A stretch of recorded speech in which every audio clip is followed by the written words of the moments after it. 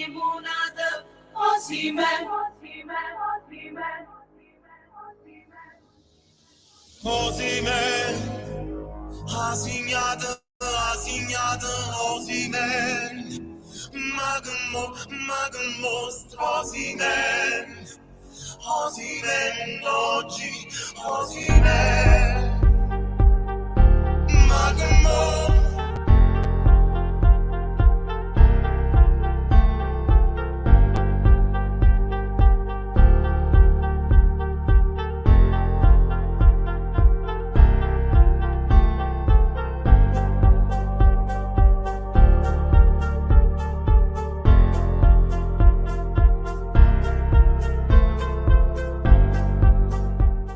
Ẹ̀jẹ̀ mi ni ẹ kí n gbọ́, àkọ́bí ewé ayò, ewé tún méje, ìtún ló ní ọ̀tún ẹ̀ ṣe, ìfà ló ní kan fà ẹ̀ mọ́ra, àìbínú gbogbo àtàrẹ, gbogbo méjì ọkà bàbà, gbogbo mẹ́ta ọkà wáṣẹ́, orí ló túmọ̀ ẹ̀dùn, gbogbo ọ̀nà ní túmọ̀ ẹsẹ̀. Akọni ìmọ̀ tú ìmọ̀ ọjọ́, ìmọ̀ èmi ni wọn kì í dalẹ̀. Wọ́n bá lọ mẹ́lẹ́mọ́, wọ́n á fi jóye ẹlẹ́mọ́. Akọni wọ́n bá lọ gbé fèrè, wọ́n á fi jóye ẹrùkù. Bọ́wọ́ wọn bá tẹ̀ mí, wọ́n á fi jóye aláre. Àwọn mẹ́tẹ̀ẹ̀ta parapọ̀, wọ́n wá jọ ń pẹ́ mọ́ ẹ̀ẹ́mọ́ olóko jẹ. Wọ́n pa Akíntọ́lá ọmọ Ògún. Wọ́n pa Ìyọ̀dà ọmọ Àtàlàbọ̀bà. Àkọ́bí wọ́n pa Jíṣà Tàdàdẹ ọmọ ọba Ìjẹ̀bú Mèrè. Aṣíwájú odò gbólùkẹrẹ ajagun lólòdì ọ̀run. Tó o bá ṣe pé tìyẹ, tó o bá ṣe pé tìyẹ, lọ bá ń darí jọ wí. Àgbèrò ni kò ń gbọ́wọ́, ọ̀gọ́ ti ṣìgìdì máa gbé, àgbétì ló máa ń gbé, àyàn ti ìlàyàn ewúrẹ́. Ọlọ́run dákun má padà lẹ́yìn ẹ, kó má gbàgbé ọ̀rọ̀ tẹ́. Aṣíwájú Ọlọ́run dákun má padà lẹ́yìn ẹ. Akọbi. Ayandaba, ayandaba, ayandaba, ayandaba. Ayandaba, ayandaba, ayandaba, ayandaba. Asim ayandaba, ayandaba, ayandaba, ayandaba. Wanam ayandaba, ayandaba, ayandaba, ayandaba. Subramia, baby subramia, Soko sunu baby subramia, Soko sunu baby subramia, Soko sunu baby subramia, Ejemo, Anamana, Ejemeje, Anamana, Wana Mejemo, Anamu, Karatuba dodiri chukuma tukutuba dodiri ndimo, Eguma wego. Tuba jọdịrị Chukwuma dukwu tuba jọdịrị ndị mmụọ. Obodo jisi ike n'ụbọchị eruo na oyibo. It is everyone, be free. Ayandaba, ayandaba, ayandaba, ayandaba. Ayandaba, ayandaba, ayandaba, ayandaba. Asim ayandaba, ayandaba.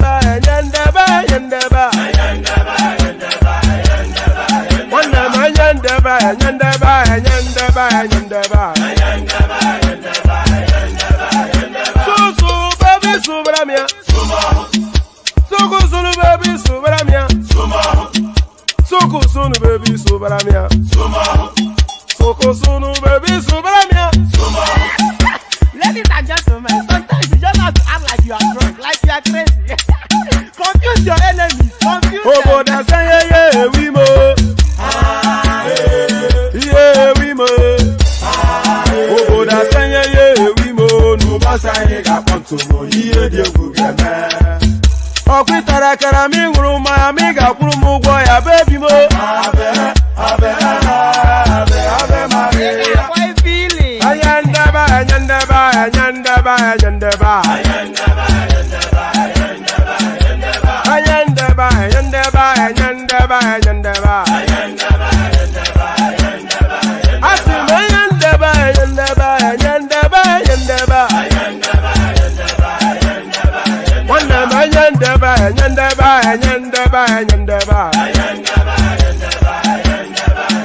Sunu baby subaramia. Sunu baby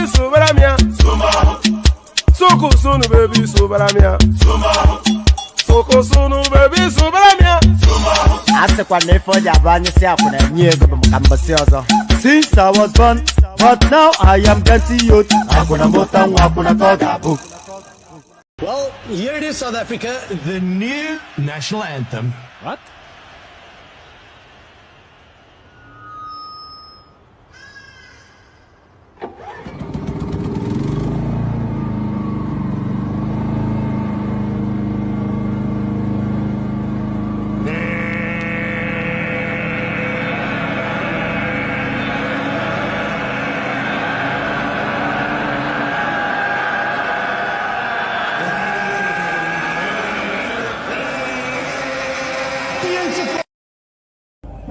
South Africa, are we still Generator Republic?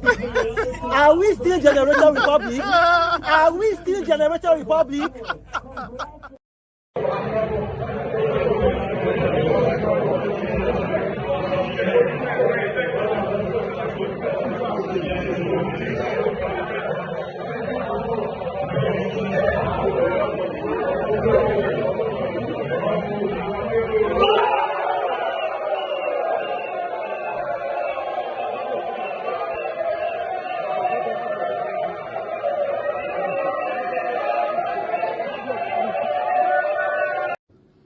My fellow Nigerians, listen, first of all, South Africa, well done. The boys played a good game, but at this point, it's time for the boys to go to sleep. It's your bedtime. But you know, as you go to sleep, a song comes to mind. You have played, you have missed now, you have lost your breath, you need water. You have played, you have missed now, you have lost your breath. You need water, but if there's any consolation, it's Grammy water. But you know what? We'll be praying for you as you go for the third place, you know. But guess what, my Nigerians? God, no go shame us. God no go shame us. We are taking the cup. We are bringing it home. Amen? We are the Super Eagles. We keep flying. I see you next.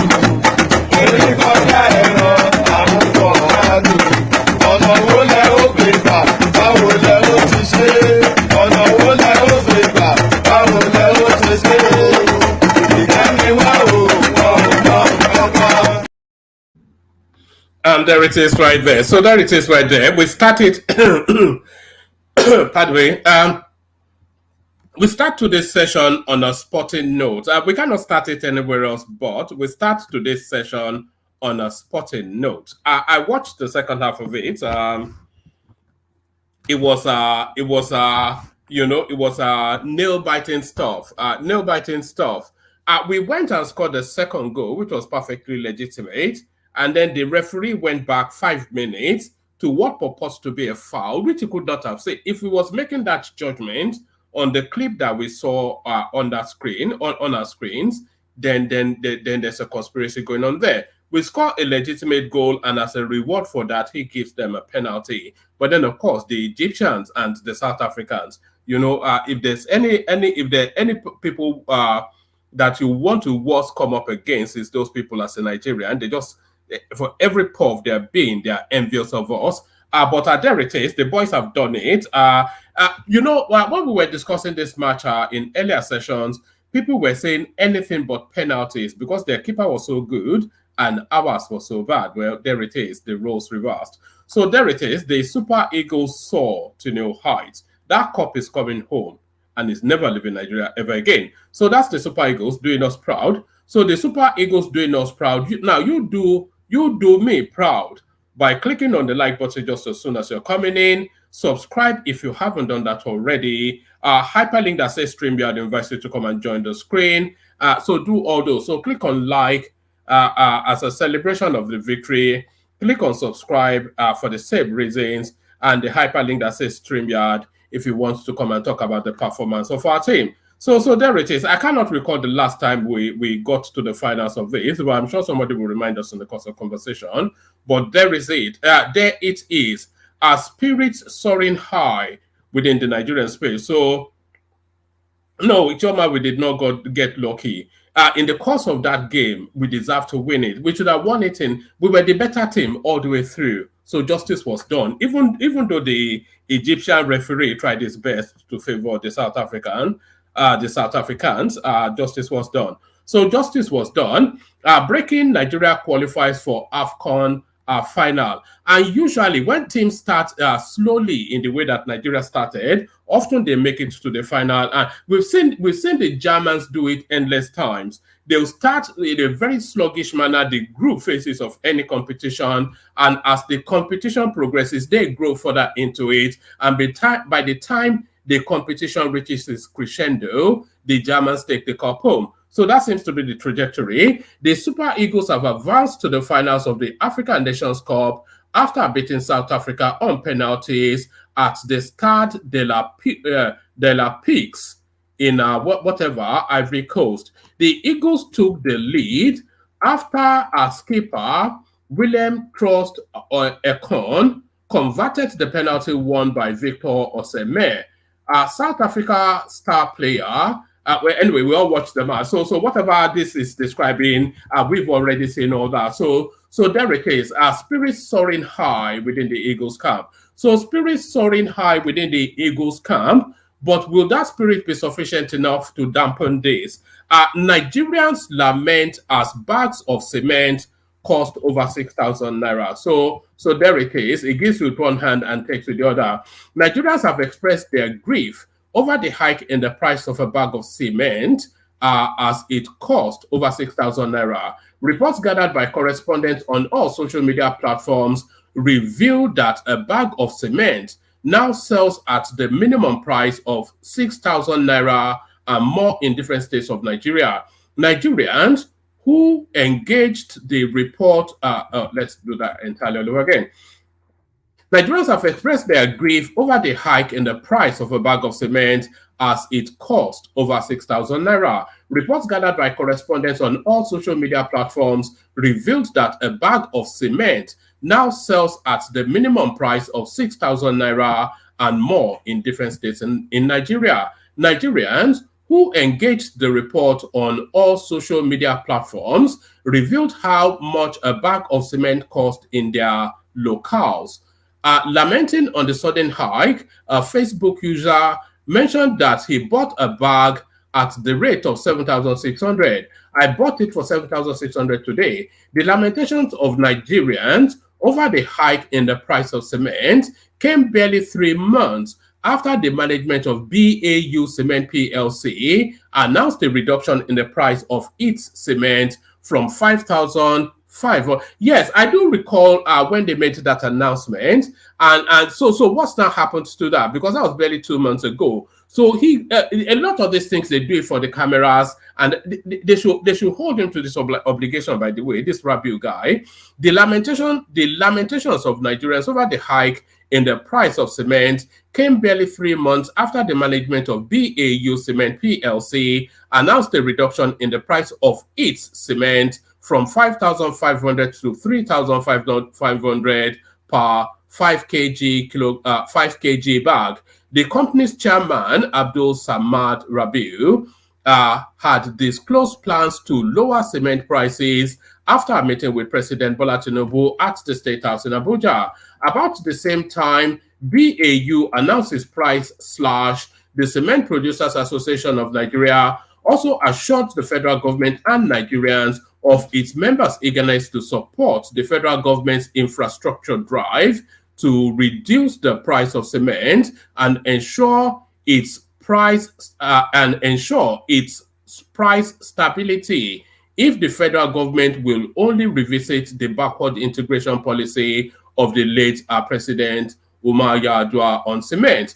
The association also gave its assurance. And by the way, although I'm throwing missives in the direction of Rabiu, but of course, when he made that promise, the dollar exchange rate is had not gone haywire as it has now. So you have to factor that into their costing as well. So everything always revolves and ends up just about everything around the Nigerian economy revolves around the exchange rate.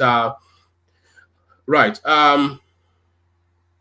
About the same time, BAU announced its price slash. The Cement Producers Association of Nigeria also assured the federal government and Nigerians of its members' eagerness to support the federal government's infrastructure drive to reduce the price of cement and ensure its price stability if the federal government will only revisit the backward integration policy of the late President Umar Yar'Adua.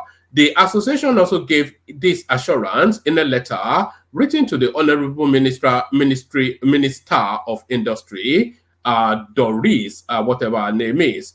Fast forward to February 2024, Nigerians are still lamenting over the unstable and astronomical rise in the price of cement nationwide, regardless of the brand. James Obi reacted. Abuja 7,300. Our leaders are gradually destroying our only country, Nigeria, and we, the youths, just found our hands. Just fold. They wrote found, but just fold our hands and do nothing as if all is well. So what exactly can you do? You know, there's always an undercurrent of a dog whistle to this sort of a statement. Is it an invitation to take? You know, that invitation to take to the streets, it almost carries through with every criticism of the government. And the citizens are just so docile, and they are continuously inviting people to take to the streets.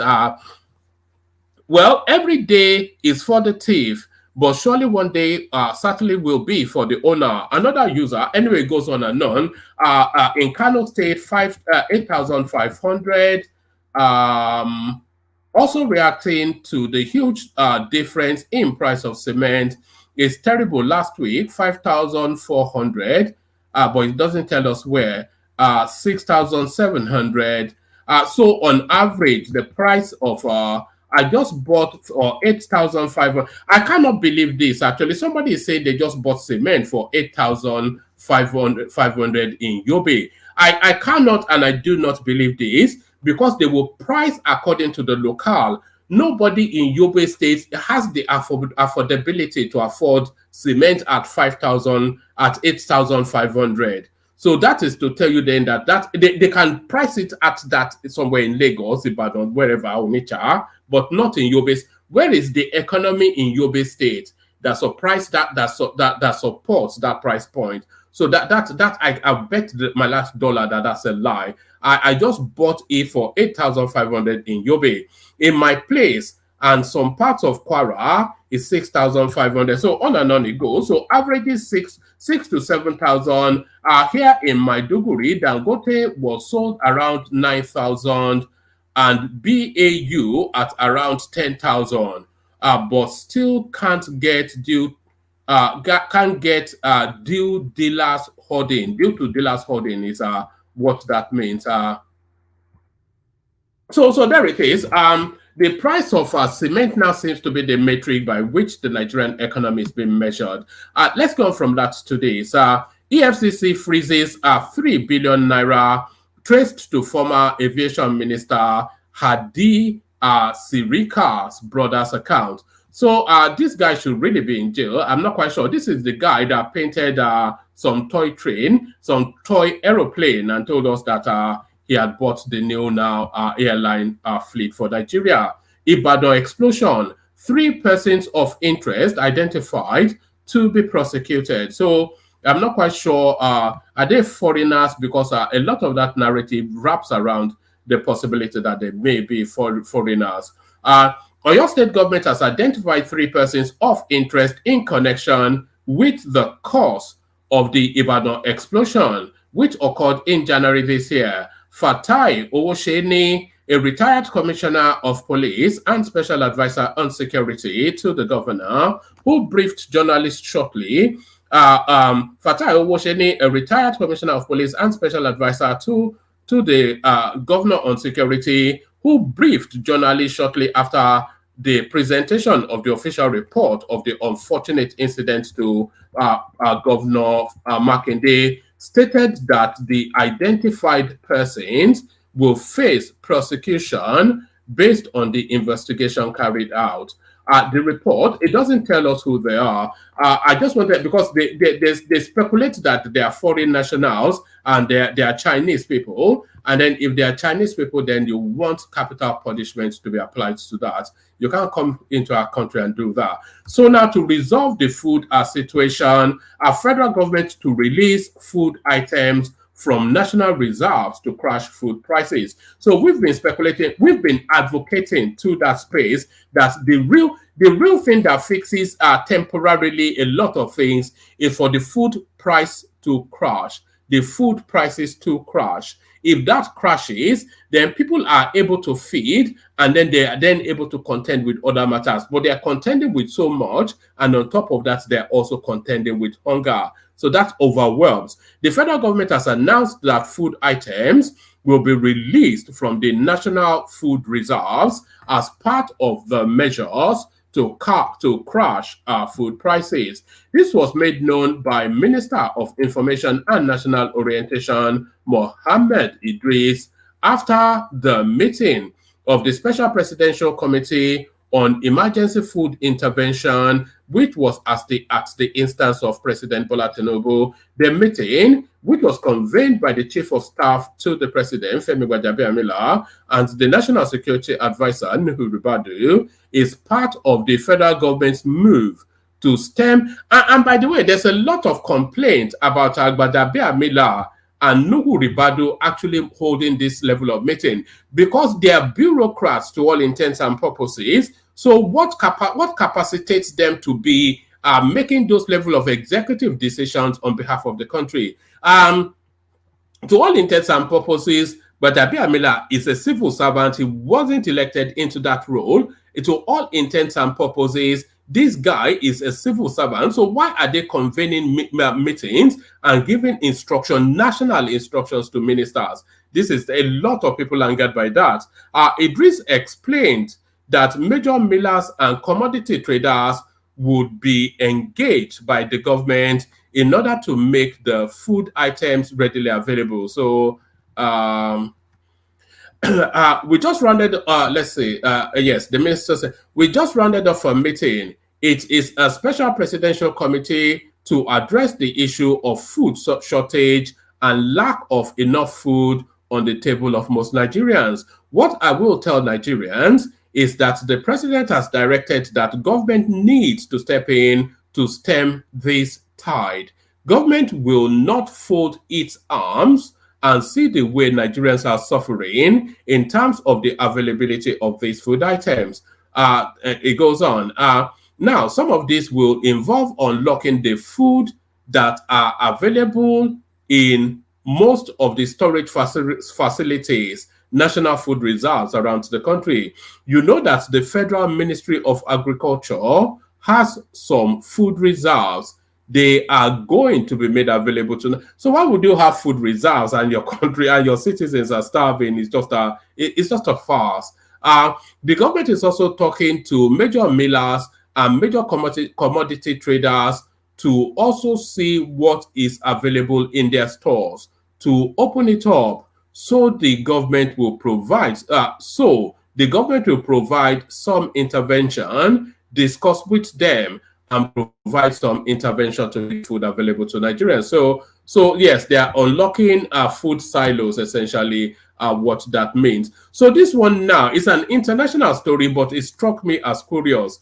Airline announces it will now weigh passengers as well as their carry-on luggage. So this is happening in some Scandinavian country. Airline announces it will now weigh passengers as well as their carry-on luggage. So that carry-on luggage, by the way, is those are things that you put in the cabinet on top of your seat. Often they are never weighed, but it looks as though now some airline is making the move. An airline in Finland has announced that it will begin weighing passengers with their carry-on luggage to better estimate the plane's weight before takeoff. The controversial move comes from Finnish carrier Finnair, who told journalists they began measuring passengers departing from Helsinki on Monday, February the 5th. So far, more than 500 volunteer customers have participated in the weigh-in. Finnair, which services the United Kingdom with budget flights, noted in well, that's what they're doing anyway. Still, it's reading too funny. So let me just give you headlines and then we'll come into the room.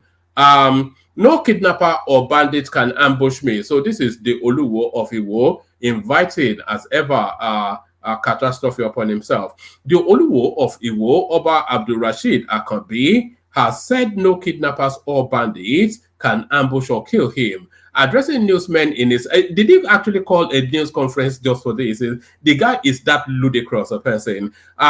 Addressing newsmen in his palace on Wednesday, February the 7th, the Osun monarch said those who want to try such will be testing the efficacy of the authority that he is representing. Oba Akanbi also spoke against the killings of 3 monarchs in Ekiti.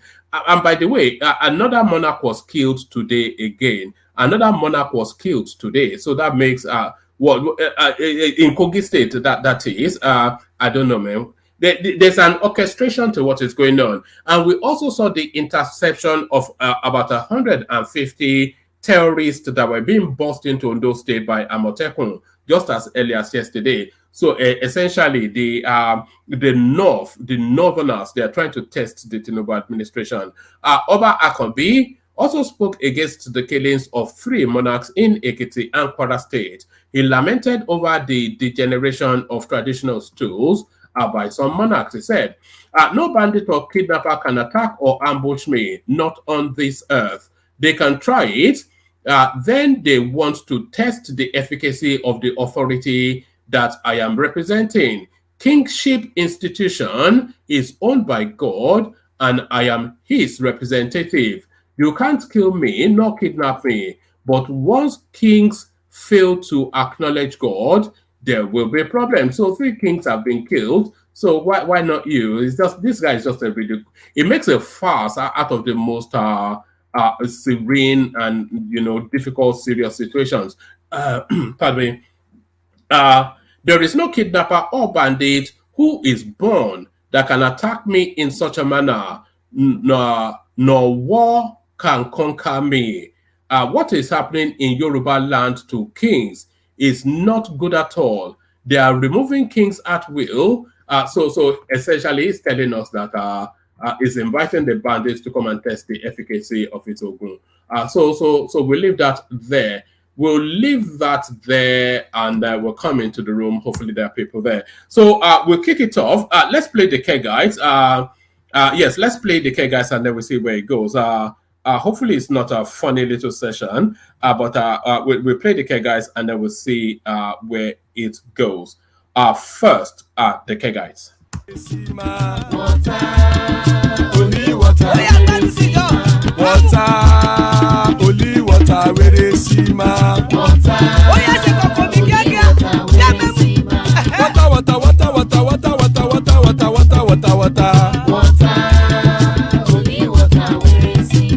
Hapa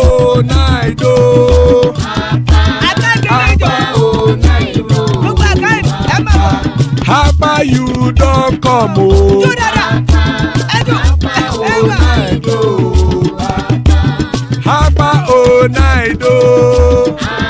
ẹ kú ní sáńdọ̀ ẹ jọ padà sílé kájọjọ.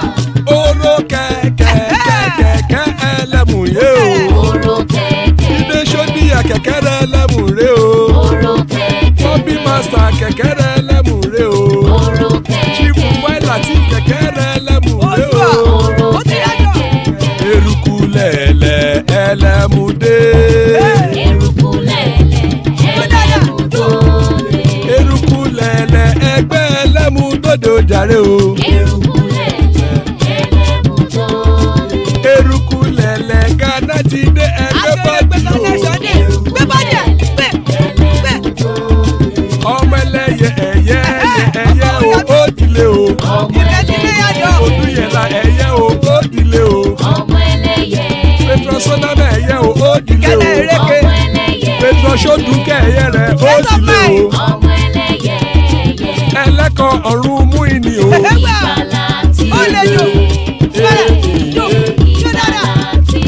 Àkùkọ ọ̀run méjìkọ.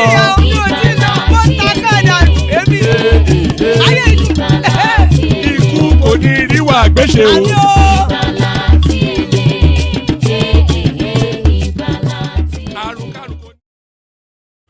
And there it is right there. There it is right there. Ikuko ni riwa agbeche, may death have nothing to do with us. So amen to that on behalf of myself and you, my friends. So amen to that on behalf of myself and you, my friends. Panel assembles. American First Rifleman joins us. I wonder what's going on here, but good to see you, my guy. War Peace in the house. Konnichiwa to him in Japan. Father of the bride, Ajanle Koko, in the house, and Kenny joins us as well. So please still plenty of room in the studio. Anybody that wants to hop on, make like a rabbit, hop. So if you want to hop on, like a rabbit, hop. Good to see you, American First Rifle. I didn't know you had interest Nigeria related. Have you come to celebrate the football? Yes, I wanted to send a congratulations and a shout out to the Nigerian national team. They did a hell of a job, and it was great to see their victory over South Africa. So I did want to say that. And plus, also, I do watch your channel from, because I like to learn. And you give me insight into Nigeria and kind of the political intrigue that goes on in the country. So a lot of the times I just sit back and watch and don't say anything and let Tunaja yell and scream and stuff like that.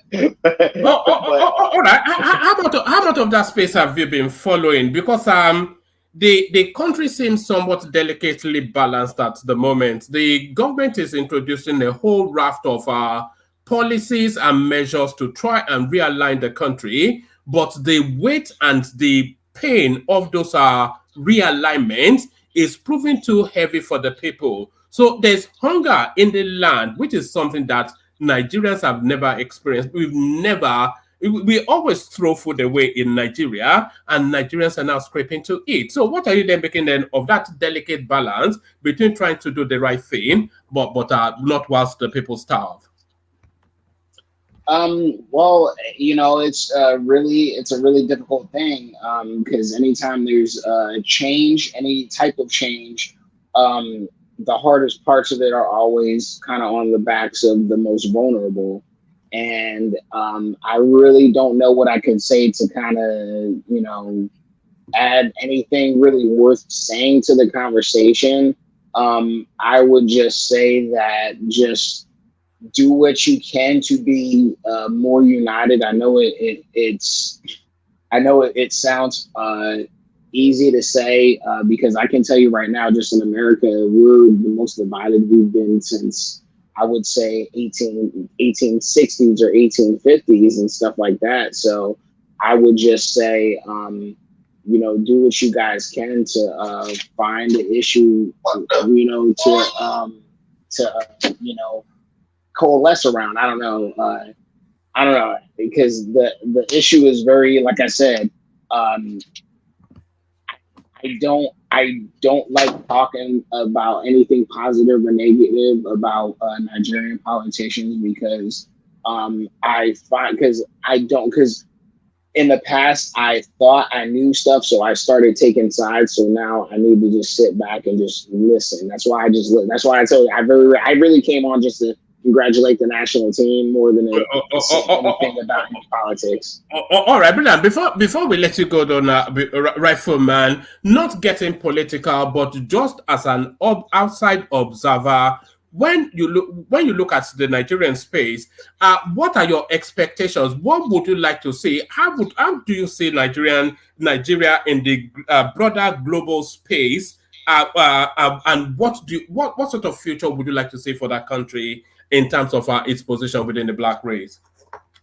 Well, the thing about it is, where Nigeria go, Africa goes. They're always going to be the strong man or the sick man of Africa. And so it's just, I see division in Nigeria, but I also see, I would say there are certain, I would say like the South and the West, things seem to, correct me if I'm wrong, things seem to be going relatively well. And there seems to be a lot of innovation happening in several places around there. And I know the North is still having its security problems, but I just believe that if we just keep that innovation going, it's going to spread, because Nigeria, I don't see it collapsing anytime soon compared to other countries. So I expect more or less Nigeria to be around. I think Nigeria is in a better spot than most. Like, there's going to be problems, but I don't really foresee Nigeria disintegrating or anything. And Nigeria is still strong. I guess the best thing. And just the last one, the Nigerian position within the American space. What is it? How do you see it? How do you see the Nigerian position within the American space? Like position as in what? Like. Okay, they are new entrants into your space, but they fall within your demography. So how is that playing out? Yeah. Out of all the African, I guess, countries, when average American, when they think of a Nigerian, they think of Britain, they think of doctors, they think of Burner Boy, they think of, just doers. They don't really. Like the Nigerian Prince scammer thing is kind of like almost 20 years ago. Like nobody people are aware of that, but it's kind of like dated, and really more what people think of is just like kind of high class Africans, if that makes any sense, because and obviously in Britain, they're already like doing great things over there. And obviously there's not as many Nigerians in America, but the Nigerians that are here and the first generation of Nigerians that are here, like there's nothing but like I said, no white person, Hispanic person, Asian person has ever said anything negative about Nigerians. I've heard them say negative things about other demographics of Africans, but like I said, Nigerians in America, from what I've seen, they're just too productive to have a bad reputation. All right, brilliant, excellent. So that's the magnificent American Rifleman who joins us with his dulcet tones. So that's the American Rifleman. Join us as often as you can. We need that, just that breakthrough, different voice to the conversation. So thank you for that. Let me go from you and go to Bishop and kick it off from there. So Bishop, are you ready to go? Bishop. Sorry, maybe you can push me down the line a little bit. All right. I'll come to you in a bit. All right. Let me go then to let me kick it off with Larry. Larry, are you ready, Larry? Yeah, I'm ready. About it. All right. I can still hear the euphoria in your voice. Those boys, they took, their spirits dropped when they gave them, when they canceled their goal and gave that penalty, and you could see them struggle. And I thought they were going to lose a goal before they recalibrated, but they saw the game out. Oh God, it was quite something. I couldn't even watch the penalty because I couldn't even watch it because I can tell you. Because the South Africans were playing for penalties, Yeah, you know. yeah. So that then tells you that they feel they were more confident. They feel, but there it is anyway. No, they actually believed in their keeper, right? They felt the guy is is this penalty genius. Just but I'm happy, right? And I'm very sure that everybody in Nigeria is definitely happy now. Can you recall the last time we were in the final? Yeah, was it not 2010? I think it's like 2010, right? Was it 2010 or 2013? We won in 2013. So 2013, 10 years ago. Kind of like 10 years ago, right? Wow. So there it is. I hope they go on now. I think the country needs the good news. So they need the feel good of a good win. We're up against the host country though, but that's the thing. That's gonna be tough. It's gonna be tough with you're playing against the host country, the fans and everything. So it's gonna be a little bit tough. And the pressure will also be on the officials because they usually go in favor of the in 50-50 decisions. They usually go with the home country. Yeah. And even if you look at the journey of Cote d'Ivoire to this point, I think to me, right, I've seen several instances where I just felt, the officiating has always been favoring them, particularly when they played with Senegal. Yeah, I thought, to me, I felt, Senegal will have actually won that match. All right. If they go on and win that cup, how do you think the Tinubu government are going to spin it? Bros, don't even go there. They will spin it nothing to no end. All right, let's get to the politics of it. What are you looking at in the politics today? What caught your attention? It's a lot, but probably you can actually be my guy and just talk to one or two things. All right. Let me kick it off with let's kick it off actually with the price of cement, which has now gone to 6,000 naira a bag. We had conversations around this yesterday, and we were speculating as to we were speculating as to who can afford to build a house in Nigeria now. So I'm watching the comment section as I'm talking to you. Yes, we were speculating as to who can afford a bag to build anything in Nigeria today. What are you making of this headline now, Larry? Oh, I think it's really tough. It's tough for people in Nigeria. We need to be very candid with ourselves. It's really tough now. The only people that you can actually see, building now, are basically probably politicians or probably those that have actually had enough money stacked up somewhere. But in most cases, when it comes to building, most cases I used to, look at a normal civil servant in Nigeria. Will a normal civil servant at the end of 35 years be able to build something good for himself? But with the way things are going, and at the end of 35 years, it's getting more difficult to at least have a home of their own. And I think at this point, it's a lot of things that needs to come into play. Even though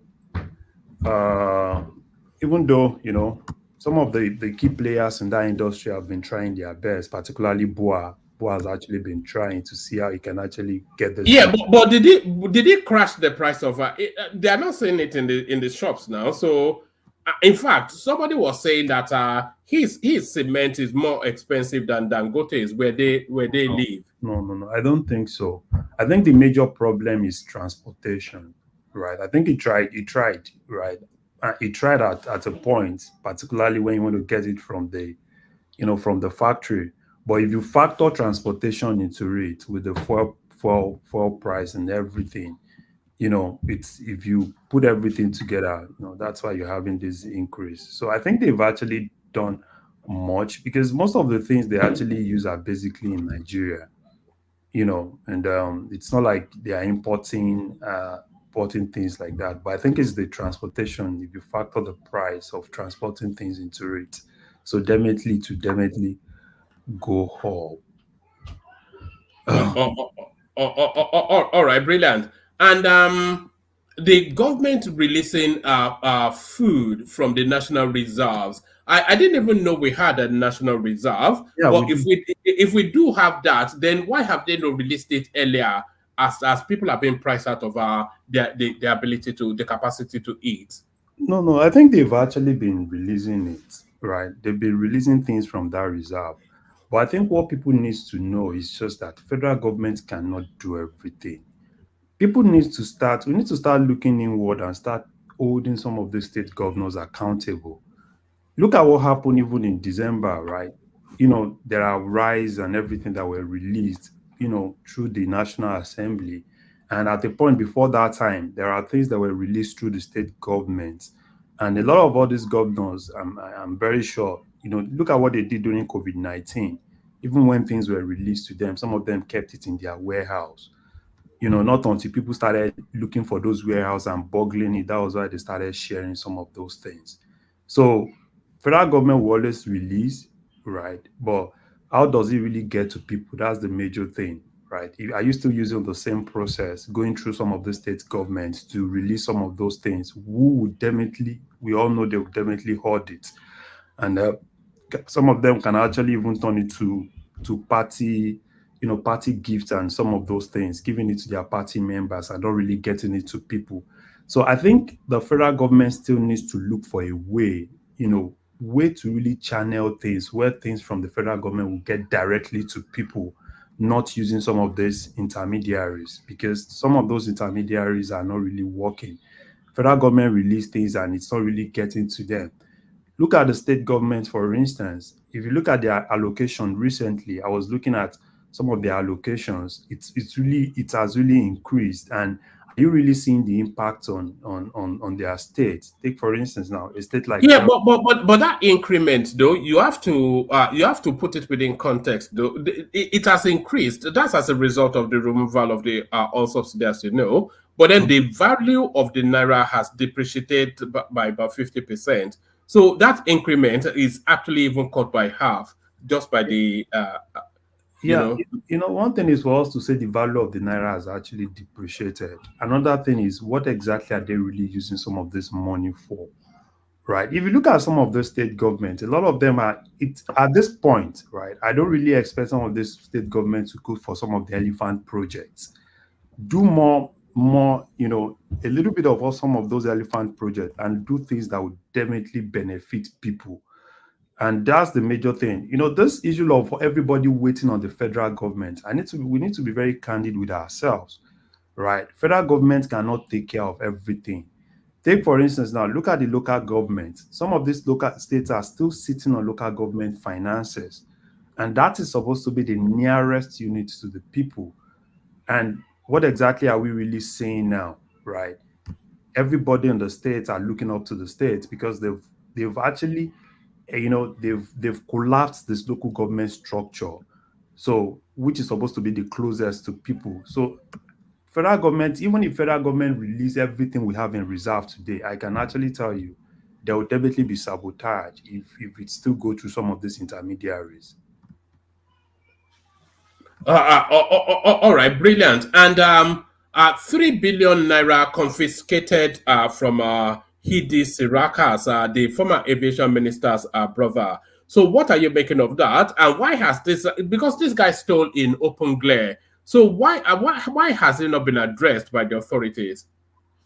You see, one thing I have always been saying is, if Tinubu really wants to leave politics and face governance, we all know that a lot of these guys actually stole a lot of money.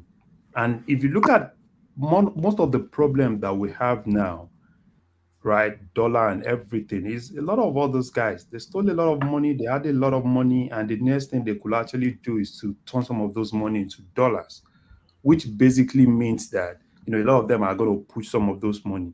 If you look at towards the end of Buhari's government, you could still remember that some of these guys were still spending money, and a lot of people were asking questions, right? Why are you spending money at this point when you guys were going? They said, they are going to keep spending till the end of their tenure. So it's for me, 30 billion is still small. I think the EFCC needs to do a good job. Go after some of those guys. Go after some of their bank accounts, even outside Nigeria. Look for a way to trace some of this money. Most of this money. Do you think the longer they let it the longer they let it lie, the more difficult it will be for them to make a recovery? Yeah, exactly. We all know that, right? We all know that. A normal thing is for you to go all out after these guys. Because they are leaving them even more and more room to move that money around. Yeah. They are leaving them room, which I don't really, but I think it's more of politics, right? Because ordinarily, if Tinubu had wanted to do the normal thing, right, go after some of these guys, trace all the money, whatever it is, anywhere in the world, trace the money, get the money back, bring the money back into the economy. You remember what Obasanjo did at that point, right? Obasanjo was, if you need to bring all of them into a room, right, let's talk to them and bring this money. You understand? At some point, so plea bargaining might not even work. Because some of those guys, if they want to go into plea bargaining, somebody will steal like 100 billion.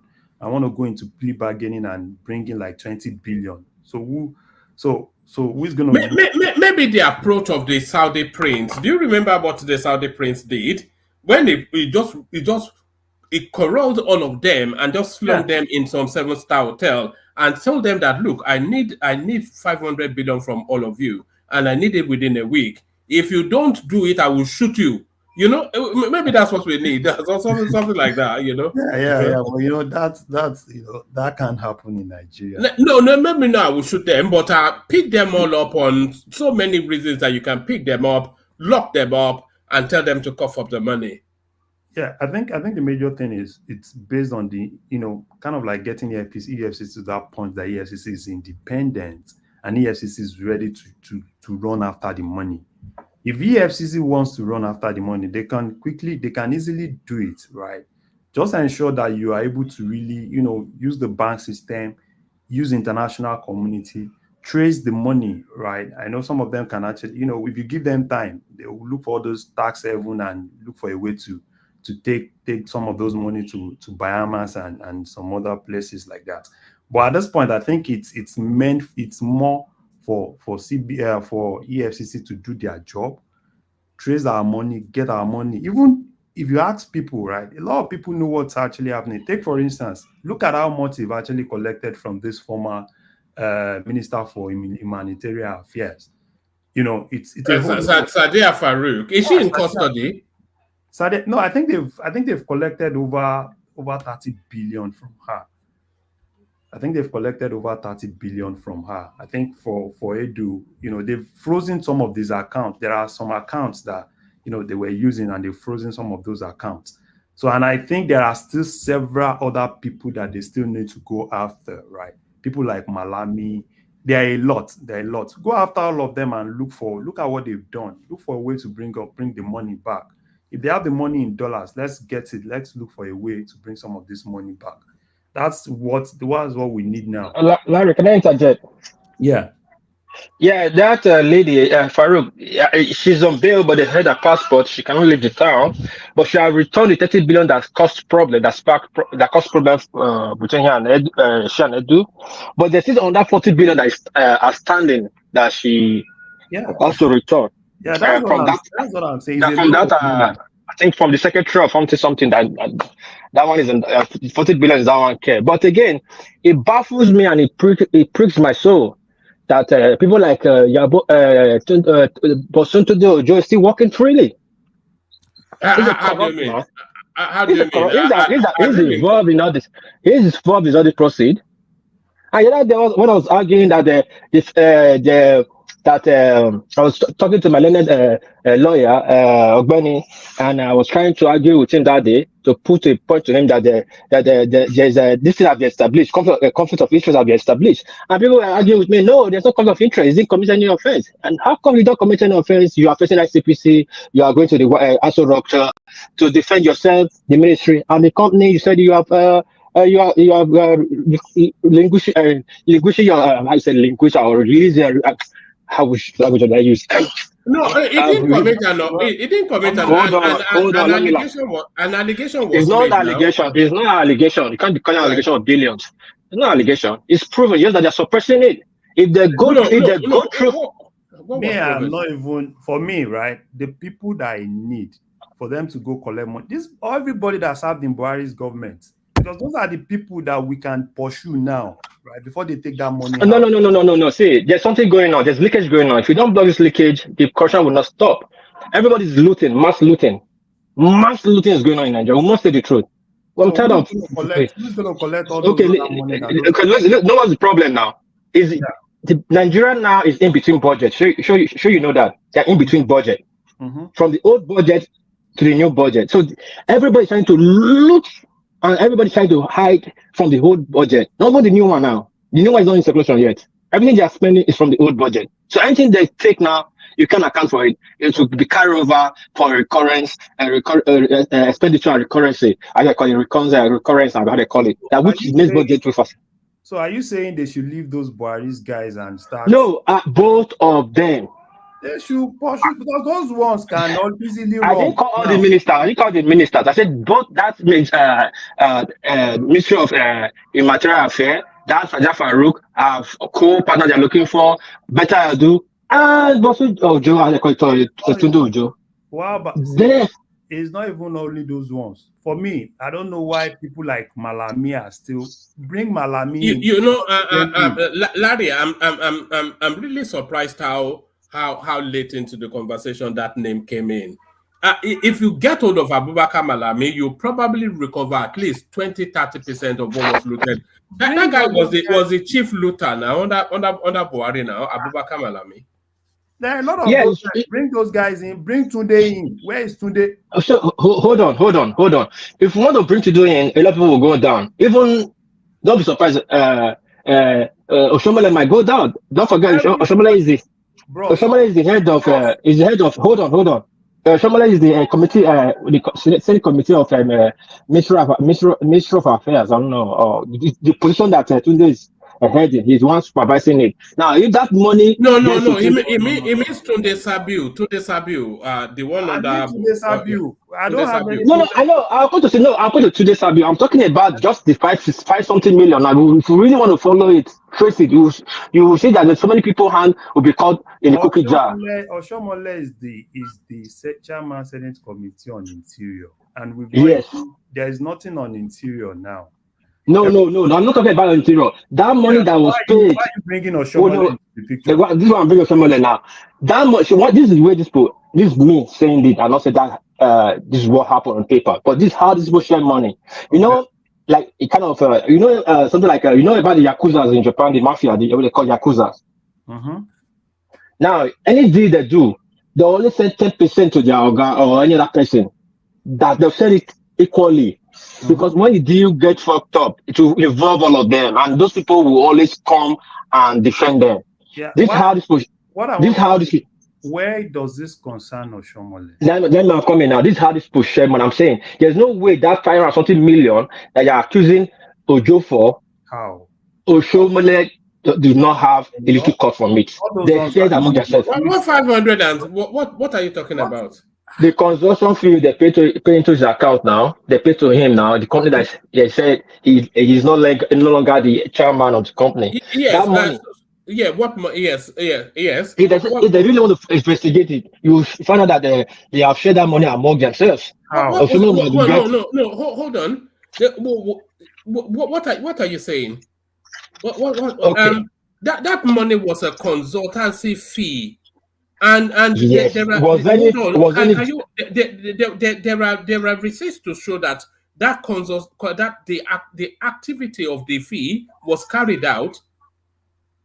The only thing that you can accuse him of is leveraging his relationship with Better Edu to get a contract for his own firm, using his colleagueship within the government in order to get a sweetheart deal. It wasn't stolen money. What are you talking about? Exactly. What I just want to understand is because I'm just hold on. Sorry. it might be like randomly. I'm saying randomly, but I'm saying if we really want to look at it holistically, we want to investigate that money. We'll find out who shared those proceeds to Shomole, because Shomole the one headed the committee is the one headed the committee that supervised Ojo. Hold on. But again, Stay where you are. Don't run away, because you are making an allegation that has no foundation. Of course. You are I'm not running away. I'm coming now. No. Stay where, because you want to run away from what you said and then add on to it when what you said it has no substance. You are alleging that there's a 500 million naira story. That 500 million naira was a consultancy fee to the Humanitarian Affairs Commission Ministry, and the consultation was carried out. All of the receipts for the consultation are documented. So there's no fraud in that money. The only thing that stands accused is that sharp practice took place, that he used his relationship within the government to get a contract. What are you alleging? What I'm alleging is how we investigate what the job he carried out. What job did he do with 500 million? What did he consult with 500 million? Nationwide. Which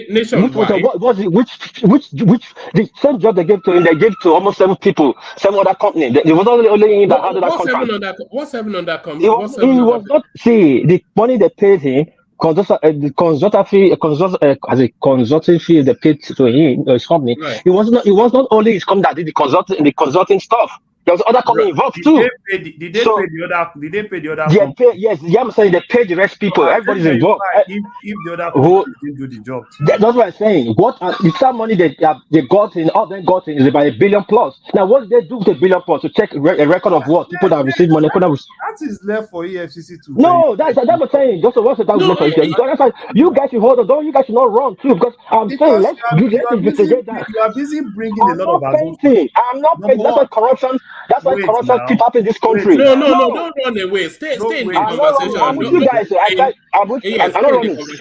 I'm with you in the conversation. But hold on, let me carry my talk. I'm listening. I'll carry my daughter. She's crying. Yeah.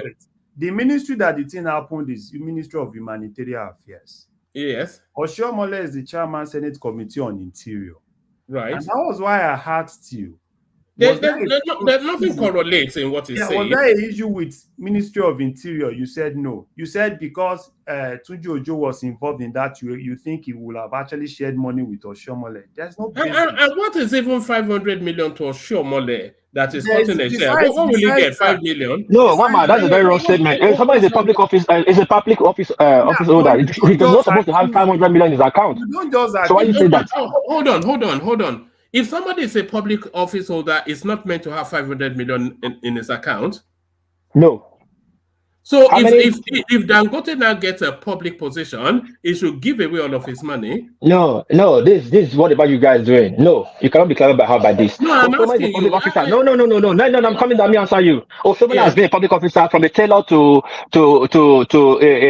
a national leader, for labor union chairman. From there to become a 2-time governor. What's his salary? And now he's a senator. What is his salary for him to now have 500 million naira in his account? What is hold on. Let me land. No, don't land. Does he have a second address? Does he have a second address? No, just wait now. No, guy, don't do that now. Do you know that he has 500 million in his account? He doesn't have. He's not supposed to have. No. Do you know if he has 500 million in his account? I don't know, but I say if he has, you're supposed to hold him for corruption because he's not supposed to have 500 million. You don't have that. No, don't run. Just stay. I will just. I'm not running. I'm standing with you. Yeah. So what's the basis of this righteous indignation? You don't know if the guy has 500 naira or 5 kobo in his account. You don't know what the source of his money is. You don't know anything about his finances, but you are saying if he does have 500 million, I don't. Am I missing something? No, you are missing something a lot. Yes, you are missing because what you're saying now, you are hold on, please, Larry. Sorry, I'm digressing. Sorry, I'm stopping you. All right? Now, this is what we do, and that's why our public officers now, our public office or position is a shortcut to become a millionaire in Nigeria. And we now decide like, oh, if you have 500, what's the Shomole? 500 million is not supposed to be anything to Shomole. Actually, what's the Shomole salary from? Do you know how much he has? Do you know how much he has? Nobody knows. That's why I said if he has 500 million in his account, he's supposed to be arrested. So why are you saying if he has 500 million? Hold on now. What's led you to that statement? You don't know if or whatever it is that he has. So why would you just randomly, why not 5 billion or 500 billion? Why would you just randomly say if he has 500? What are you talking about? You said it, and I'm telling you what you said. You said what is 500 million to Shomole, and I said if Shomole has 500 million in his account, according to his record as a public officer, he should be supposed to be arrested and be said by EFCC. Because all the times no, listen now, that I was pushing back on what you said. You were saying what is 500 million? Because I was saying they shared 500 million, they pay 500 million to Ojo's account. You now said what is 500 million to Shomole? And I said no. I said what is a cut of 500 million? Will he get 5 billion naira out of that 500 million? Is that what does he get to compromise his name? I don't know. Understand is the correlation. You see, because one thing is for us to come and start putting up accusation and one or two things, right? But it's always good that we look at what we're actually putting out.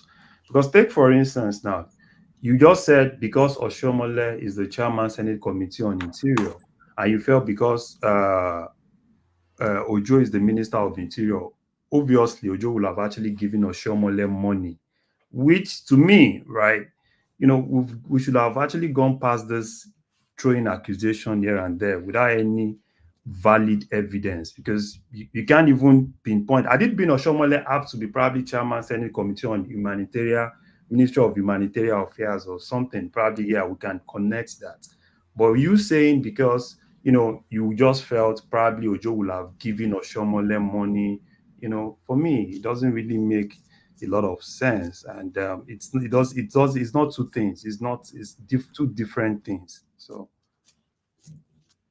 All right. It's okay. I just want to push back. But anyway, I'll still hold you and one more accountable to this argument next time. You know me, I will not let go. But now I'll let Commissioner go on. So we'll not deviate. No, it's good to hold. But what I won't do is to start putting out accusations when I don't. I'm not accusing. If you say I wasn't accused, I say if we have to look at it holistically, we found out that Oshomole is involved. I didn't say directly is involved. It was everything we're saying just assumption, but which we see happen everything in Nigeria. Involved in what though? The Ministry of Humanitarian Affairs, they found the need.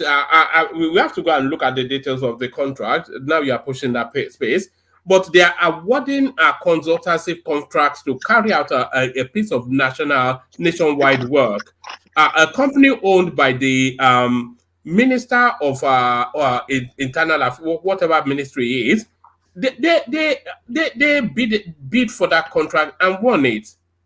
So I mean, what? Don't worry, we'll talk this matter. The session is just starting. We'll have a day to really talk about this matter. But let's go to the next topic. All right. So I hope you understood some of that, Larry, because I didn't get most of what was being said there. Court orders Nigerian government to fix price of petrol, other items. So, what does that even mean? No, I saw this thing. Yes. I saw it, I started laughing. You see, court fix what? How can government fix price? I don't know. At the point they were saying fixed price of rice, you fix price of tomato, fixed price of this. How is it possible? Do you expect government to now go out, right? To now say, okay, fine, you, madam, selling rice. Okay, this is how much you should sell it, right? Is it possible like that? Is the court ordering the government to reintroduce fuel subsidy? Is that what? Because that's the only way they can fix it, isn't it? Is it a court order to reintroduce fuel subsidy? Those are courts. Sometimes you just laugh. You understand what I'm saying? And you just laugh because most times I think, look at all some of those judges and you ask them, do they even listen to themselves? You understand? Or because everybody you go to someone comes to court and say, okay, fine, you just come, you deliver a judgment. Because in actual sense, this kind of judgment we all know it's not even possible for anybody to implement this kind of judgment. Had it been government actually have their own, probably government have their own reserve where they sell their things, they could actually say, okay, fine, we're going to fix this price. So if government now come out tomorrow and say, okay, fine, everybody's selling beans, right? So this is how much you must sell your beans. How is it possible? Is it government that actually, that actually bought what they are selling? It's not possible. I don't know, probably during military, right? Probably, you could go to market and take soldiers everywhere in the market and say, okay, you must not sell this above this and some of all these things. Sometimes some of these judges, they are just too funny. Because this is not, it's not a judgment that can actually be implemented. It's just, I think probably you could just say, okay, fine, probably government can look for something to do, kind of like help people in the market, people selling some of these things to reduce their prices. But fix, it's not possible. All right, let me take you to this space. When I saw this, I thought I'd just bring it to the platform, see what you guys are making of it. Airline announces it will weigh passengers as well as their carry-on luggage. So this but I can see a sense in it. So because I've sat next to some awfully fat people on the air. It's an uncomfortable journey when you're sat next to. You can't cross over them to go and use the toilet. What are you making of this as an innovation to the space? No, this one cannot fly. It can't fly. You understand what I'm saying? It can't fly. Because even if you try it, right? You can't try it in America anyway. That's what I'm saying. That litigious. If you try it, right? They can cancel your airline because you start seeing cut. America, there's a lot of obeys here, right? Immediately you say that, them, court cases and everything will start flying. They can even by that cancel that particular airline. You want to start weighing people. So obviously, probably someone that is slim will pay lower or what. Oh man, I mean, some of all these things. Sometimes it's just good. You read it and you just laugh. But there'll be some sympathy for it though, because no sympathy. Which sympathy? No sympathy for it. And they want to start weighing your hand luggage as well, which a lot of people use. They can actually do that because obviously, there is actually limits to what you can actually carry, right? Like in some airlines, right. Most cases, probably it's just your handbag. Extra luggages, sometimes you just have to pay for it. So, which is actually obvious. It's even when you are booking, you see some of those things there, right? That you can't even, extra luggages would definitely be. They have to you have to pay for it. But still, there has to be that, that small bag that you could actually take into the plane. So, which is not chargeable. So, but I don't know how they want to go about it. Everybody's, you just bring a lot of things. Let them try it with international flight and see if it's going to work. Not if they can try it with international flight and see if it's going to work. Well, I think it's an international flight though. It's Finland is the Finland-London route. Finland. Okay, Finland-London. They should try it now. I don't know about anything in Europe. I don't know, but I know it can never work in America. So Europe, I don't know if they allow it. Good. Probably it's a way for them to reduce obesity, though. Yes, people will start becoming self-conscious just about the plane. Naira gains 4.49 in 1 week, driven by CBN policy. Have we seen the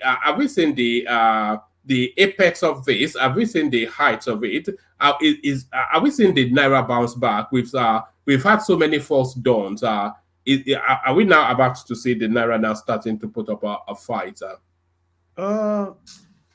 I think all the CBN measures are good, but it's just temporary. I think the major thing that they need to do is what they've started doing. I was reading something this afternoon against dollarization of the Nigerian economy. EFCC going all out, right, to go against this dollarization of that economy. And if EFCC can do that, I've always said it here, CBN can always bring some of this policy on the monetary side, right, with the banks and everything. But the major implementation, if you really want these things to go down, I think it does more with the with the security agencies, EFCC in this regard, to really go all out, right? Like, because we've always said it here, we don't see any reason why people, organizations would definitely be charging dollars. Now it's now beginning to be something new that all of them are now keying into. Private schools, private secondary schools are now beginning to ask for dollars, which doesn't really make sense.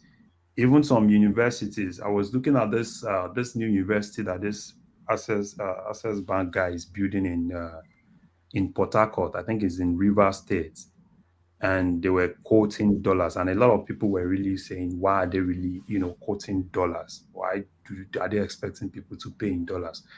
Though it's good if you quote dollars for foreign international students, but for domestic students you don't quote dollars, right? So I think major thing, if they really want this to go down, EFCC need to go all out, go against dollarization, negate this issue of people collecting dollars and everything. You will definitely see that thing coming out. And look, EFCC should go all out and look for those guys that have actually stocked that dollar, and if possible too, right?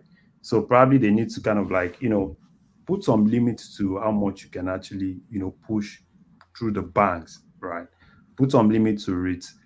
Probably $10,000. If you're pushing over $10,000, then there has to be a way to report to EFCC like they used to do here. Because if you're doing over like $10,000, the banks report to FBI and they kind of like look at what exactly you're doing. So there's a lot of things, and it's not just a CBN thing, which a lot of people felt, oh, CBN can actually do this. And I like what the CBN governor actually said, right? For you to stabilize the currency, it's not just CBN thing. You are looking at the CBN from the monetary side. The fiscal side too is really, really key.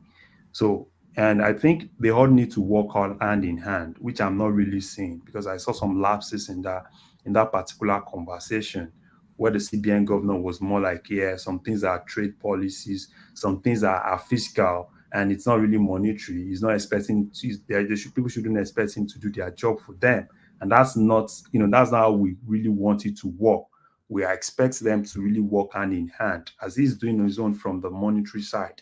The fiscal side are also doing their own too.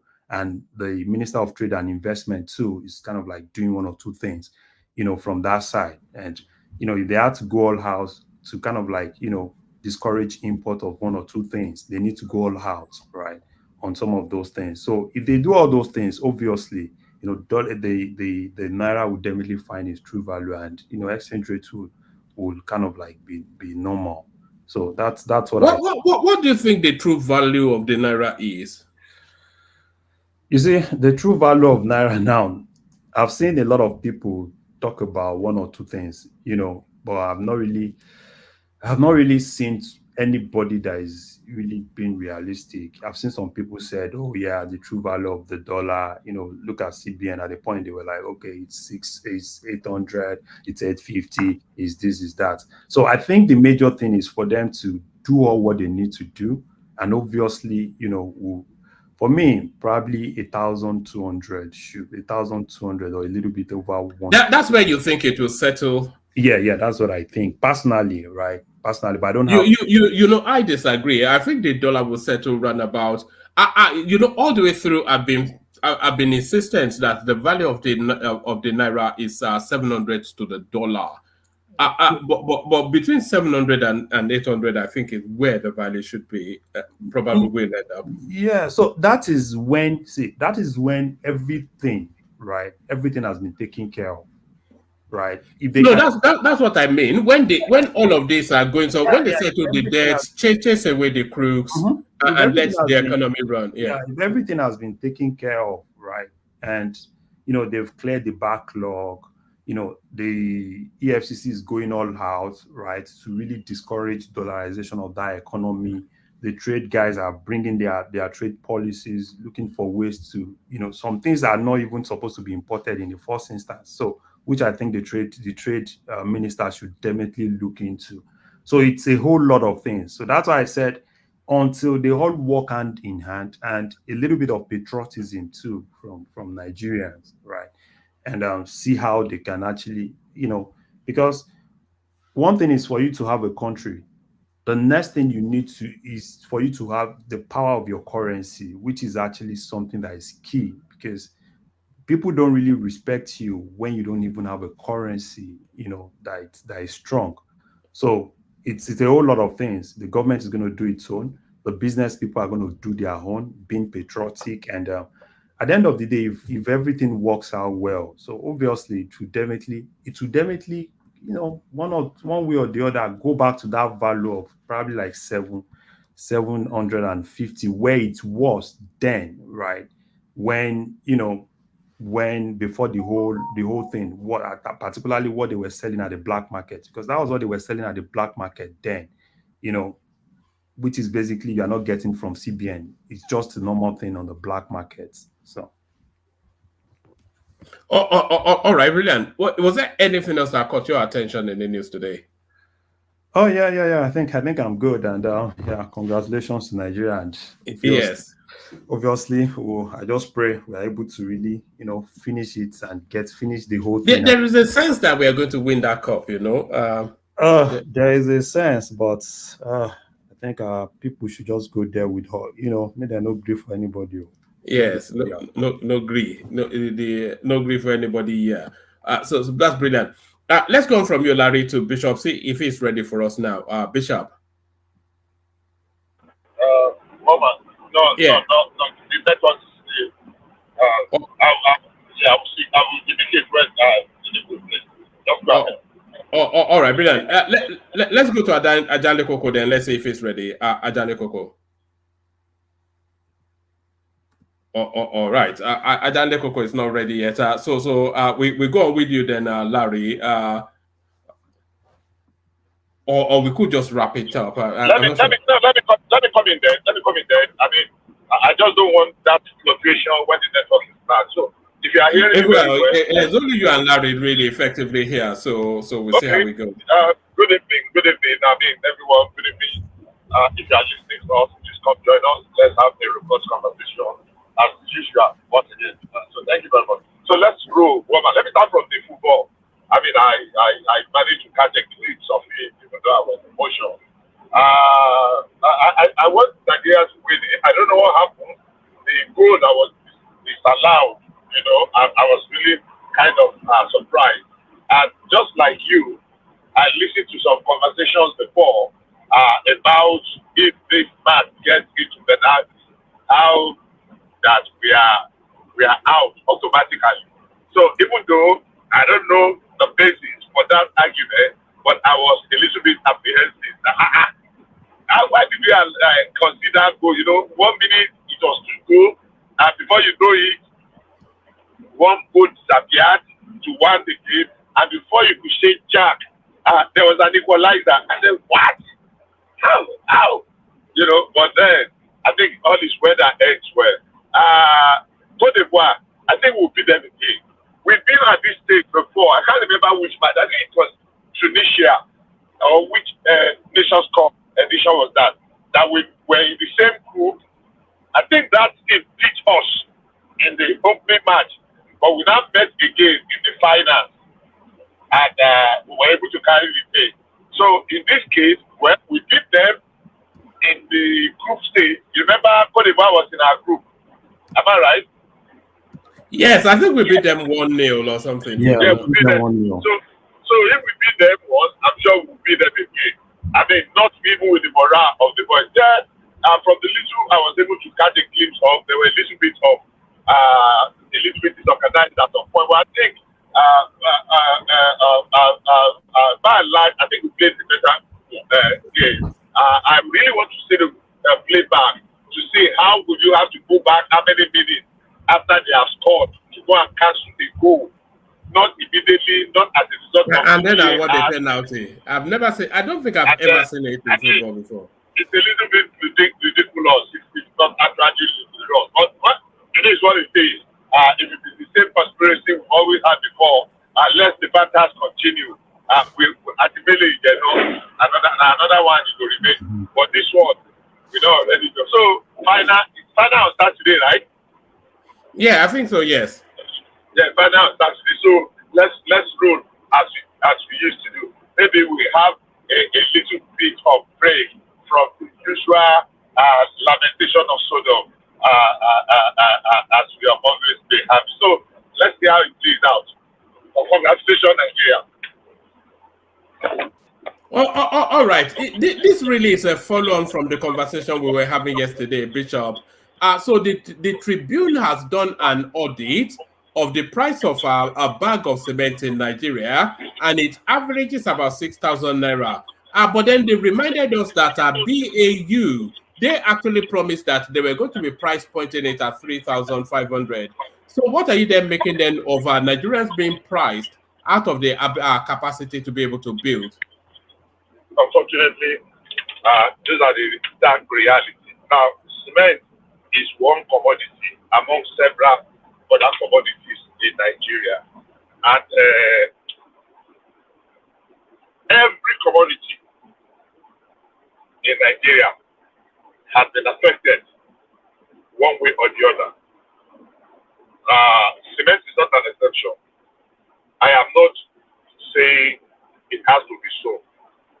But it is a commodity, it has factor and cost of production, and the cost of production somewhere along the line has been affected and it's gone up.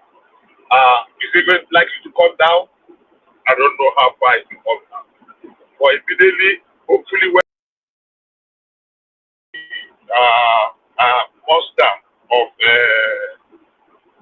inflation maybe is going to 6,500 is high. I mean, it's high. So every other thing is affected. So, and that's why the president and the government of the day's job is cut out. It's well cut out for them. Where do they want to start from? I don't know. And the first thing is to change inflation and the aspect of building. I mean, and if you go and check, it will not be only cement. It will affect sand. It affected blocks, rods, everything about building materials generally. Because, like we've always known, it is the trajectory that cement go that other building material also will go. If they started implementing the concrete road policy of Umahi, we say maybe there is a competition for cement and the demand has gone up. But they've not started that. So I think I would just say that government should do something about it and do it quickly. Do you think the government should license importation? Well, if we say government should license importation, with previous experience, has it helped in any way? We had a debate about, if you remember, about government opening up the border so that grain can come in. When people were crying that rice was expensive, and people were saying, "Oh, let government open," so that if they flood, you said so too, that if they open the border and they flood the Nigerian market, the price will go down. And I was against it. I remember that. Look, how much are they going to buy it? People will make profit. People will profit there. Now they did that, and everything is still where it is, if not worse. So for me, because it's not like that it's cut, it's just that the cost has gone up, either as a result of production. Because if it is cut, it can get the price will go up. But the other factor that can drive cost up is the cost of production and inflation, as we have seen and we have still seen.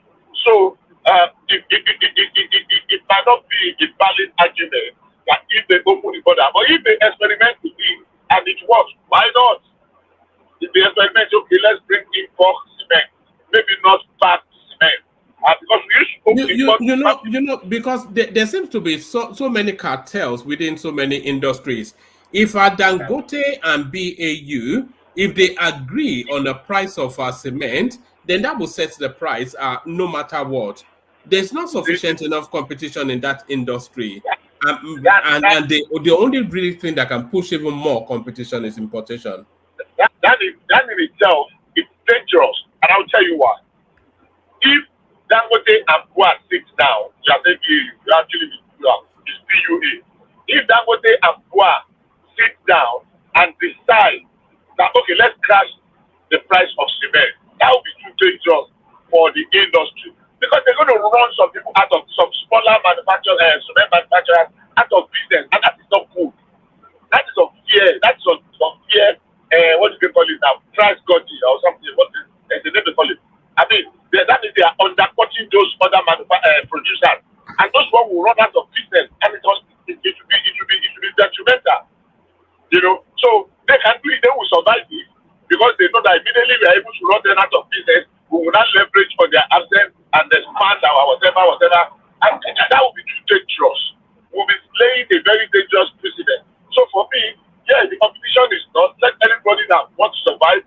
People will go and look for a buyer that can better the next. I mean, a seller that can better the other seller. Even if it's 10 naira, even if it's 20 naira, and there are people you will give incentives to. That okay, don't worry, if you are buying up to 500 bags or 600 bags or what, we will deliver free for you. We will bring it to your doorstep and we will deliver for you. You know, and they tell big consumers that okay, we're not going to sell you bags. If they are buying in so many tons, we'll give you in what they call this jumbo bag ton, and we'll come and deliver for you. You know, that bag will reduce some cost of packing and shipping, and so it's unfortunate, but that's the reality we have. And can government force it down? That let's add it, join it to Femi Falana suit against the Justice Alagua's court. Is Falana suggesting that we go back to the era of price control, whereby government, some people will set up a task force that will be going about with Koboko to force them to say, come on, that's really ridiculous. When somebody don't get something to do. You know, I'm laughing because, you know, when I saw that thing, I was just laughing. I said, you know, some of all these judges that even give some of these judgments. I mean, even look, yeah, the judgment apart, but even Falana that instead the suit itself.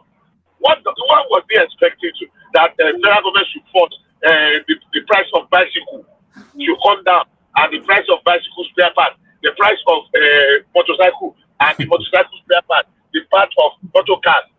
You know, a lot of what Femi Falana does, he does it for the cameras. A lot of it is attention seeking. Yes. If the government forces down we're saying we're running a free market economy, and people are importing these things and putting their margin on it. So if the government wants to set the price, so who's going to buffer then the cost of importation and the profit margin of the entrepreneur? So that is then essentially is going to court to ask the government to subsidize the living standards of people. Then, I mean, when I first heard it, I thought you would add that government should regulate the price that lawyers attach to. You go to some lawyers, they can't regulate that one. But do you personally, right? Personally, in terms of lawyers, that for me, that I respect, Falana is not there. It's not there. I think, like you said, he's always looking for. He's a Nollywood lawyer now. It's an Instagram lawyer. You know, he's an Instagram lawyer. He's just, you know. No, it's an Arise and channel and what do you call it? AI. Just from one of camera to another. Sometimes are you guys serious? You're calling Falana Instagram lawyer? Are you guys? Yes, Pepe Rimpe lawyer. Yes, you guys trying to mock? Are you mocking yourself, or who are you guys trying to mock? If there's somebody, are you guys trying? Are you mocking yourself, or you? What are you guys? Hold on, Bishop. Constitutional lawyer. Hold on, Bishop. One of the best, or even the best constitutional lawyer in the country. Instagram lawyer. Hold on, leave you guys alone. Yes, look at that. Leave you guys alone with your noise making. Baba Salah. What's the difference between Falana and Serap? because he has turned to is it Serap or what's It's a rap now. It's a rap. Yeah, there is always everything cut and cut and cut and cut and cut. There are several cases that Falana can look into, not others, because every time is sometimes, people like take for instance now Serap. A lot of people don't even take them serious because it's a normal thing. Oh, we sue, we do this, we do that. They are always giving 7 days ultimatum and it's a rap. Serap that was going to sue Buhari for using toothpick. Now, how can you be fucking Nigeria with toothpick when Nigerians are hungry? Bunch of. So don't let me do that out. So for me, I think it's not for comedy relief. Maybe there are other issues going to take us back to the era of military regime where we set up price control and give some people kubuko to be going across the street or confiscating people's market to sell it at price control. What are you doing to the economy? Who wakes up? Who inside of the bed did you wake up from? Look, the best we can describe that is just for the comedy relief, and that's the joke that Falana has become. No matter how analysts want to view it from, I don't want to say more than that. That's the joke he has become. Because I wouldn't say he has become a joke, but he has moments sometimes that he gets ahead of himself. Sometimes I think he's just lost in the attention of the publicity that he gets, But he does do some good work sometimes. Okay, so let's just do that. For me, I think it's a non-starter. We cannot go back to the era of price control now. You go and tell Omoyibo that know how much he has spent to import his specially used spare part from Japan or from America and tell him what are the parameters? What yardstick are you going to say? Okay, your brake pad must not be more than 400 naira, or your headlamp for Mercedes 2022 must not be more than 30,000 naira. What parameter are you going to do? The Falana is just. What parameter? So that's why I think the joke. There are some cases you don't even expect to see coming from senior lawyers like Falana. So there are some cases that you just look at it and you're like, yeah, if it's one of these, I want to be lawyers that is trying to pursue cases like this. Yeah, you just look, okay, fine, this one is looking for publicity. But a person like Falana, right? Because even him himself, he should definitely know that how is the implementation going to be? Do you expect them to carry soldiers to Kodumota and start flogging people? Okay, how much are you selling your tomato? How much are you selling your this? Oh, you must sell it.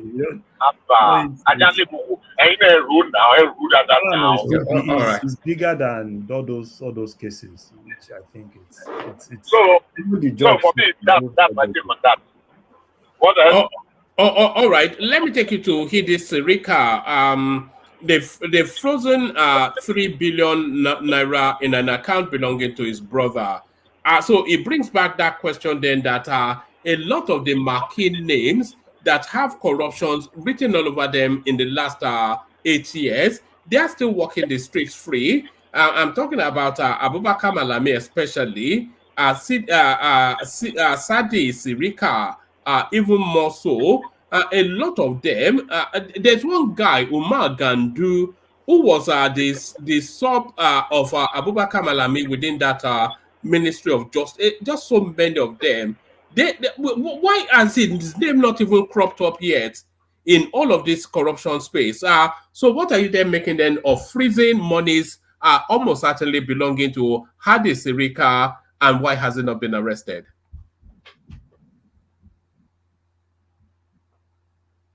All right.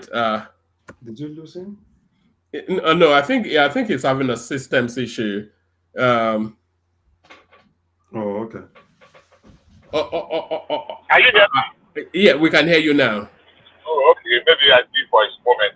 And the network is okay. It's not as good as it has been. Anyhow, let me just continue before I completely run out.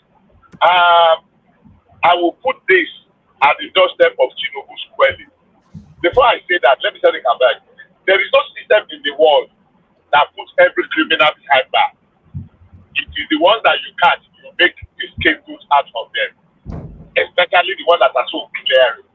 Now, this is my work. If Tinubu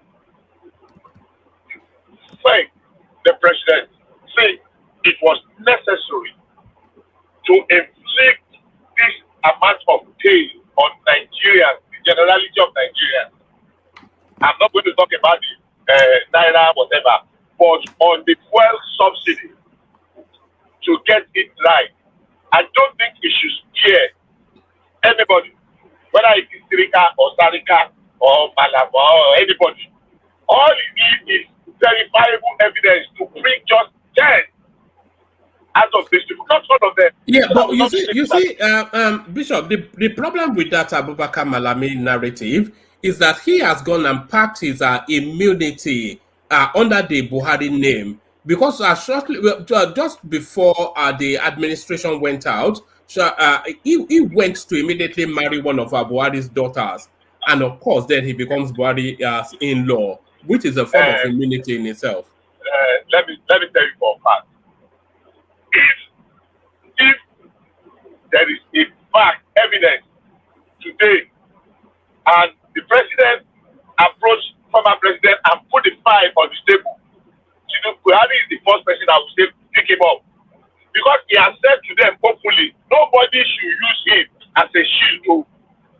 If they call you, that was just a stunt. Now that was just okay. Let people try it so that we will know that there is this man that wrote a book. They used to call him Demas Nwoko. Demas Nwoko is a sculpturist and an artist in the age category of probably Wole Soyinka and the rest. He used to live in Ibadan. I know him very well personally. He said the poor man and his white clay rags. You know, the poor man, I have a copy of the book, and his white clay rags. I think you wrote it sometimes around 1996. Now, Buhari, one thing he has that everybody says, whatever goes on around him, Buhari will not sacrifice, will not soil his clothes now, his white clothes now. No matter how old or tattered they look, he will not soil them. If Tinubu wants to put that to test, let Tinubu gather enough evidence against Malami and take it there. And let's see if Buhari will now come in his defense. We will now know that everything Buhari ever stood for is a fact and is a national opinion. But you cannot just say, oh, because you don't want to bet and you're not going to prosecute. If you have evidence, bring it out. If you have evidence against Malami or whosoever, bring it out. Because you cannot inflict this amount of pain on ordinary Nigerians in the sense that we want to change, and do things better. And now we have sacred cows in the bowl of Malami and Hadi Sirika. So the ones that are so obvious, this one now, carry the man. You don't need to waste time. If there is evidence, forensic evidence, carry him. So if it is Buhari's in-law or Buhari's son, Buhari is there saying he will not even defend his son if he saw his hand. So I don't think we should just Tinubu should just speculate, oh, Buhari will be angry. And so what? If Nigerians are happy, what's the man, an individual? Buhari is 82, 81 now. This is 82nd year. So for me, Tinubu should do the needful. He should just bite the bullets once and for all and take the fight to these people.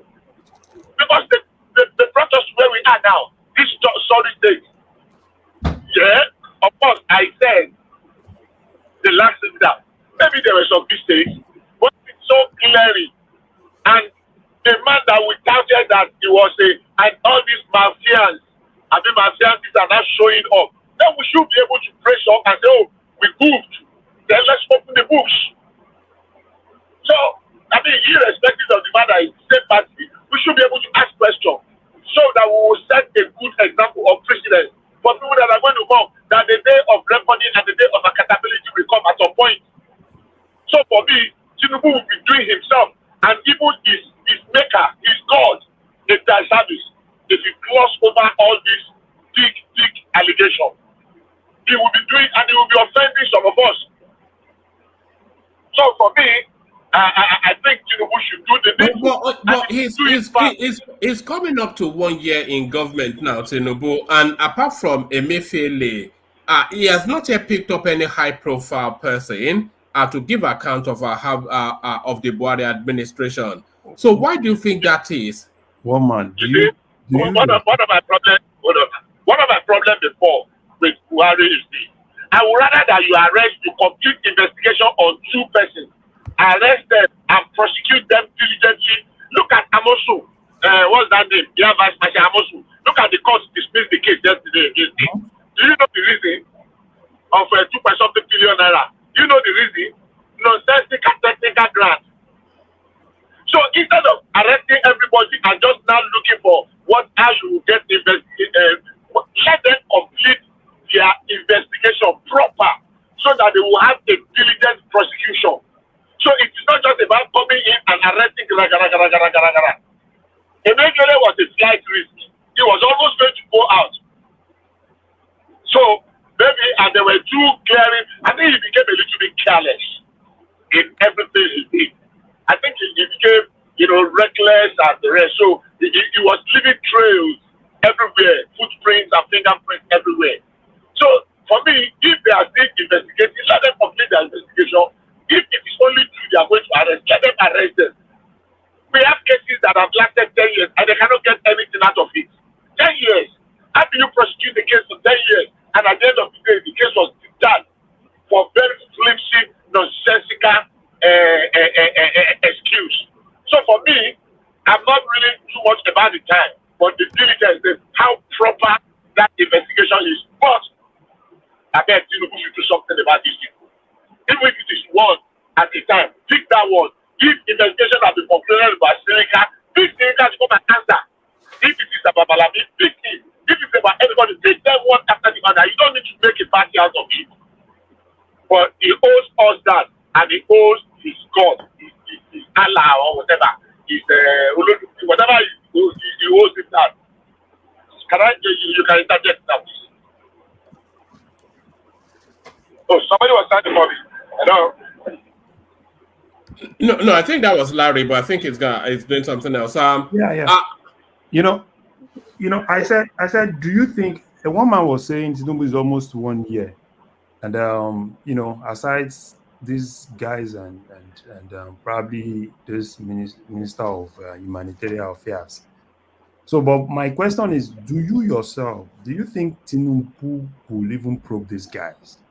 I don't think it can, because it's too enmeshed in the that's why, sometimes an opposition party was what we really needed to take over from Buhari, because the moment his party takes over, then they get away with all the crimes they committed. Exactly. Do you want me to answer you? Yes. Tinubu will do it. He will do what? You said, can they prosecute Adisirika, right?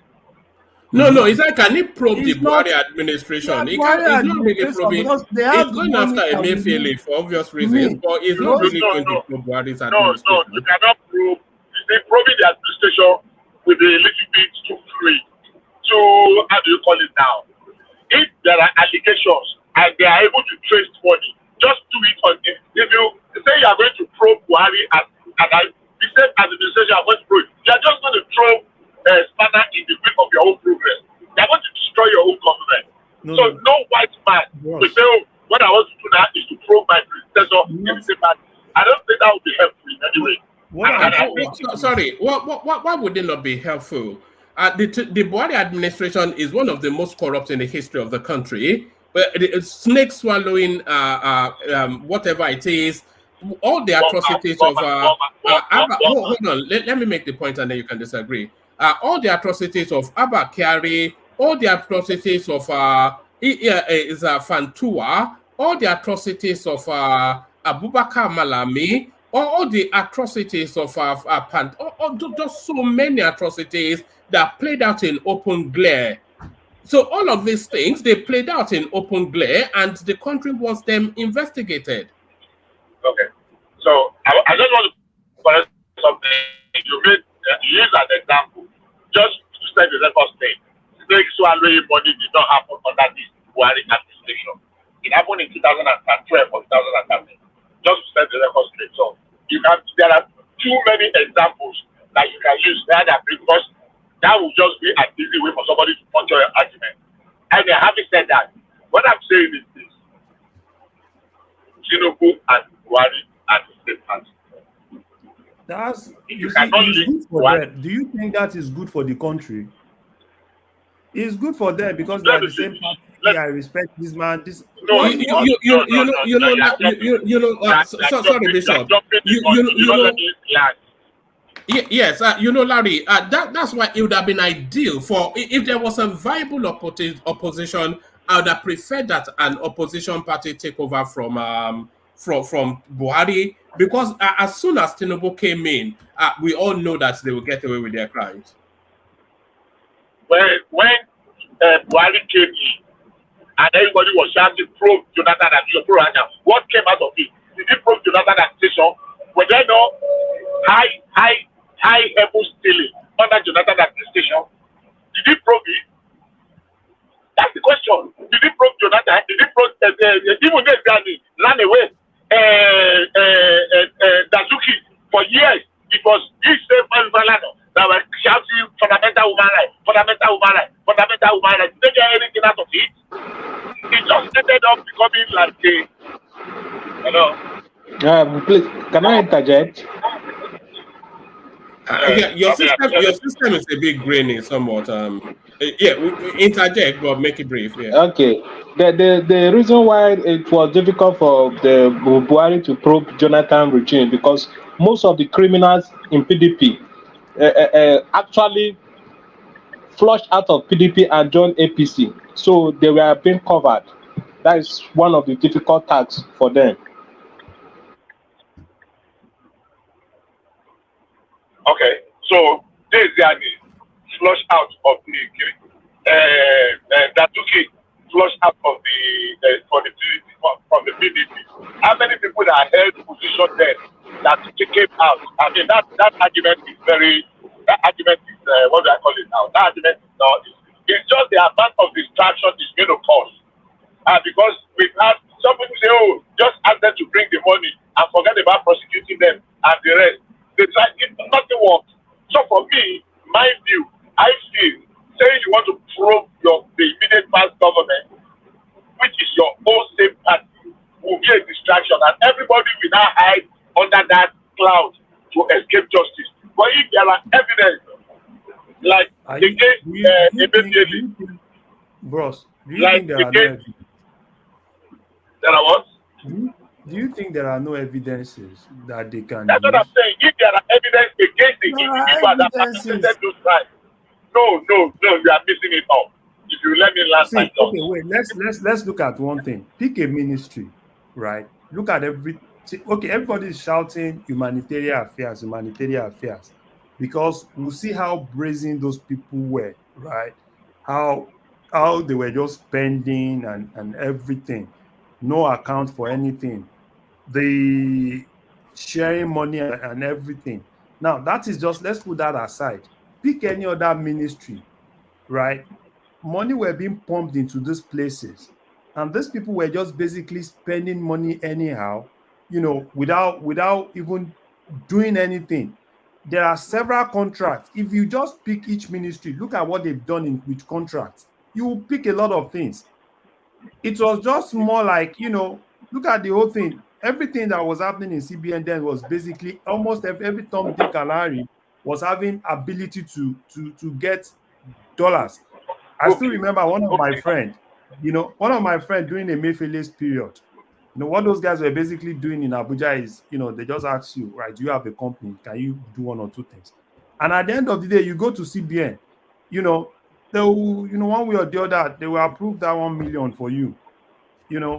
Collect 1 million and take it to Wuse, and it was so really crazy then. So, but for me, I know Tinubu, he has a lot of information, he has everything. EFCC has a lot of things, rather than them running after Yahoo boys, we want to go and bust one Yahoo boy and all those things. Collect our money from these people. We know, even we ourselves, we know these people have taken a lot. Imagine you were in a government that was basically just printing money without anything backing it up. Do you know how much these guys printed and shared? Ways and means, everything. They were just basically printing money, sharing money. And you're saying that government, there is no evidence. There is a lot of evidence. All the money they share without ways and means, where exactly did that money get to? Which contract do you use it to finance? I'm not asking a country where people are they have that effort to print money the way they like. Okay, hold on. Hold on. When we have conversation, let's try again. You just said something now that I never said that I have no evidence. Did I say that? No, you said no. What you said is if they have evidence. I mean, I'm saying there are a lot of evidence, even with our outside. No. That's where you are. That's where you got it wrong. We are having a conversation. Now, I am saying every evidence they have against individual in the ministry, because technically what is happening already is probing the Buhari administration. If you are probing 2-3 ministry, you are probing the CBN. Technically, now it is based on what facts available, evidence available. We don't want to go on the one that you will just arrest people and you will keep them and we will start a trial and you will be paying lawyers billions and billions, and after 10 years, some lawyer would have fed fast and there will be no conviction. So, saying you're probing the government, the past government, is a little bit too loose. Where do you want to start from? But if you are probing the CBN, you are probing 2, 3, 4 ministries, you are already probing the administration. It is just that the headline, the sensationalism that, we are probing the past administration, is going to throw clogs or spanners in the wheel of the government. It's going to cause a lot of, but if they catch you in one ministry or in one department or in one agency and they say, come and answer to these things, that is technically probing the government. It is not until you bring Buhari and say, okay, Buhari, come and sit down. No, every ministry, every minister that sat under him was a part of the government. If there is evidence today, some evidence will still come up tomorrow. That's what I'm saying. Okay, I want to ask you a question. I want to ask. All right, sorry. Before you ask that question, Pansat, to Niger, I left you a message in the private chat. I acknowledge it. Good to see you, Pansat. Thank you very much. Hello, everybody. The guy who's speaking right now, the last speaker, Bishop. Do you know, Bishop? Do you know how much money has been recovered from Abacha? What's called Abacha loot. Could you give me a magnitude, a number? How much has been recovered? Okay, Pastor, good evening. Good evening. Please. Are we going to have a conversation like we are having now? I beg you beforehand. Please, let's have a conversation. At least let's change. I hear you. I hear you. How are you? How are you doing today? Do you know? If you don't know, are you begging him now? Look at this is what you have turned into.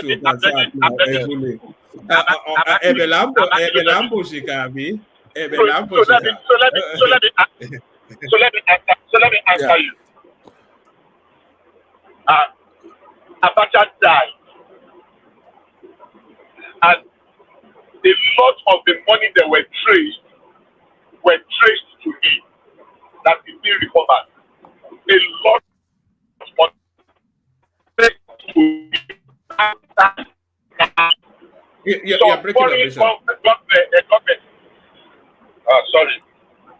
Okay. Do you know how much has been recovered? How much has been recovered back? Forget about how much is out there or whatever. Do you know how much has been repatriated back to Nigeria? Do you have a figure, Pansat? I do. I have a figure, but if he doesn't know, you tell me. I can work on it. Huh? No, you don't have to work on it. If you don't know, just tell him you don't know. Yeah, I have a follow-up. That's why. I will tell you. Then I'm going to ask you a follow-up question. Now, it's $4 billion in cash. Okay. $4 billion in cash. I said dollars. $4 billion, yes. And then $2 billion in assets have been recovered from our backlog loot from 1999 to 2023. Now, the question I have: do you know who Bagudu, Abubakar Atiku Bagudu is? Is that not the minister of something or the other? The minister of defense? No, that's the minister of planning. Planning, budget and planning. Yeah. For who? For Tinubu. Tinubu. Right. And That Abacha's was his right bag hand man. That was Yes. Abacha's Abacha. bag man. Yes. And the U.S. government made a deal with him where he gets to recover over $140 million, right? Yes. He actually sued the US government to hold on to monies that he stole with Abacha. Exactly. This Tinubu's minister. Exactly. And France has a lot of that Abacha's loot. That's why Tinubu is going to, well, I'm assuming that's one of the reasons. France has a lot of Abacha's loot that's already been identified, right? So what you have to understand is that it is silly for us to, I'll conclude with this and give him back his time. So I wait for my turn. The point I'm making is that I don't even think it makes any sense to start accusing anybody. You see how Bishop is saying, where's the evidence? There's a lot of people from my section of the country, including the South, and a lot of women, they go to court to prove their innocence. Nigeria doesn't have the habit of saying, let's go and find the evidence, and then we can then accuse you, and then we'll go to court to prove, so you could tell it to the judge. All these Northerners and all these Muslims, they litigate their own case in the newspapers. You basically have to convict them before you charge them, which is okay if it's the standard. If you have to have evidence before you accuse, it has to be nationwide. You can't be going after Mayfele, for example, and then go and let him tell it to the judge. While Buhari is running around, Bagudu is running around, Tinubu is running around, all right? Appointing somebody that corrupts. I'm telling you, Bishop, if I'm you, I will never open my mouth in the public. I will not do it. I'm telling you. The point is that if somebody's rotten to the core, it's Tinubu. That's you cannot come here to defend a guy like that and then have some kind of what do you call it? You can't have face if you do that. You don't have to do that. Don't defend him because, number one, he's not a Yoruba guy. He's not a Nigerian. He's very corrupt. He's illegitimate because there's no respect in what he's doing. You cannot go appointing somebody like Bagudu to be in your cabinet. And then I agree with that. There's no departure from what signal does it send? Somebody that was openly prosecuted for links to Abacha loot are clearly corrupt, and the Americans established that, widely known. They recovered money from him, and you put him in charge of budget and planning. What does that tell us? I mean, it just tells us. Carry on now. I'll come in at my. It just tells us that Tinubu is more of a politician than a president. Because if it's not politics, if you look at it very well, right? If it's not politics, I don't see what those guys are actually doing there. So it's more sinister than that. It's not about a politician, right? Everybody's a politician. Yeah, but you can't say it's a politician because what it is, what we're looking at, right? I'm telling you, this is forget about partisanship. Forget about everything else. This is the most disrespectful thing. And there's no country in the world that will do this. What's going on right now? Okay, because now sometimes somebody could get himself elected somehow from whatever means. Then when you get there, then you sober up and say, you know what, let me give him something. He has absolutely no respect. Release Showore, he will not do it. Right? Releasing Nnamdi Kanu, he will not do it. Try to unify the country, he will not do it. Right? He went over there for two weeks and a day. His people were being slaughtered. Right? So he comes back with hubris. As if how we measure the new standard of measuring our president now is if it's rumored that he's dead, then he shows up alive. Then shame on all those people who said he was dead. That's what we're going to be doing for the rest of it. But the kind of money, the kind of corruption we're talking about, and then the kind of suffering that our people are having to go through, there is no way I'm going to be putting up with this much longer myself. I'm telling you that we're going to have to do something about it. We're going to have to do something about it. It's not going to stand. All right, brilliant. So back to you, Bishop. Yeah, back to you, Bishop. Bishop, are you back? Yes, I am. Let me just try and I know I did not hear the better part of the question, but I can just take it from there. You see, Bakudu, yes. Do I want him prosecuted? Yes. Do I want him convicted if there are evidences against him? Yes. But in Nigeria, there is no law. The law says every individual accused person is considered innocent until proven guilty. I mean, even if you go to court, but the one that has not been charged, the one that has not been tried, the one that has not been convicted, I think will be indulging in this catch-up 50 street mentality if we keep wasting our time on that. He said he was an Apache bankman. No court has called him one. No court has convicted him for complicity. I'm not saying he did not do that, but the law says you cannot punish him until the court says, yes, he has done so. So instead of wasting energy on that, the ones we have recovered and that we can recover, let's recover it. The amount of money we have spent on some cases, look at this Amosu case I'm talking of. That case is more than 8 years. Look at Ponticalu's case. Look at some of the cases 10 years after. We are still on it. And if you know how much those senior advocates of Nigeria are charging to prosecute and the rest, and some of them will still go back and counter sue. So, I mean, it's not productive. It's not helpful. Yeah, I don't know how much we have recovered from Abacha. But if we have recovered 4 billion, it's better. At least we did not spend so much money on litigation on that one. And if there is still more, let us recover it. It's a shame that it happened. I mean, but the money could have as well gone forever, and nobody will even be able to trace them.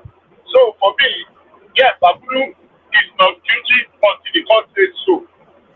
So if they give him position today, even but the court has said so now. The Americans found them guilty. The point is that how much do you know how much $4 billion is? First of all, $4 billion. Not everybody knows how much it is, right? Not everybody. I don't even know how much it is. Let's put it that way. $4 billion. Nobody's gonna give you $4 billion just to toy around.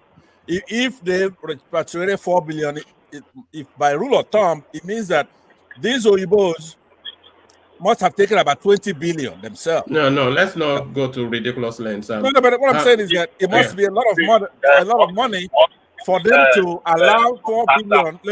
Hold on 1 minute. So now the point is this, Bishop. On top of that, Bagudu comes to America to negotiate for $140 million, so that he doesn't have to sue the Nigerian government. I don't know what it is, some kind of deal where he'll be paid that kind of money. So only a corrupt Nigerian leader would do that. Instead of grabbing him and toss him in the slammer, right? So he stole that much money. He was a bag man. He's the guy that's bringing the money over here, right? So instead of grabbing him and throw him in the slammer, right, for the rest of his life, he's blackmailing the United States. Now, remember, when you hear he's dealing with the Americans and they dealing with him, it's probably some lawyers here who are probably the shyest people you could imagine. Lawyers in the United States, right? They are nothing to sing home about. I could say virtually all of them.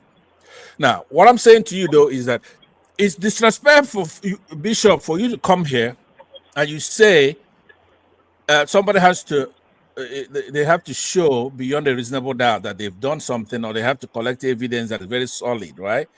Whereas in the same breath, on the same day, you're talking about Emefiele. What do you have on Emefiele, aside from policy differences, of which he has the right, as an independent agency, he has the right to formulate policy, even a bad one.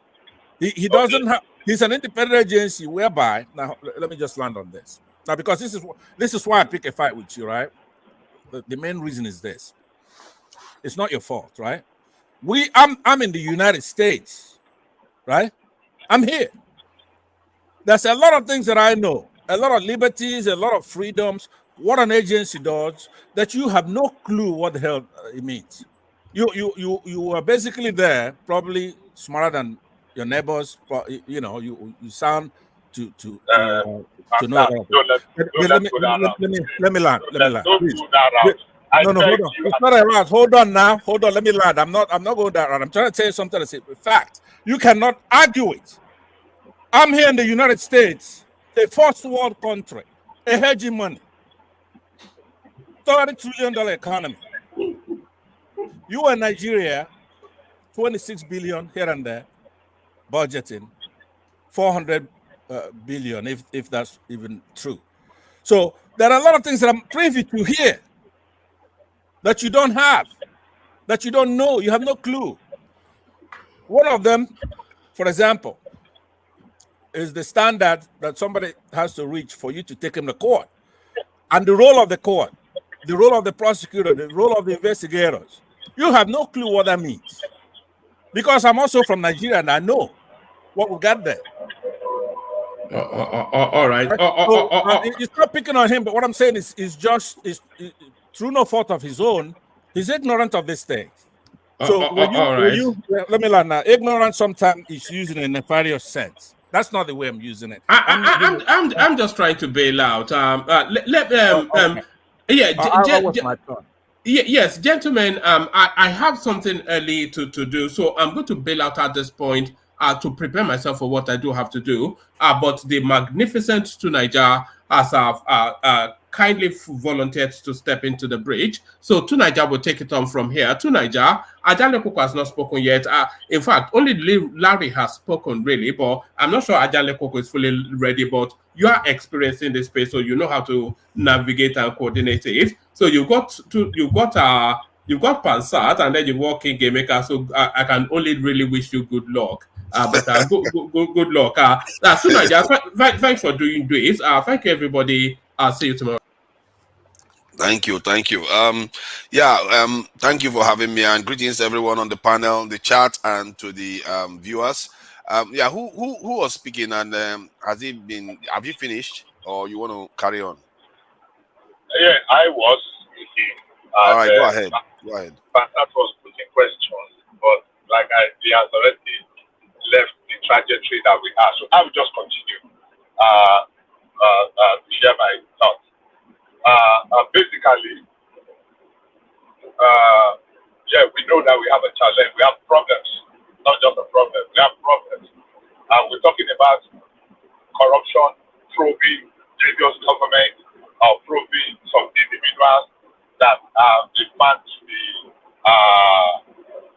to have compromised or to have abused their offices. And I said, look, don't just go and announce for the headline day that, we want to probe the previous administration. Probe every individual that you have evidence, you have been able to assemble evidence against to come and give account of their stewardship. Now, Pansat gave me that I said that Emefiele is answering. Yes, at the moment, there is evidence that he compromised his office and he is being made to answer questions. If that guy turns tomorrow and there is another person, so be it. I don't have a dog in that fight. Don't be Balami, don't be my papa. Sirika, don't be my cousin, don't be my uncle, don't be my anything. Even I don't have anybody. So if there is enough evidence, which saw what happened in the CBN, we listened to the new CBN governor talk yesterday. That alone is a big indictment. We know about the ways and means. We know about how dollars were being allocated to people, whether it is necessary or not necessary. They said we have 7 billion backlog. The CBN said they did a forensic audit, Deloitte and whatever, and they were able to discover that 2.5 of those 7 billion were just funny. Some people that did not even apply for the dollar they were allocated, some people applied for, they were given more than they were. Let somebody answer for that. So yes, I will say to you, today they told us that there is enough evidence to put Emefiele on trial. So let him face his trial. Let me Tunaija, just 30 seconds. It's a fair point, that he's wanting to find people suspicious or want to charge them with something, but they don't take them to trial. The same thing is happening with Nnamdi Kanu now. So please go ahead. Bishop, here's what I want to do. Maybe you and I, we could get along, right? If on one condition, here's what I'm saying to you, right? Like the statement you made now. Sorry. Just hold on.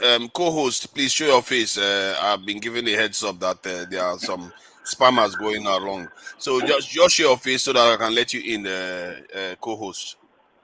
All right. So, Bishop, this is technical, but it's the fact. You just have to check it. Now, when I give you these corrections, all you have to do is go check it. If it's true, then let it reflect in your attitude. The central bank is an independent agency. It's not with the executive. It's not with the legislature. Of course, it's not with the courts, right? So that CBN governor has independence. He could formulate any policy he wants. The president doesn't have to like it. And it takes a lot to remove him. You need 2/3 of that Senate to agree to remove him, even though the president appoints him. That's just the way it is. That particular Emefiele has independence. Now, they could be harassing him, doing all this stuff. Eventually, when he goes to court, at some point, he's going to be let go. Because those are policies that they try to charge him with terrorism, believe it or not, with gun charges in the beginning. But because he's from the Southerners have been removed from the Southeasterners. Therefore, anything happens to their people, like when they elect somebody, even Jonathan or a Chief Justice on again, the Yorubas go and remove him from office. Let me just land on this. Therefore, what I'm saying to you is that there are a lot of people who did a lot of bad things, a lot of things that are under suspicion, a lot of including Buhari himself. Do you really think Emefiele could do anything without Buhari's approval during that stuff? He wouldn't be able to do that. So that's what I'm saying. The last person that should have been even arrested is Emefiele, because constitutionally, he's an independent agency, completely independent. He doesn't have to do anything Congress likes as far as fiscal policy. He's in charge of monetary policy, and he's independent. And Buhari or Tinubu, none of them should lay a hand on him, period. I have a problem with your line of reasoning. Now, as far as I'm concerned, Bishop, your audio seems to be like you're coming from some kind of monos microphone or something. I don't know. It doesn't sound right. Or are you far from the mic or something? I'm not far. I'm using my. But we are hearing him now. We can hear him. Yeah. Okay. Go ahead, Bishop. Go ahead. So what I'm saying is, I'm just going to address what Pastor. I'm not putting sentiment or emotion.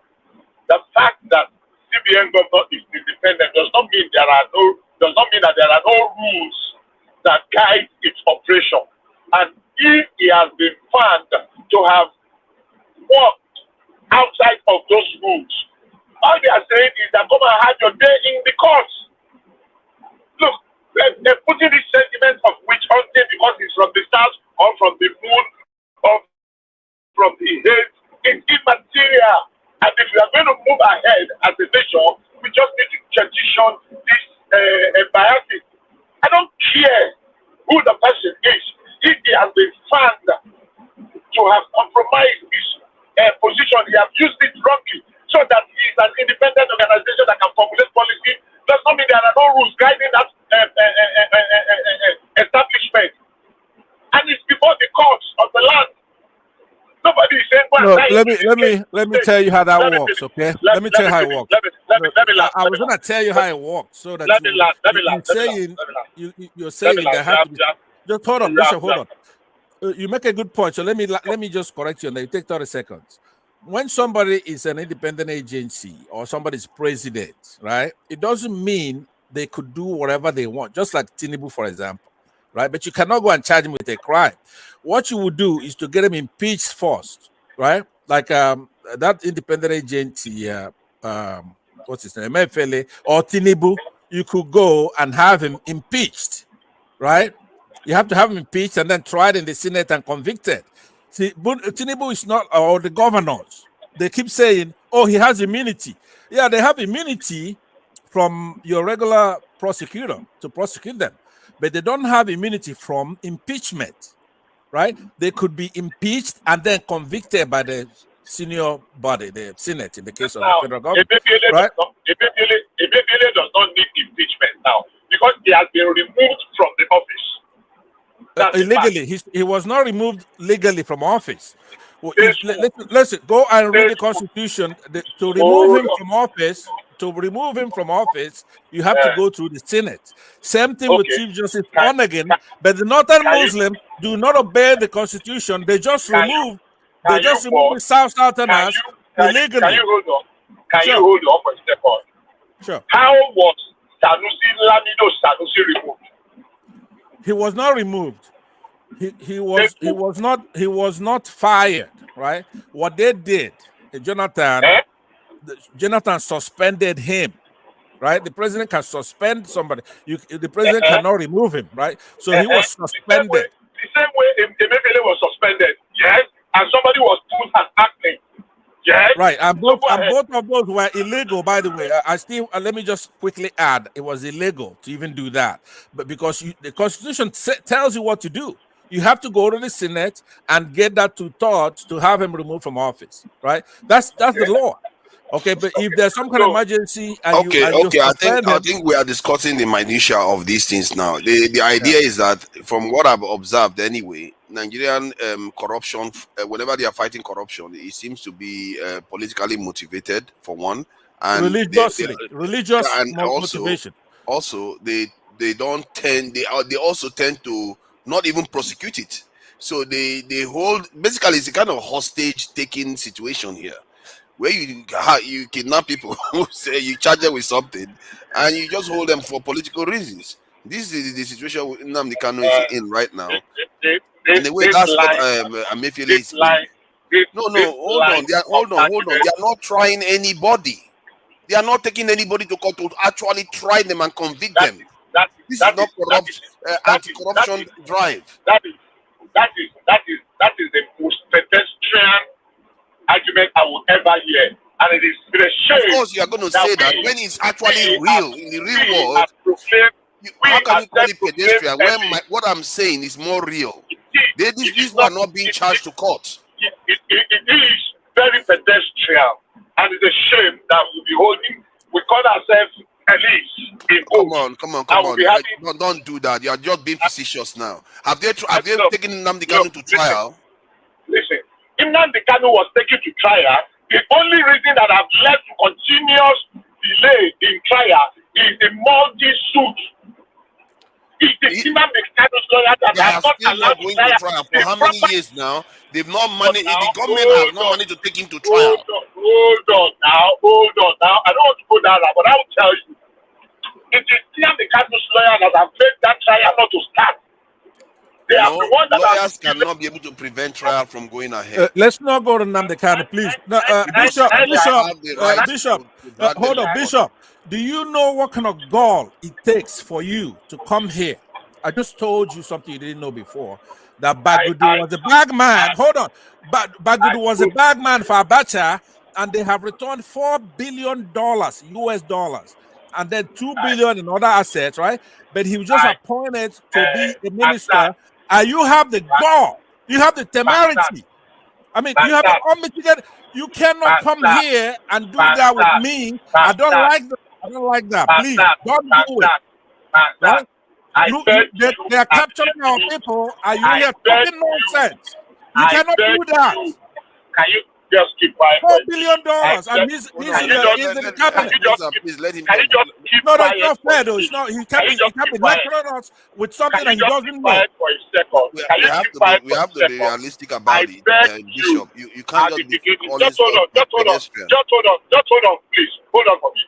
Pastor, I beg you. I went down.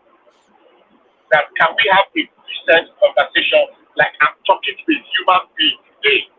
But you have just proven that no matter how much you dress up a pig will always remain a pig. And that's what you are, sadly, unfortunately. You are a gutter person. And no amount. You are not making a specific point. You are just making a side point. Let me finish. Keep quiet Go and ahead let me and finish. tell us what justice you believe is going on in Nigeria right now. Luna, they just told you to keep quiet. Why don't you remove him? You have the button. No, Don't it's you have a okay. button? It's, I think You it's don't his have a mouth button now. with this stand. I don't own his mouth. Please, Pansa, You are let him. I listening don't to own what his you mouth. was He has the right to say what he wants to say.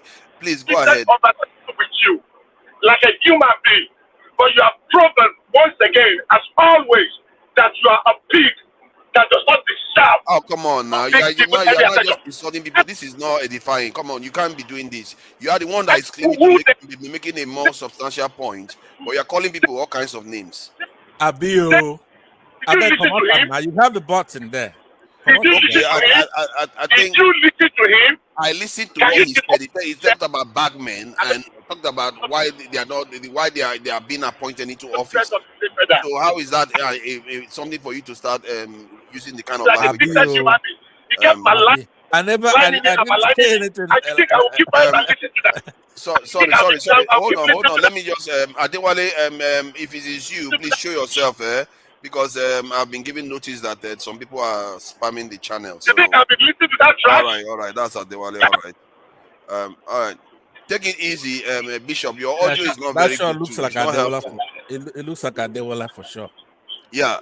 I think this discussion is a little bit can you tell Tunaja to remove Bishop, please? He's abusing everybody. Answer, don't do that. I think this discussion is a little bit redundant because both of you don't seem to be seeing eye to eye at all. And personally, anybody that looks at the Nigerian justice system, it seems to be politically motivated, and they seem to hold people for political reasons. Whenever it suits them, they use them. Whenever it doesn't suit them, they just hold them there.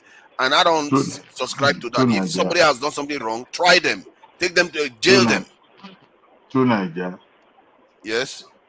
Anytime I see Pansat on the show, I will say an extremist has taken over the show. But thank God you come to the rescue. So I saw Pansat speaking earlier. I was like, oh, the extremist is here now. Even in the face of victory, this man was still in the dwelling in that mindset of his. Even when the Super Eagles was winning, it was very negative. But I'm glad you're here. Mm-hmm. So it was being negative when the Eagles were winning. Okay.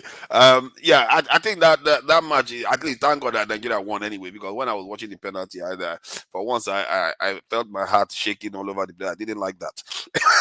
Football has a lot of tension in it, I tell you. Okay. Can you imagine the referee, the Egyptian referee? Boy, something else. You always get these things. You always get these things in football. It never ends in football. Okay, so I don't know. Actually, I wanted to change this topic a little bit, mix things up a bit, because I tend to like to discuss some of all this fundamental stuff. This morning there was this discussion that was going on most of the media. Really, I don't know who raised the topic that Nigerians spend $40 billion going overseas for education and healthcare in the last 10 years. I think 2010 to 2020 is what they were referencing. I don't think they included 2020 to 2024. So, and the kind of money we are spending going overseas for education and treatment shows that the Nigerian systems are not functional. And if you look at this is one of the reasons why I was very furious with the ASU strike. Because when I witnessed it last year, I was like, how did Nigeria not pick up that this is destructive to the nation? Like, there is only if you strike for 5 days, 1 week, that okay, fine. But if you strike for 9 months, you are destroying that nation. You have turned to an enemy of the state. Nigerians didn't pick up on it. When they listed the amount of strikes ASU they had in the last 10 years, that's during that period, people spend $40 billion overseas. It's like any reasonable person can't have their children go to school in that kind of system. 9 months strike, 6 months strike, 3 months strike, 2 months strike, 9 months strike. It's like, what is that? You are destroying the country slowly, claiming that you are trying to help the people while you are actually destroying the nation that is supposed to care for them. So that problem is part of some of the stuff we see in Nigeria where everybody goes overseas. Tinubu just came back from France. This is why our nation is not producing anything.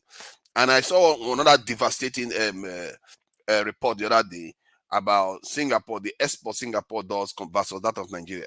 I think if I read the numbers right now, for me, it just tells you the damage that is going on in our country. the Singapore's export for 2021 is 351 billion US dollars, while that of Nigeria is 44 billion this in the dollars.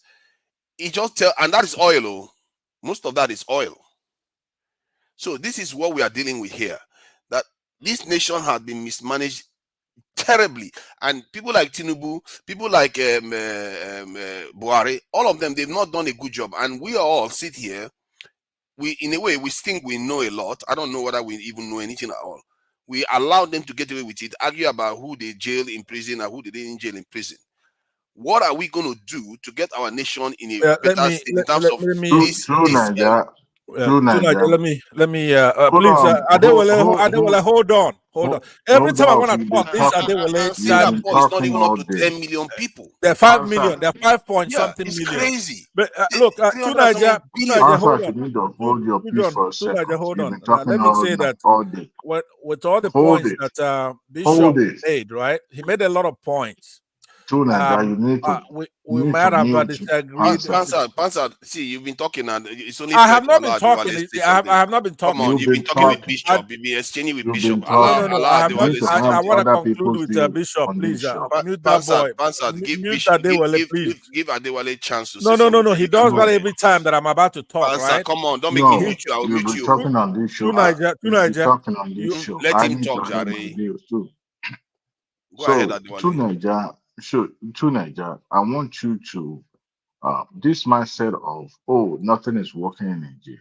It was actually the Cardoso, the CBN governor, that made that revelation about how much Nigerians are paying to study abroad. But let me tell you, even I've heard it on Asleep TV. They were talking about, they were mocking at how Nigerians that traveled abroad in the 60s were being mocked, for studying abroad. But I tell you this, that was a lie. That was a pure lie. Remember, most of the leaders that we had in Nigeria, talking about the days of the likes of the Awolowos and Sikhs and all that, they were product of education from abroad. Okay, so the standard has always been benchmarked on people that have studied abroad. And I tell you this, the products that came out from abroad have always been better than those who graduated from Nigeria. However, if you bring it back to what we now have, I don't see a reason why the federal government should continue to subsidize people, paying for their education abroad. It should be a thing of luxury, of personal. They should be taxing them even. Exactly. Federal government should not be subsidizing. The way the CBN was doing it before, where people studying abroad, they were giving them from I&E windows, selling dollars to them, should be scrapped. For God's sake, public school has been bastardized to the point that nobody even wanted to send their children, their words to public school. Just also done. Lobito, if you are a member of EDAS, you have to show your face. We are worried about spammers. Show your face, then I'll let you in on the panel. Sorry, Adewale, please go ahead. Tunaja, you have not been regular on this show. Because you're regular, you will see that my logo has always been like this, so it's not regular. However, in Nigeria, the leaders, or should I say, the politicians or the elite, you've always been. Yeah, if you have about tea, show your face. I don't think I can let you in without showing your face. If it is Baba T, it is Baba T. No other person is Baba T on this show. I can assure you that. You came in with Lobito. Okay. I can assure you. You know what? Tunaja, you are too many from being cancelled on this show. I mean, okay, keep playing. Okay, go ahead. Okay, I have to be sure now. So going forward, for Nigerians to be paying $40 billion to pay for the education abroad is a slap on the face of all Nigerians.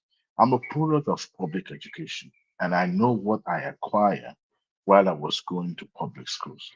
Now it is no longer a fad. Everybody wants to send their children to private schools or send them abroad. Listen, we are playing with fire because a time will come in that country where sending children to go acquiring education, because what we term as education is just sending our words to school for them to study and memorize things and all that. But the market for those children which will have years after years will now be available because what we have. I came to the United States, right, as a product of public school. My brother, and I got a job. I'm yawning here so much. I wish you could see. Please continue What, to go yawn. to, We go to yawn the till point Jesus now. comes. Why are you wasting our time? You're just trying to waste time and talk about nonsense. What we're talking about. You will continue to I yawn wanted to till question some him regarding some freezes of up. his earlier It statements. is my Very time. tricky It guy. is my time. Yeah, On my please time. hold on. You will not interject until you are called upon to do so. Okay, one answer? Learn how to interject. Now, what do I mean by this? You know how American kids are they learn how to type on the computer? I did not even get introduced to computer until while I was in college. I have no idea what computer looks like. And I must say, all right. But you see, when you get a job in a public place, even a private enterprise, you have to learn how to type, and they have the way of learning how to type. I didn't learn how to type just that. I didn't learn how to type, on a computer. But that became my a problematic for me. I have to go and learn how to type faster. Not that I don't know how to type on the computer, but in some of these schools, they've been introducing the students to how to type. So when you have people going out of public school in Nigeria that have no idea how the computer look like, it becomes a problem for them when they get out of university or colleges and they can't find a Yeah, job because they can't but compete. Adewale, does that Hold on. is that not a question of improving the Nigerian education system? I think your very No, you earliest see, premise. So I wanted to ask you a question. Hold on. even You the made government. hold on now, hold on. You made an earlier premise that our leaders, our early leaders that schooled overseas had higher basically they are of higher quality based on because they schooled overseas. That what that should be crying out for was improvement in the Nigerian system, not to ship our people further overseas. It's like saying that Nigerians don't do enough export, so let's No, no, import no, more. no. Don't get me wrong. You see, education is beyond, calculus or any of these things that we learn in school, those theoretical stuff. Education is even more of the exposure that you gain when you are with people from a diverse background. That you'll be able to understand, the dynamic of what education is all about. Because look, we're all different. Our learning process are different. Okay. Now, when you get exposed from the younger age to what is being obtainable outside your domain, you get to have an open mind to embrace things that are new. But when you are Yeah, close-minded but because you're limited. hold on. You see, I get what you are saying. Exposure to something outside that is probably more advanced is a good thing. However, how many of those people that are exposed actually go on to offer value to Nigeria? Very tiny. And in reality, we are losing a lot of resources and a lot of brain power sending these people overseas. So you have to appraise that aspect of the equation because it's not only just exposure. If you look at most of them go on to work for the West. That's what they I do. mean, They work for the West most of their lives. you are right. You are right. Tonight, you are right. Even within the country, people don't want to teach where they are on NYSC program. They want to go to the bank. They want to work in a oil company. They want to be in a place where they could be placed for employment or position themselves for employment, right? But the impact of NYSC is to give back to the structure that built you, and people don't want to do that anymore. Now, what am I saying is this: is that if or going forward, because government cannot stop people from sending their children abroad to go to school, but like you proposed earlier, there must be a price to pay if you are going to jettison the local content and sending your kids abroad. You are going to pay the premium. Number one, you can either tax them or not allow it to have access to FX, through the bank system or the government system. But Let them go and access Exactly. their They're own also FX. draining the Nigerian FX as it is already. The little FX we have, they Exactly. are draining it too. Exactly. So if you are going to be able, if you are able to pay the premium, that's fine. It's your choice, your prerogative. But if you are not willing to put that tag, that premium tag on that, that sherry on top, then you have no choice than to send your children to the local school. But not just the local school. Government, I think the public school was open to the federal government allow private enterprises to have their own school. I think it started from the era of was it Obasanjo? Naja, how much time does they will have? And I am not so sure. Yeah, But what is Adewale sure? tried to round us so that the He's not talking about anything. He's just blabbing and talking and talking. It's like walking on molasses. It's It's a just annoying. shame. I don't. Why you guys? You're not annoyed about that. I see Adewale has a way of frustrating anybody that has a point to say. But Adewale, I don't please have mercy time upon us and for just try those. to round up. I don't look. I'm not a very how do I put this? Look, I'm always positive in my mindset. But Hansard today, look, I'm not gonna come at you because I don't have time for you. You always come to the platform with a negative mindset. Look, I don't have time for that. I want to hit it that bull's high. Look, it's not just about discouraging people. What is the sending their topic? What are children you talking about? Please, Endorse- can you what pipe what down is for the a minute? subject? What are you Can talking you about? pipe low for a minute? I have no idea what please? you're talking about. What are you talking about? Can you Tell be me. mute for a Hansard, can you be Okay. quiet for a second? Okay, The go ahead. audience that I'm talking to, they understand what I'm talking about. It's only Okay. you that need to You're unhappy about have a Nigerians going listening. abroad to go to school. Is Now, that the topic? What is it? What's the there topic? are others on the platform that are listening to me. It's not just about encouraging the people sending their children to abroad. The federal government should find a way to discourage, number one, by putting that premium on those people sending their kids. But the local schools that we have, which more or less 80% on the hand of the private individuals that are establishing school, because that is a hot cake right now. I want them to also discourage by pumping money, continue to refurbish some of the public schools that we have, and pay the teachers well enough, be equal to what is their counterpart is being paid in the private school, so that will discourage people from sending their kids to the private instead of the public. You see what I'm saying, Junaida? How about the strikes? How about the strikes? The strikes that keeps happening then. How about the strikes? Because what are they agitating for? Most of the time it's always about salary increment. But don't you think that they should outlaw prolonged strikes? It's not about outlawing. If the federal government meet them in the middle of what they're agitating for, there will be nothing like strike. But you see, the truth is that I feel like there are elements in the country, whether The wittingly teachers or need to be unwittingly. compensated Let me make where my they point. know. It's a very, very quick one. Nigeria, Whether you're a wittingly moderator. or I have, unwittingly, I'm trying to question your presumption. So Okay. I'm trying to get there wittingly or unwittingly, there are actors in that country that have put themselves in a position to paralyze the education system. And the reason why I say that, it didn't start from Buhari, it didn't start from Obasanjo, all the way back to Abacha. They were already striking like this.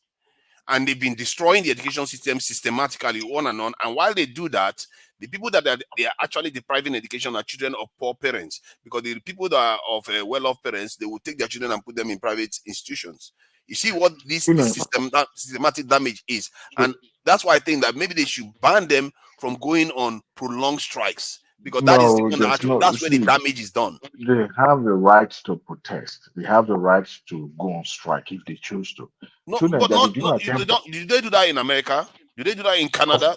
If there's a need for it, they will protest. Yes. Not for 3 months. Not for 3 months. Hold on. Let me run it up. Let me run it up by asking this question. Did you attend a public school?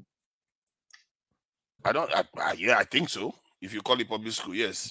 You know, public school means different thing in the UK than in Nigeria. So that's no. Let me help Diwali here. Hold on, Babati. Before you come in, Babati, I wanted to ask Tunenja, did you attend public school in Nigeria? Yes. Okay. Do you think your teacher then were well remunerated while you were attending those schools? Do you think they were well paid? At the time I attended school, that didn't cross my mind whether they were well paid or not. I think But they now seemed that fine. yes, okay, maybe It you still attended those has schools, not but the crossed guy. your mind up till now. You know, admit it. You every time you So raise this issue, I don't know. We have so many problems. It's not organized labor. can you be It's not, would you no shut up? listen Shut your dirty mouth! You son of a bitch!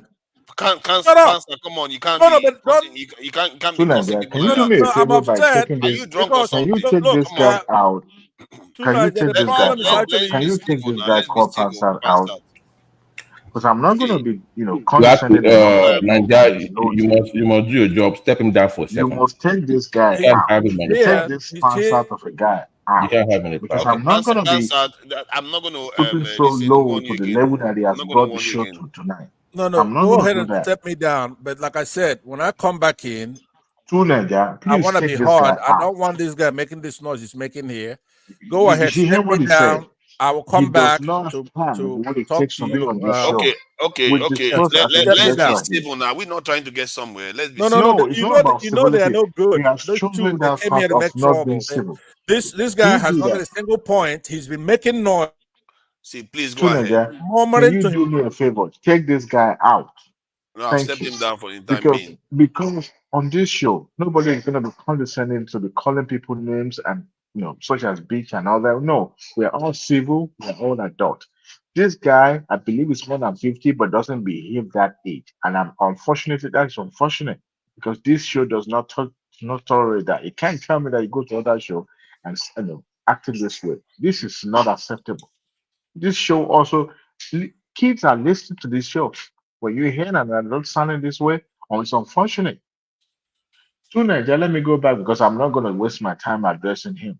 Tunaja, the point you are raising, okay, is that for a very long time, the federal government or the government generally, whether at the federal or state level, neglected the condition of teaching in Nigeria to the point that they even see them as, it's your job, do it, nobody cares. Teachers have never been, since I've understand what life is all about. I've never seen a teacher being well paid. Some of us Yes. are going back through the alumni, trying to find our old teachers and trying to take care of them. Some of them are living in penury. So what I'm saying is that when you have teachers being taken care of, they are well paid, and the condition of teachers is already good environment where they have what they needed, the book, all the tools that they needed, the books, You the see, pencils, the I pen. take that point. I take your point. Hold on. I take your point on that. But if you look at, you see, this is why we have to sometimes compare people's realities. You see what I mean? So if you look at in the West now, like in the UK now, if you come to the UK and you ask whether the teachers are well paid, they'll say no. And one of the analysis I did once was that I calculated the average salary of a nation versus the average salary that they pay, say, the lecturers. And what I found was that compared to the average salary of the nation in terms of Nigeria versus what they pay the lecturers, the Nigerian lecturer ones were higher. So this is the aspect that people don't often detect when they describe it, because their realities are totally different. And even in the UK, they don't believe that the teachers are well paid. As a matter of fact, it's just that is rampant. That's is everybody agrees with that. So in Nigeria, the same thing is happening, but the strike level in the UK is different. And the damage those people are doing to the listen. Can you imagine if for me, when I try to rationalize, I ask myself, all those soldiers Boko Haram was killing, some of their children were trying to go to school. Forefather, Why these lecturers can are you hold on a going on second? strike? Pardon? What leverage, if you don't support the strike or the movement, what leverage do they really have? Okay, you see, sometimes you don't have any leverage. Even if you don't have any leverage, it still doesn't mean you destroy the goose. Because it's like saying, just because you're not getting feed for your animals, your livestock, doesn't mean you should starve your livestock even further, because you're killing the education system that is supposed to actually build your own career too. So, and the nation is a kind of entity. If you start destroying one aspect of the nation, like the educational system, what good are you doing? Because you are destroying the nation. You are saying to pay you more. It's a vicious cycle, and the result is very clear. It has shown it. In the UK, we had similar problem in the 70s, where the unions were going on strike constantly. That's what brought the Margaret Thatcher's fame came from breaking what the unions were doing. And the strikes in the UK wasn't even as severe as some of the strikes you see in Nigeria. So here in the West, they understand that, okay, you can strike, you have the right to do these things, but you can't do it to the point whereby it damages the body of the nation itself. And what is happening in Nigeria is a perversion of strike. 9 months? Seriously? When soldiers are basically dying for the country for less wage, and you go home for 9 months, why the children of those soldiers cannot go to school? Why the children of rich people can go to private school? Oh, why? How is that fair? Okay. Do you know why they were on strike for 9 months? Do you know why? Oh, they were arguing over the payment system. Oh, they were arguing over this thing, the conditions and wages. You see, you don't even. That's my point. One, leverage. They don't have any leverage. What else can they fight? What can they use? But it's not leverage. If you can go on 9 months strike, that's not leverage. Even know why the people you are trying to blackmail don't care. Yeah, you don't know why they were on strike for 9 months. Government entered into agreement with them, and government failed to fulfill the agreement. So no, I'm aware of that. I'm aware of that agreement. Okay, so what do you expect? Who do you have to blame? See, they too are part of the government. Hold on, no man. Who do you have to blame between the I two? blame the government originally. Okay, all right. Now, when they are now asking the government, fulfill the agreement you sign, instead of people like you and others and every one of us to be on the side of the teachers or the lecturers, we are blaming them. Your government, you have irresponsible government that enter into the agreement but fail to fulfill the agreement, but yet people that they enter into agreement with are asking them to fulfill it, and you are blaming them. I mean, it shouldn't be like that. You are making reference to Western world. Does that happen in Western world for government to enter into agreement with workers or with this and not fulfill it? Does it happen? Does it happen? They do. Does it happen? Yeah, of course. Get me instances. Okay, get me an instance of where government. I've heard of cases where the public servants will tell you that the government said they are not going to do this. Now they want to change No. I've heard of cases in Nigeria. Hold on, fathers. Not said, signed. I mean, what is that? What is this guy talking about? Signed agreement. Do you know what it means to sign agreement? Calm down. See, do you know what it means to sign agreement? Now, let me have my say. Documents are documents. They have an agreement. Even if that was true, 2 wrongs does not make it right. Oh, you don't stop that crap. Hold on. No, it's fact. It's a fact because, like I stated, what do you mean by 2 wrong? Who is wrong between 2 of them? The government that signed that agreement may be a totally different government that they are holding accountable. What do you mean? In the end, it's not that government that they are holding accountable. It's the nation. Are you in this world? No. Can we calm down, please? Hold on. I need to deal with Ajale Koko's mindset. Hold on. Ajale Koko's mindset is the kind of mindset that got Nigeria into this mess. Because look at this guy. No, hold on. Because you say, just because I got a document, let me paralyze the country. Not be speaking in the public like this. Hold on. You are saying just because you have a document, you should paralyze the nation. The same thing. Who is paralyzing the nation? You are paralyzing the nation. You're the one that went on strike. The nation. You are the one that went on strike. Oh my God! Look at this. The government. The government is accountable. Just you are also damaging the nation. I don't want to engage in this kind of crappy argument. Of course, you call it crappy. That's what got the Nigerian education system in this mindset, because you are behaving like you are holier than that. When you are also causing the damage. This will hold on, please. This is what he's saying. It was not a one-sided agreement. So Labour signed, government signed. So they both entered into an agreement. Okay. So And they had time frames. They had like, okay, within so period, you will fulfill A, B, and C. What a responsible government should have done is, if you're having a hard time fulfilling part of the deal or the deal, you call for renegotiation of the deal, right? If you like, okay, I can't fulfill this, so okay, guys, I know we discussed A, but I can only do half of A or B. Then you call them back. It is your duty to call them back on the table. Say, okay, let's have a do-over. But you didn't do that. You ignored them even when they called you for that. You still ignore them. So you can't blame them for going on strike now. You can't blame them. No, see, you can go on strike. I'm saying that the length of strike that starts damaging the nation, you are just as bad as the government themselves. No, that you blame the government for not caring, not them. Hold on. See, why do you always see government as if they are like a foreign entity? We are part of the government too. When you damage the state, don't pretend as if it's only the government that is doing it. Both of them. Okay, let me look at it this way. I believe that plague on both of their houses.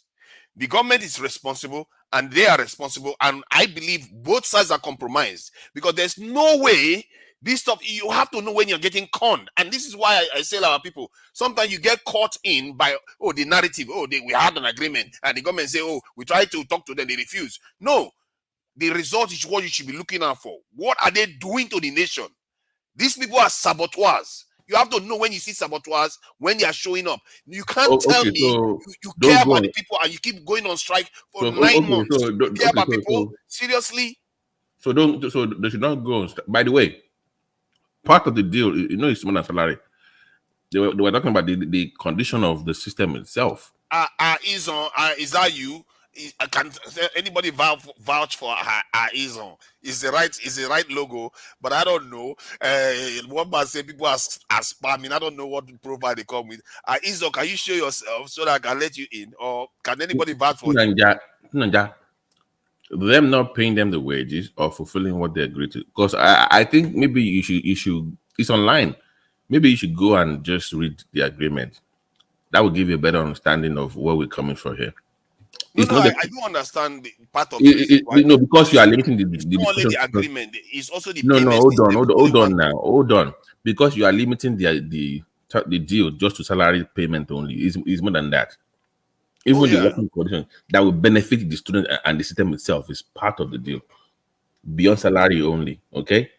Yeah. So what we are saying is, if you take strikes off the table, government will just call them and say, okay, they're not going to strike anyways. You know the kind of system we have in Nigeria already. Can't you see you are being conned? Both sides don't care. No, you can't say the teachers don't care. There's a reason why they're going on strike. Like I said, it's more than just the money that they're going to earn. They are fighting for the system itself to be revamped. But you can't fight for a system by killing it. They have killed it by their actions. If you look at the amount of strikes, no nation can sustain that. No nation. Do you know how many times they go on strike in the healthcare system in Minnesota? Go on strike all the time. How many days? I would not be surprised if they are on strike right now. How many days strike? Days? I'm talking about months. No, hold on. Which system? And what system is it? The healthcare. I'm saying the healthcare system in Minnesota. As a matter of fact, they have to bring people from different states to come and work while they are on strike. When I was in before I moved to Massachusetts fully, okay, they were actually. I walked into a Starbucks. That was the headquarters of the strike for the hospitals there. I've never heard of strikes that lasted. I'm telling you, because they are in America. If you're a labor state, we're not all labor state. If you're a labor state, you can go on strike. Even in healthcare, they do. No, not that long. Not that long. No, for months. I'm telling you, look it up. For 9 months. 9 months, they will not work. I didn't say 9 months. Look up Massachusetts and Minnesota. Yeah, I'm looking at Minnesota now. I'm not seeing that large number of strike. Okay, let me find you the link so you can, but this is my biggest point. This is my bigger point to you. When people are fighting for wages and favorable working conditions, it is the onus is upon you, the government or the system, to understand the impact and to bring them back on the table to negotiate with them. It's even worse when you've signed a deal, you can't fulfill the deal, you don't call them back to renegotiate, you ignore them, then you are now blaming them like they are the problem. No, it's the government's fault. That is where the focus should be, not those teachers fighting, not those lecturers. No. It's the government's fault for reneging on their That is the end of that is no, it's not the end. It's not the end. You see, that's the mistake we make. We really need to get our level of thinking higher here, because there's a nation in the middle of you it. don't need to waste your time. You can't see. Hold on, Angelico, hold on. This holier than thou approach, I don't subscribe to it. I don't subscribe to it. Hold on. Competing as if you are competing to win to win an argument.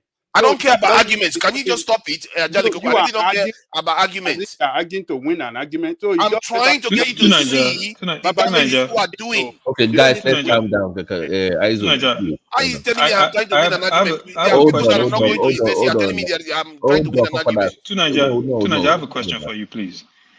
Do you know the level of, I guess, reneging of the contract that the government had with these people that forced them into the position they had to take? Do you understand the level of what that was? Because you seem to be criticizing them, but I don't think you fully understand what drove them to that point. So I'm just asking you if you can outline exactly. I do understand some part of it. I don't understand some parts. Okay, so you can't criticize a man for taking a stance when you don't know the abuse that man has been subjected to. You don't. You understand what I'm saying? When I take the holistic, this in the bigger point of view, because you are looking at it from one point of view. You're saying these people are saboteurs. The government didn't ask for their first bonds, so but you're calling them saboteurs. Yes, but you don't fully understand. You don't fully understand what drove them to that position. Hear me out. These are professors, and they say they need funding for universities, and they've had this problem for decades. If they've not solved that problem in the first year, second year, third year, and it goes on for decades, and they are damaging the national educational system based on their agreement with government or none of their agreement with government. Who knows how many conditions they've had to go on strike for? The point is that you have to recognize that sooner or later somebody is screwing the nation up, because you can't just say it's only on the side of the government. These are highly educated people that should know how to organize themselves in a way that shouldn't damage the nation. So what recourse will you suggest they take? The recourse I would say they should go with is that, one, you return back to the class, teach the students, because remember, those students that are going to grow up someday to reward you for the sacrifice you've made. Because if you think we are going to get out of the mess we are in without the sacrifice, they should wait for the kids. Hold on. They should wait for the kids to reward them someday. Come on, do you listen to yourself? Hold on. Now, can you hear me out? Can you just hear me out? Hear me out. I used to think like you. So make no mistake, I used to think like you. What you don't understand is that every mother, every parent sometimes makes sacrifices for their children to grow and go and do better. If you have a nation, as a professor, highly educated people, and you watch that nation education system get destroyed, and you carry on doing the same thing, then something is wrong with the way you think. You have to understand that if that nation is to progress, if your people are supposed to do better, and you really want to do better, don't use the government or rascals or agberos as an excuse to sabotage the nation. You can't do better than that. You can make some sacrifice, because either way, the sacrifices are being made. But the problem is that they are making the sacrifices while damaging the nation at the same time. Tunaja, have you heard of the bus boycott during the civil rights struggle in the United States? I've heard of it. I'm not entirely conversant about the precise details. Okay, African Americans boycotted the buses in the United States because of the treatment they were receiving from the system, to try to force the system to change. They eventually won out, but they paid the sacrifice so that change can happen. In situations like this, where the power is residing with the government has the power and the ability to allocate more resources, change working conditions, to put them in an environment where they can focus more. They're not thinking about jackpotting. Their students can be better trained, and they're not doing it for years. I'm not talking about 1 year. I'm not talking about 5 years. I'm talking about over a decade of rot, right? And these people are fighting. They're paying the sacrifice to try to get the government to change its behavior. And here you are, criticizing fellow citizens for taking a stand. When we all come here and every time we will say, oh, these people, they won't demonstrate, they won't go out on this, they won't do this. People are taking a stand, and you are siding with the government. You can take a stand for 1 week. You can't take a stand for 9 months. That you is take my a point. sacrifice. There is pain. Arizon, I have advised you. You guys. I looked. Okay, I just looked at. The longest strike. The education. Hold on now. I think somebody used Minnesota as an example. I looked at the longest education strike. This in Minnesota. From what I can see, it's a 20-day strike. The idea that you can go on strike for 9 months and kill the education what system happened? What of a happened? country. Why did they cut off the strike? What happened after 20 days? Why did they call off They the will strike? negotiate now. You think exactly, but the government is the one who negotiates the point now. After 20 days. See, our own. Hold our on, own is that they want what they you are want. They reading don't to get what? it, Hold on. Don't be talking as if you are talking to people that cannot understand the one. Let me see what happened. I didn't They know what after that strike. for 20 days. After 20 days, why did they call off the strike? Why did they go back to work? Tell us in that article. There is an agreement. You see, your problem is that you will say, what about, what if? I'm asking You are you a not seeing the question. bigger picture. That's your Answer problem. that question. I don't know. I'm just looking at the longest strike. I don't know how they call this strike. Answer the question. Okay. Answer the question. I'm going to look for it. Because I have to all the find time. it. I just saw the days. I don't know what ended the strike, but for me, it's immaterial. Okay, Because I'll tell you what it is. Hold on. Immaterial. It's immaterial what ended the strike. No, guys, hold on, please. This is Sikiwan. Ajanle Koko, you got him in Sikiwan with that one. Because I think this is what our people do. People like Ajale Koko, they are the kind of people that believe that what they are doing is right. Why they kill the education system? Why would you say that? I'm missing the point. No, that's what they do. Is their way of thinking. I used to think like him. They called up the strike because I've been backstage. Let me get a word in here, please. Hold on. You guys been arguing. Okay. For the question, when I asked you that question, the answer obviously is that Muhammad Buhari invoked the no work, no pay to compel them to return to their classrooms, right? But I have a question for you, to Nigeria, because every time this will maybe the 12th time you and I have been on a panel and you bring this topic up. Now, if I understand what your beef is, are you saying that it's punishing the kids, for example? If you have two parties fighting, the ASU, for example, and then the government, and it's a long, prolonged strike, that is the children that are suffering the brunt. Is that what you're saying? Is that what you're concerned? And the children of the poorer people in the country. Right, but Those are the target of the strikes. I know, but please just answer my question. A lot of people want to talk. So when I'm asking you questions, that's me talking, right? So remember that's my time. So now, what I'm asking you, every argument has to be taken to this logical conclusion. Let's say, for example, in Ukraine right now, unfortunately, they have a war going on with Russia that's affecting maybe the children in the school. What would you go and tell Ukraine not to fight the war because the kids are affected, they cannot go back to school? Would that be a good argument to make? No, it's not a good argument because that's war. That's war, right? You are trying to defend the ability to even go to school in the first place. Right. So that's the point. You see, you don't look at the extreme example. You have to look at things based on the is from an issue. External aggressor.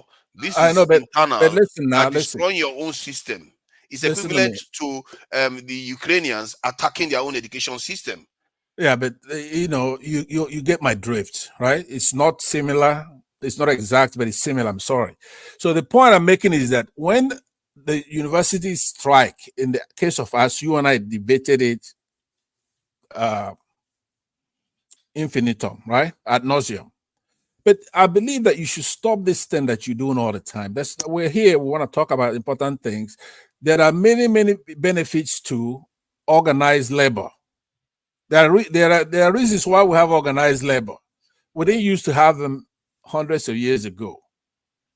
So you have to credit them for higher wages, fewer hours work, because people used to work maybe Okay, 24 hours. let me Hold read. on, hold on. No, I want to Hold, answer hold the on. question. Sorry, No, no, but, hold I on, want to hold on. answer. Okay, It's my time. finish. Please hold I will on. answer the Please. question that John Lekoko asked because No, I'm no, reading no. I've how answered it that already. strike I have ended. answered it. No, I'm Hold talking on. about how the strike ended. It's my turn. It's my turn. Go ahead. I waited for my turn.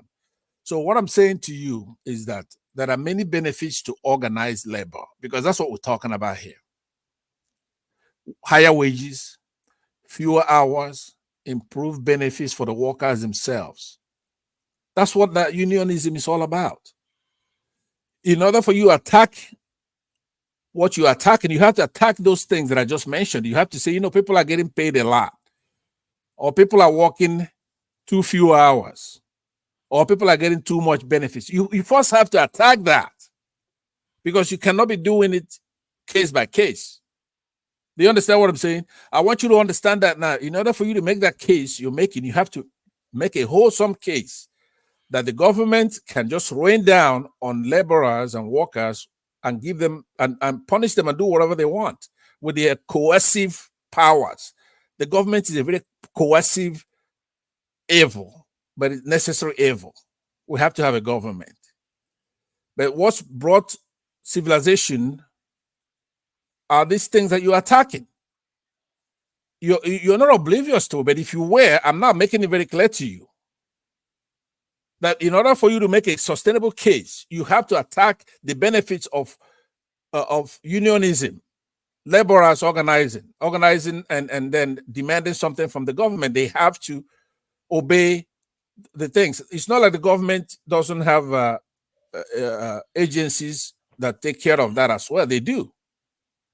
So I don't know if it's because you're in United Kingdom, okay, but Nigeria is a democracy like not a monarchy like you have. We're a democracy here like the United States. Those are rights. So I want you to stop it from today. Stop doing that. It makes you look bad. It makes you look. I don't care Pardon? about looking bad. I care about our people are being able to attend education. How many minutes do I have left? Because I have other things to talk about. You can still talk. You can still talk. So let me just read this. It says it ended with an agreement to go back onto the picket line, which is still striking.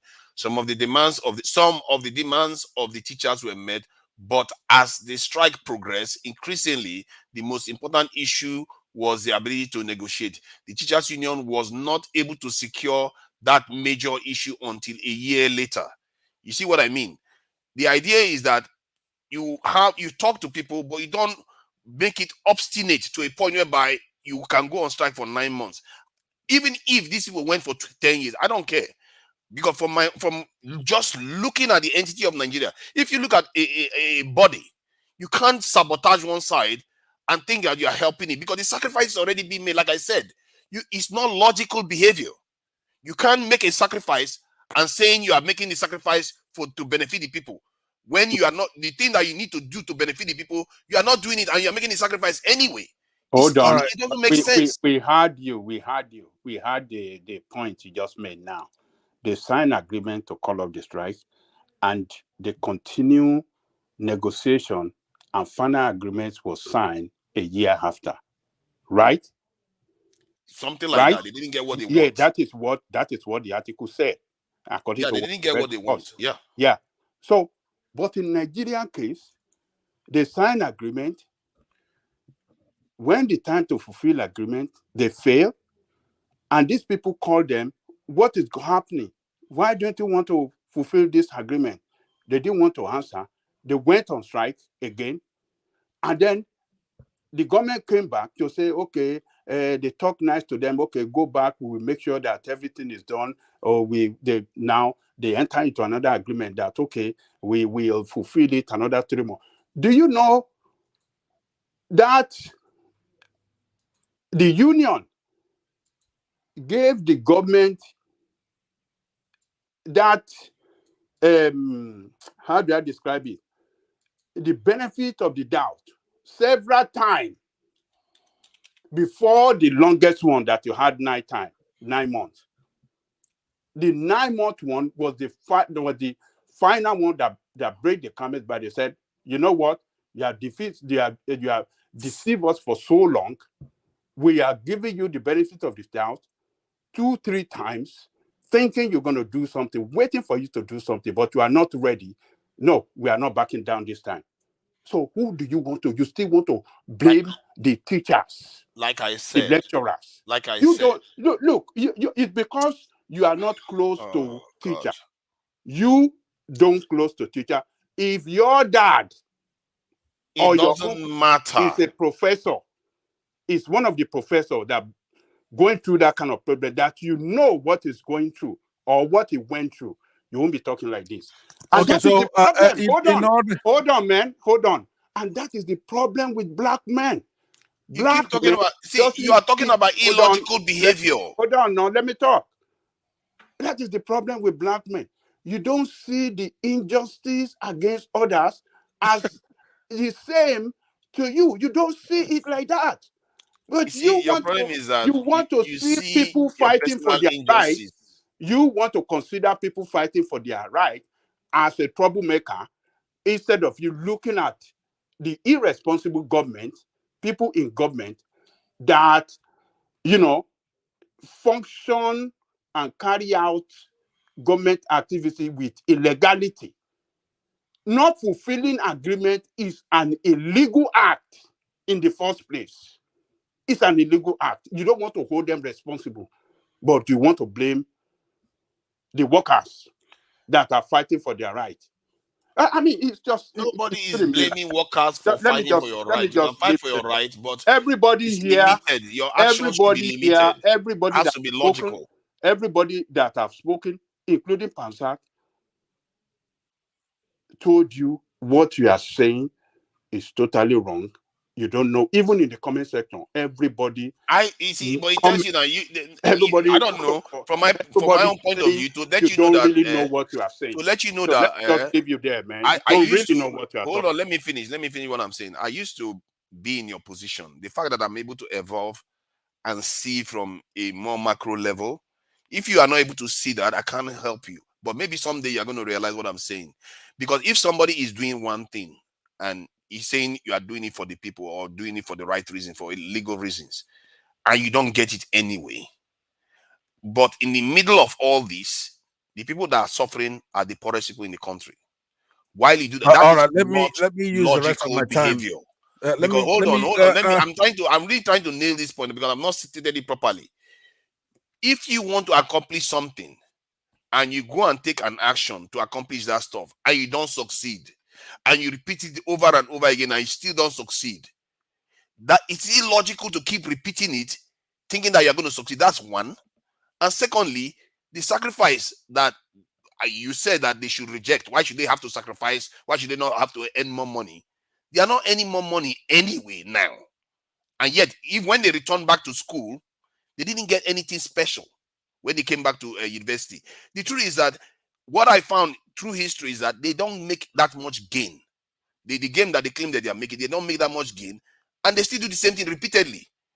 The people that are suffering are the poor people's children, and that is the one that Jaleko is missing. Millions of poor get away people's from this children topic. are not being no, before we get away from the topic, I wanna let me hash it out. I don't even know. Jaleko, do you even know people that sit at home not going to school? Let's get away from this topic. No, hold on. Jaleko, hold on. To Niger, what I want to do is to give you a chance, right? It's my time. I'll use the remaining. I hate this topic. I've talked about this with you, like I said. But let me use this time to actually hash out your position because you seem to be interested in this. And then, of course, security one. Is it your position that organized labor itself, not a university, for example, ASU alone, organized labor, period, it's detrimental to the society? Are you against organized labor? Just yes or no? Yes or no? No. No, you're not against organized labor. Why would I be against organized labor? Okay, so you're against organization in education. Is that what it is? Or you just like when people destroy the national body without caring about it. No, okay, but hold on now. Just by the time we're done with my little question and answer, give me yes or no, and then I'll be done. I'll be done soon. So I want to understand your position. Are you against this particular episode of ASU strike, or are you against organized labor in education striking or just being organized? Are you? Is just No, one? I'm organized. I'm against long strikes that are systematically dismantling our system. I will make this point on this. If the government is corrupt, if our pastors are corrupt, if every single system is corrupt, what makes you think the education system is not corrupt? That this action they are taking is actually good for the nation. And this is Okay, one but hold on, it's my that turn now. a lot I of said I'll be people asking you. remain It's my turn. adamant about. Hold on, please. I'm asking you a question. This is why I'm asking you the question, right? Now, are you aware that the behavior of a government towards labor is determined by the administration itself? In essence, you could have an administration right now that is labor friendly, and they could come in and they would resolve the issues that is best for the country. And that you could also have an administration, even here in the United States, that will come in that's probably pro-business, pro-whatever, and they start giving, and they start to dismantle organized labor, including the universities and stuff like that. Are you aware that the Constitution makes it possible for them to be organized, but you have the government, not patriotism, not the army, not the police, not the citizens, but the administration could be anti-labor. Do you know what that is? Where an administration could be labor-friendly or they're not labor-friendly. Yes. Okay. But so, the problem is that there has been strike through all of them. All of them, they have been strike, from Abacha. That's true. And that's the way it's supposed to be. If they're not happy, they don't like anybody. It's always a problem.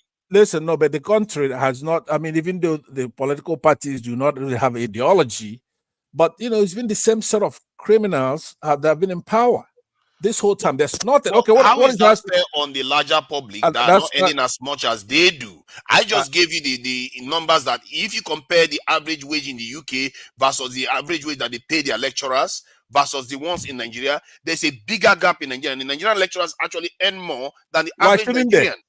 How much oil? But yet, hold on. But yet, they are more discontented to the point where they decapitated our education system. They how does it justify it? Look, you're making an argument that is contrary to every other position I've heard. Hold on now. Let me. Can I talk? Can I get a word in here? Let me get a word in here. Let me get a word in. Okay, be quiet. You're wrong. Go ahead. Number one. I see you run around, you're ubiquitous on the internet, and you keep saying, why should we copy Oyibo? Why should we be like, why shouldn't our lecturers now you follow the point that I made. You follow this point. Let's see whether you can follow. I've answered some of your questions. The UK lecturers, the average salary of the lecturers versus the average salary of the nation, the gap between them is wide, is smaller than that between the Nigerian lecturer and the average salary of the entire population of the nation. So why is it that what is the numbers? Give us the number. I can't remember the number. It was a long time. Okay, hold on. But I can get you the number. It's unbelievable. I don't believe it. I don't believe it. I'll get you the number now. If I get you the number, would that make sense to you? That why is it that our old and more discontented? You're not the only two people on this show. Okay, but he won't let me land that. But I'll go ahead and pass it over. No problem. Because your own idea is even more crazier. So I don't even see the difference between you and two Nigerians sometimes. Okay, fine. It's okay. Coco, can anybody testify for Coco? I don't know. Adewale, right? Adewale. A lot of times we come here to play, right?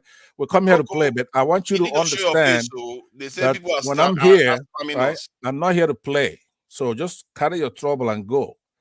Don't address me. When I'm talking here, I'm very serious. I didn't come here to play with you. So it looks like every time I open my mouth here, you start running your mouth, okay? I'm not your mate. Just stay away from my conversation. I left when you were talking. And if you start talking again, I will leave. Answer. I will not respond to you.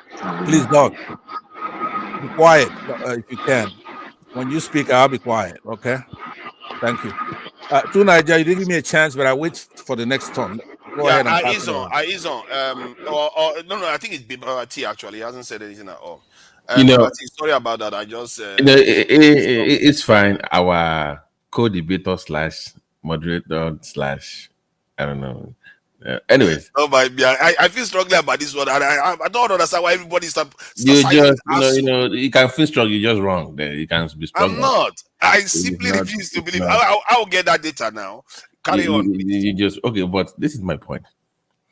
So if you want to have a deeper discussion about the reasons why, then on that one we can actually have a more robust debate about, because we are pretty much dealing with symptoms here about just putting some bandages on the issue.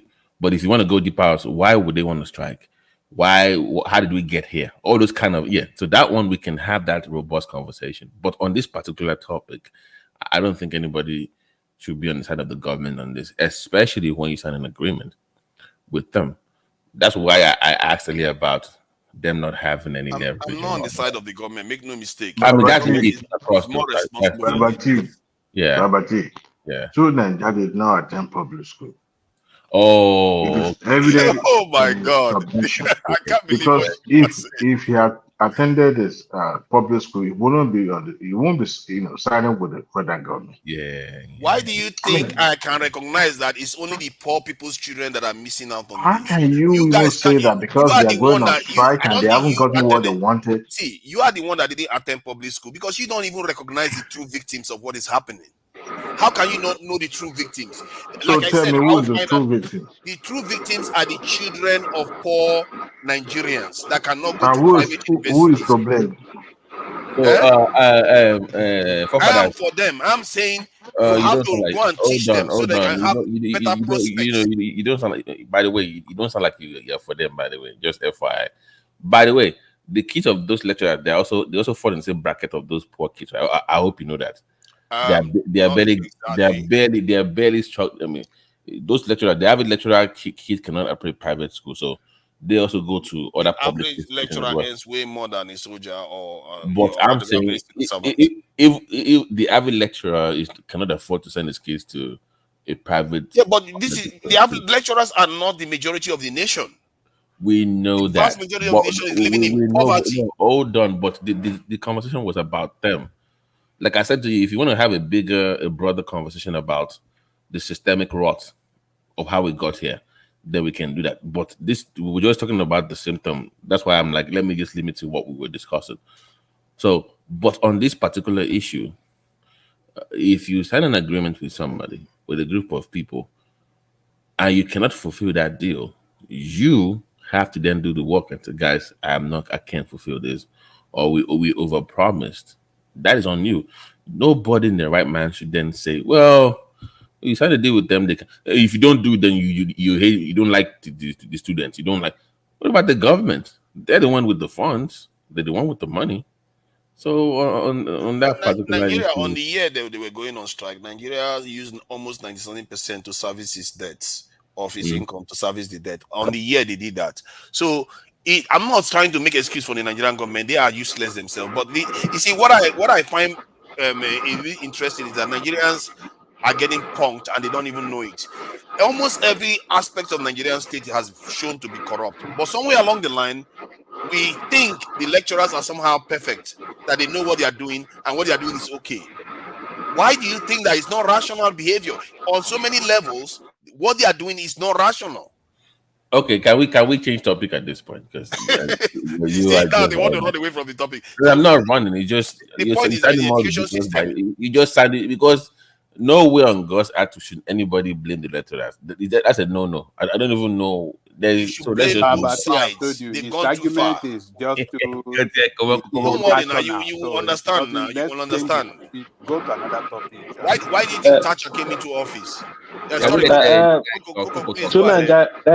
Tunaja, please, can we go to the next topic? You are just keeping us busy so that we can be talking on this subject matter, but nobody will support you on this.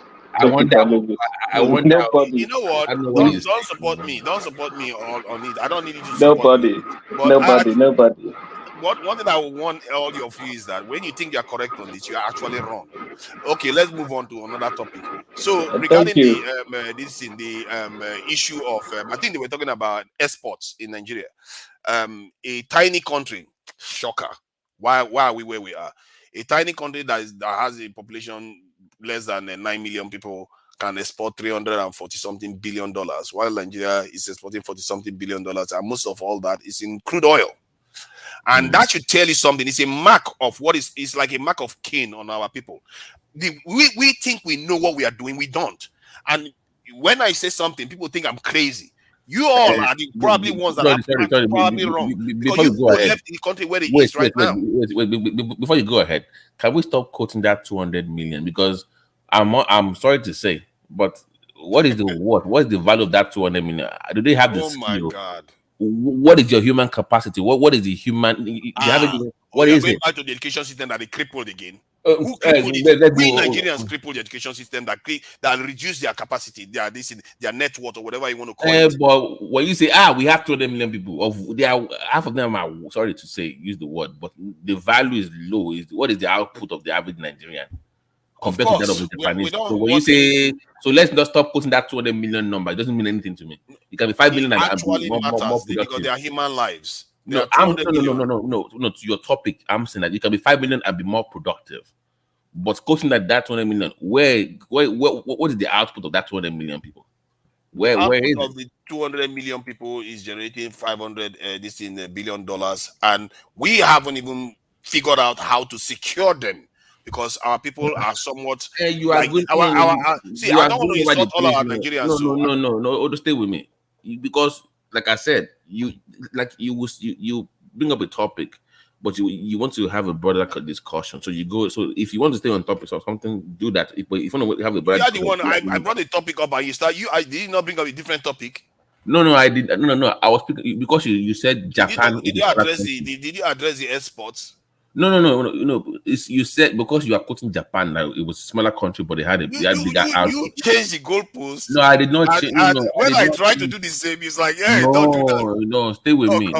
People. No, stay with me.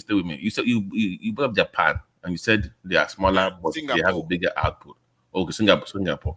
And I'm saying that when you say 200 million people, the value of what you can produce at that 200 million people, is it that it's not reflective of what we can do, or we just incapable? We are incapable of doing anything at all. Like we don't. Okay, can we do it, or we don't have the ability to do it at all? We are incapable. That's what I'm trying to understand. We are not ready. We are not ready to see things on a higher level. Let's put it that way. Please. We are not incapable of doing it. Please don't say that. Wow. I'm asking, sir. I'm just asking the question. Okay. The answer. We are not incapable. Just the systemic error, maybe systemic degradation in Nigeria has brought us to where we are today. If we want to solve the problem of Nigeria, we have to be bluntly sincere and honest to ourselves. The Nigerian foundation is very, very bad. Let not sugarcoat anything. Let me tell you, is it not Obasanjo was in a conference? He said it to the face of those people there, about 3 or 4 there. He said he made them billionaires, including Otedola and co. Then now, if you want to investigate further, is it that those people are the most qualified people to be given that opportunity to make those money? Probably yes or no. We don't know. But let me tell you, the Singapore that you're talking about today, there are times when Singapore and Malaysia are all the same country. They start having problems that we're having in Nigeria today. The Malaysians have to vote for Singapore to leave their country for them. Because when you come to their country before the Singaporean left, the Singaporeans have less population, but they somehow have been prosperous in what they do. So it brings envy and rift. Then the Malaysian that feels they are more populated feels that these people are dominating them. Okay, let them go. Let them then have the larger population and larger landscape. Let them manage themselves. Now, when they left, the two nations start competing. Everybody was trying to kind of grow at their own, and now they face themselves. And if you check those two nations now, they're actually doing well. Nigeria, we have been deceiving ourselves for so long. Some people will tell Nigeria is indivisible, is this and that. No. See, if an Hausa man is there and he wants to bring a change, the Igbo man will say this Aboki will not do it right. But why If can't it's they? an Why Igbo can't they man, do the same listen. thing within states? Just stop with this Calm break up down. Listen. country. No, do you know? I'm coming. Do you know when you talk about states now? I'll come to that state issue. between states Listen. The reason why we have not been able to compete in between states is because of the Nigerian Constitution, the unitary system. Listen, if they can give states, local government autonomy, resource control, I'm telling you, you start seeing that competition. You will see it. To be fair, I'm states do compete. To be fair, Nigerian states Yes, do compete. the Nigerian state do compete, but there's no resource control. You understand? There's no resource control. Like now, I keep telling people, like the issue of insecurity that we are talking about, on and on. We that are in Nigeria that are on ground, if we want to be sincere, if Tinubu will today mandate the Nigerian police to go back to state policing, local government policing, and mandate every state to employ their police officers from their indigene. Local government, employ your local government police from your local government indigene. I'm telling you, within 6 months, this issue of insecurity, banditry, I'm telling you, will become a foregone issue. But because the people at the center want to have power to control the whole nation, they'll feel threatened that when you do that, their power has been reduced. You understand? Because I sat down, I talked with one person one day. I told him, hey, Mr. Man, if you are in the Nigerian military now and you are from the southwest and I send you to the north, will you sacrifice yourself for the 50,000 or 100,000 to save the people there? He said, no, I can't do that. But I said, if they post you to your own village and they are paying you that same amount, will you allow terrorists to overrun your village? Say he's going to defend his village with the last drop of his blood. That is exactly what we are missing. We should stop deceiving ourselves. If we want Nigeria to work very well to the way it will go, let's not be sentimental, being tribalistic or whatever. State to have resource control, state police, state all this military that's fighting Nigeria insurgency, they cannot solve the problem because this insecurity that we're having in Nigeria is not. Most of them are not. Let me ask you this. You see, some of the things Okay. I like us to, when people have 2 cups and they show you that the ball, they're going to put a ball under one of the cups, and they ask you to choose one ball, and when you choose the ball and when you choose the cup and there is no ball underneath, by deduction you assume that the ball is in the next one, isn't it? Yes. That is what I call deductive reasoning. Yes. When you look at Africa with their various systems that they have, various different myriads of systems, myriads of systems, yes, and they still look like they are still poor, like us. Things are not working fine for them. And you look at foreigners, other people, non-Africans, or even not Africans, and you look at how things are working out for them. Does that not tell you that something else other than what you are describing is responsible for our problems? And to Nigeria, I know the angle you are coming. You are coming from the angle of external force, probably Western influence. Definitely, not necessarily our own individual behavior. There's something within us that we've not fixed, and that other fellow African nations have not done. Wait, to Nigeria, what you are thinking that we've not fixed is not actually true. What we have not fixed is that we don't have a strong institutions, and that strong institution will not come by a fraudulent constitution or a fraudulent way of imposing people to be together. Listen, we have to respect ourselves before we can work together. You have to respect me. Then I will respect you. Then we have to have a constitution. We have to have a constitution that. Hold on now, to let you know, this is what I call about deductive reasoning, so that we can try to start ruling some things out. Somalia is homogeneous. They are the same language, the same religion, the same tribe, everything the same. and they are far more divided than us right now. The idea that even families can be extremely divided. Sure. So we have to understand that there is something else. We are not, instead of us to focus on other things that are going to solve the problem, we are missing the solution. When you say because we are separated, we are different tribes, different language, that is not at the core of our problem. I'm just using deductive reasoning to say, if you look at other nations that have more reasons to be united, but they are not, that tells you that something else is going on.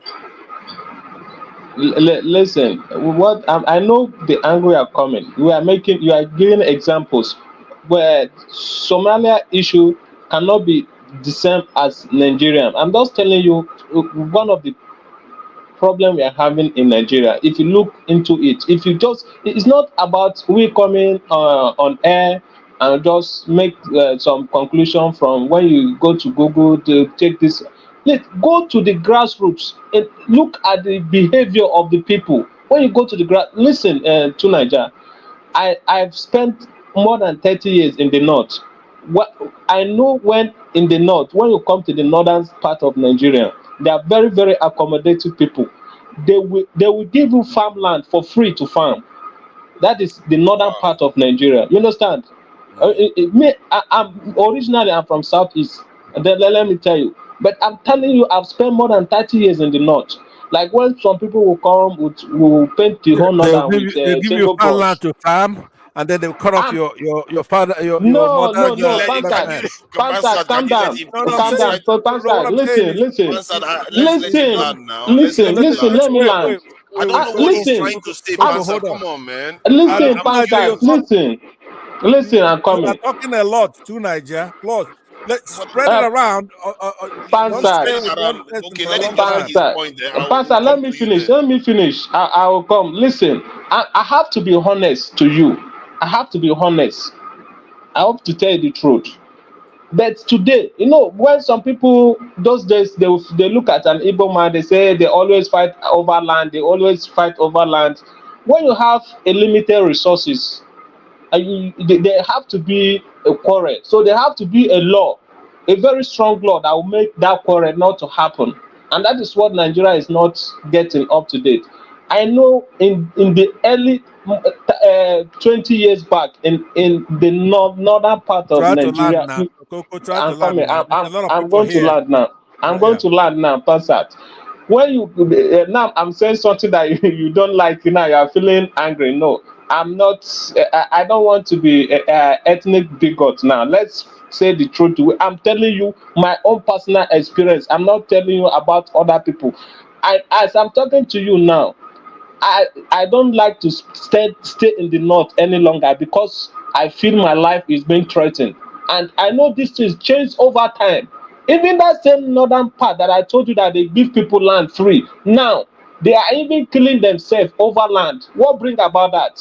Development. And as development comes, you can no longer give people land for free anymore. It's just like the issue of farmer headers clashes. When people complain, some people start giving you excuses that it's not header man, it's not this and that. Listen, the reason why I'm bringing this issue is that as development come, changes come, you have to accept that changes and sit down on a round table and discuss what is the better way to solve this problem. But Nigeria would think no. Can you show your face and show your teeth? Let's see if you have water in your mouth. Come show on. your face. No. Thank you, Coco. Let's bring other people in. Izon hasn't said anything for ages. What kind of human being Izon has been there for you are fond of denigrating all these it's okay. Let them go. Let them go, please. It's okay. Okay, thank you. It's my turn. It's my turn. Pansa, let them talk now, please. You see, there's Ekene has come in, hasn't said anything. Angelico barely said much. He was basically interjecting. And okay, I'll leave the floor. I use the floor for the next person. Yeah, we're in a different topic now. You can say I've okay, sis. I've been here a long time. Say what you want to say, but don't go on. You know, people will interject anyway. So Okay, go please, ahead. and please don't say. Give me how many minutes I have to speak, and I want you to shut up when I'm talking, please. How many You minutes have do I have? 1 minute. 3 minutes. 1 minute. 1 minute. 3 minutes. Okay, let's all right. time No, it. no. How can you? No. How can you disrespect the host of the show? No, it's my buddy. Then you Don't still worry. want to speak? We're kidding around. Just No. It's not funny. That's the point. Nobody's please laughing. mute all these people now. If I have 3 minutes, you guys have no respect. Is that because we're in diaspora? I could be your dad. All of you here could be your father. You have You no can't be my respect. father. I pray to All God right? I anchor this show one day. You would not even, in fact, if once I see your logo, you would not even be allowed to this platform. Let's leave that. Let's Please, get to the you know, crux of the matter. when he was speaking, I Come, left. Could you remove him while I'm speaking? Pansat, Remove him. we are Remove. currently, let's not go to Northern talk. We are talking about That's what we're going Singapore. right now. No, we're talking You about can't have. Singapore's. Woman, can you remove Pansat from the Hold platform? on. You can't have this kind of He thing. needed to be removed. That guy needs to be removed immediately. Why is he removing him? I don't know No, why he came in to remove him. because his mindset is very corrosive. His mindset is completely corrupted. His mindset is just out of this world. Everything we've discussed on this show tonight, it will come and put Sansan in everything we've said. How can he be talking this way? He doesn't want any other person to speak. Hold on.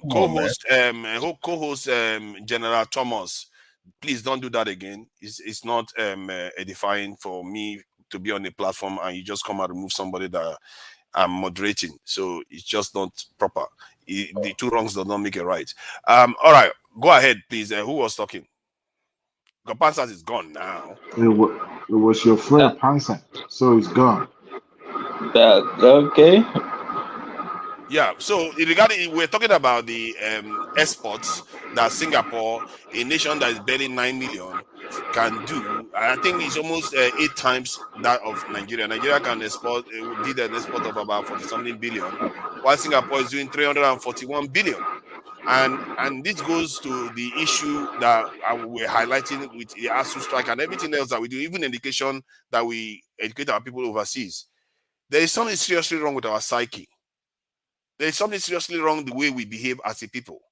That we think we are very, very correct with the way we behave, but something is clearly missing. And the fact that we are one of the most obstinate people when we think we are correct is a good thing, because people cannot influence you and change your mind so easily. But if the results are this bad, maybe we should be searching ourselves within ourselves, not people having to influence you. Search yourself and ask, what are we doing so badly wrong in this nation that Singapore, a tiny nation like that, can export 8 times more than Nigeria? And if you remove the oil exports, which Singapore doesn't have, if you remove the oil exports, I think that number will just be astronomically more than that of Nigeria. Can we respond to the question? So the first thing is human capital development. I think I mentioned that earlier. Human capital development. Number 2, you pour money into research, which ties into, of course, what you were saying about the education, the value of raising credible research universities and funding them properly.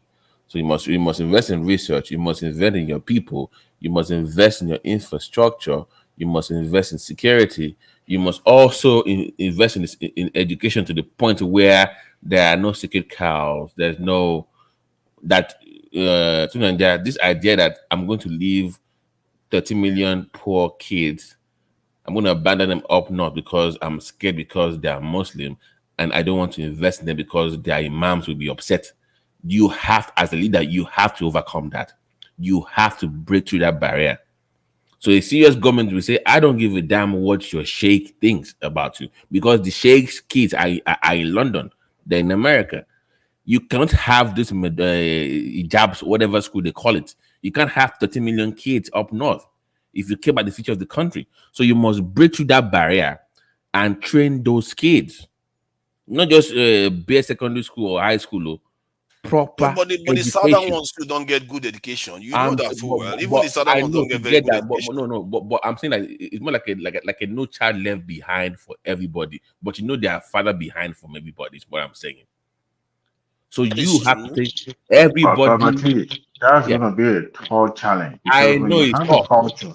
It's tough, but it has to be done if you really want a serious government. If you care about the future of the country, because those kids are going to be tomorrow's terrorists.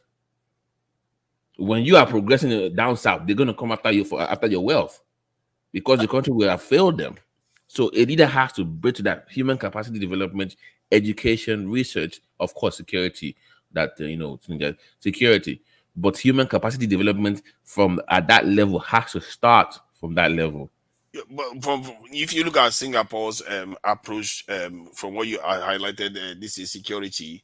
They are very, very extreme when it comes to security. Actually, they are one of the most extreme nations I've ever seen. They use about 10% of them. They are involved in their securing their nation. What is their literacy rate? What is their Oh my goodness, their literacy rate will be through the roof. But they achieved that. They achieved the high ready security posture first before they became advanced, and that part of it is maybe that's like when I 97 go back to this topic again. 97%, 97.13. Yes, I'm surprised it's not even 100%. Let me see Nigeria. Let me see Nigeria. Literacy of Nigeria. 77%. I think we're up to. That is, you can hide. read, but where the gap is the highly educated ones, the ones that actually go on to do things that actually earn money for the country. We're just selling crude oil. That's all we're doing.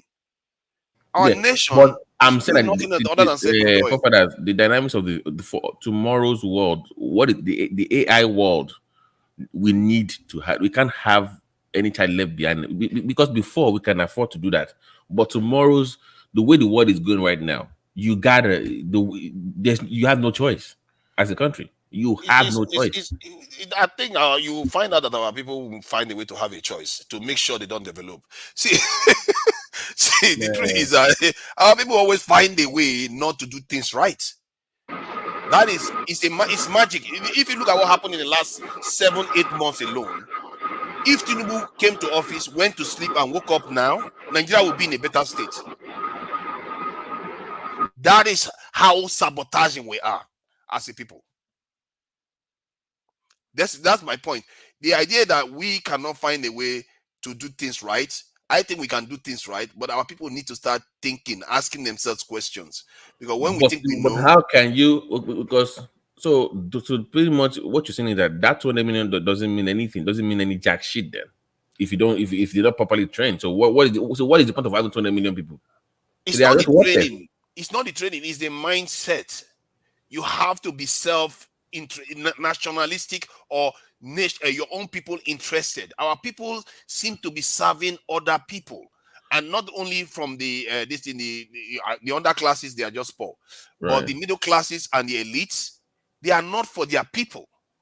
If they are being there for their people, do you think you have to convince our officials that they need to use Nigerian-made these vehicles or buy Nigerian-made goods? You don't need to convince them. That is instinctive.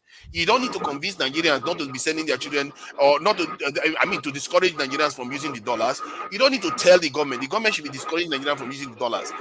The entire thing is designed to benefit other people. And when most people don't know that, actually, they just think that that's our culture. This is where we are right now. People don't know how bad it is. If you remove crude oil, you will know that we are not doing anything. So Nigeria is divided. A house that is divided against itself will not stand. Nigeria is divided. Look at, it's serious. It's very pathetic. Like people like me, who never wanted a separate country, wanted a bigger Nigeria. But honestly, anybody that wants Nigeria to work will start from the issue of unity. Did you know when you people are united before? When we are united, that is when we start thinking about nation building. But well, then we start to think about patriotism. Coco, are you there? Coco, yes. Yeah. Do you know this YouTuber called Ichibu on YouTube? Yes. Did you see I drive to Nigeria?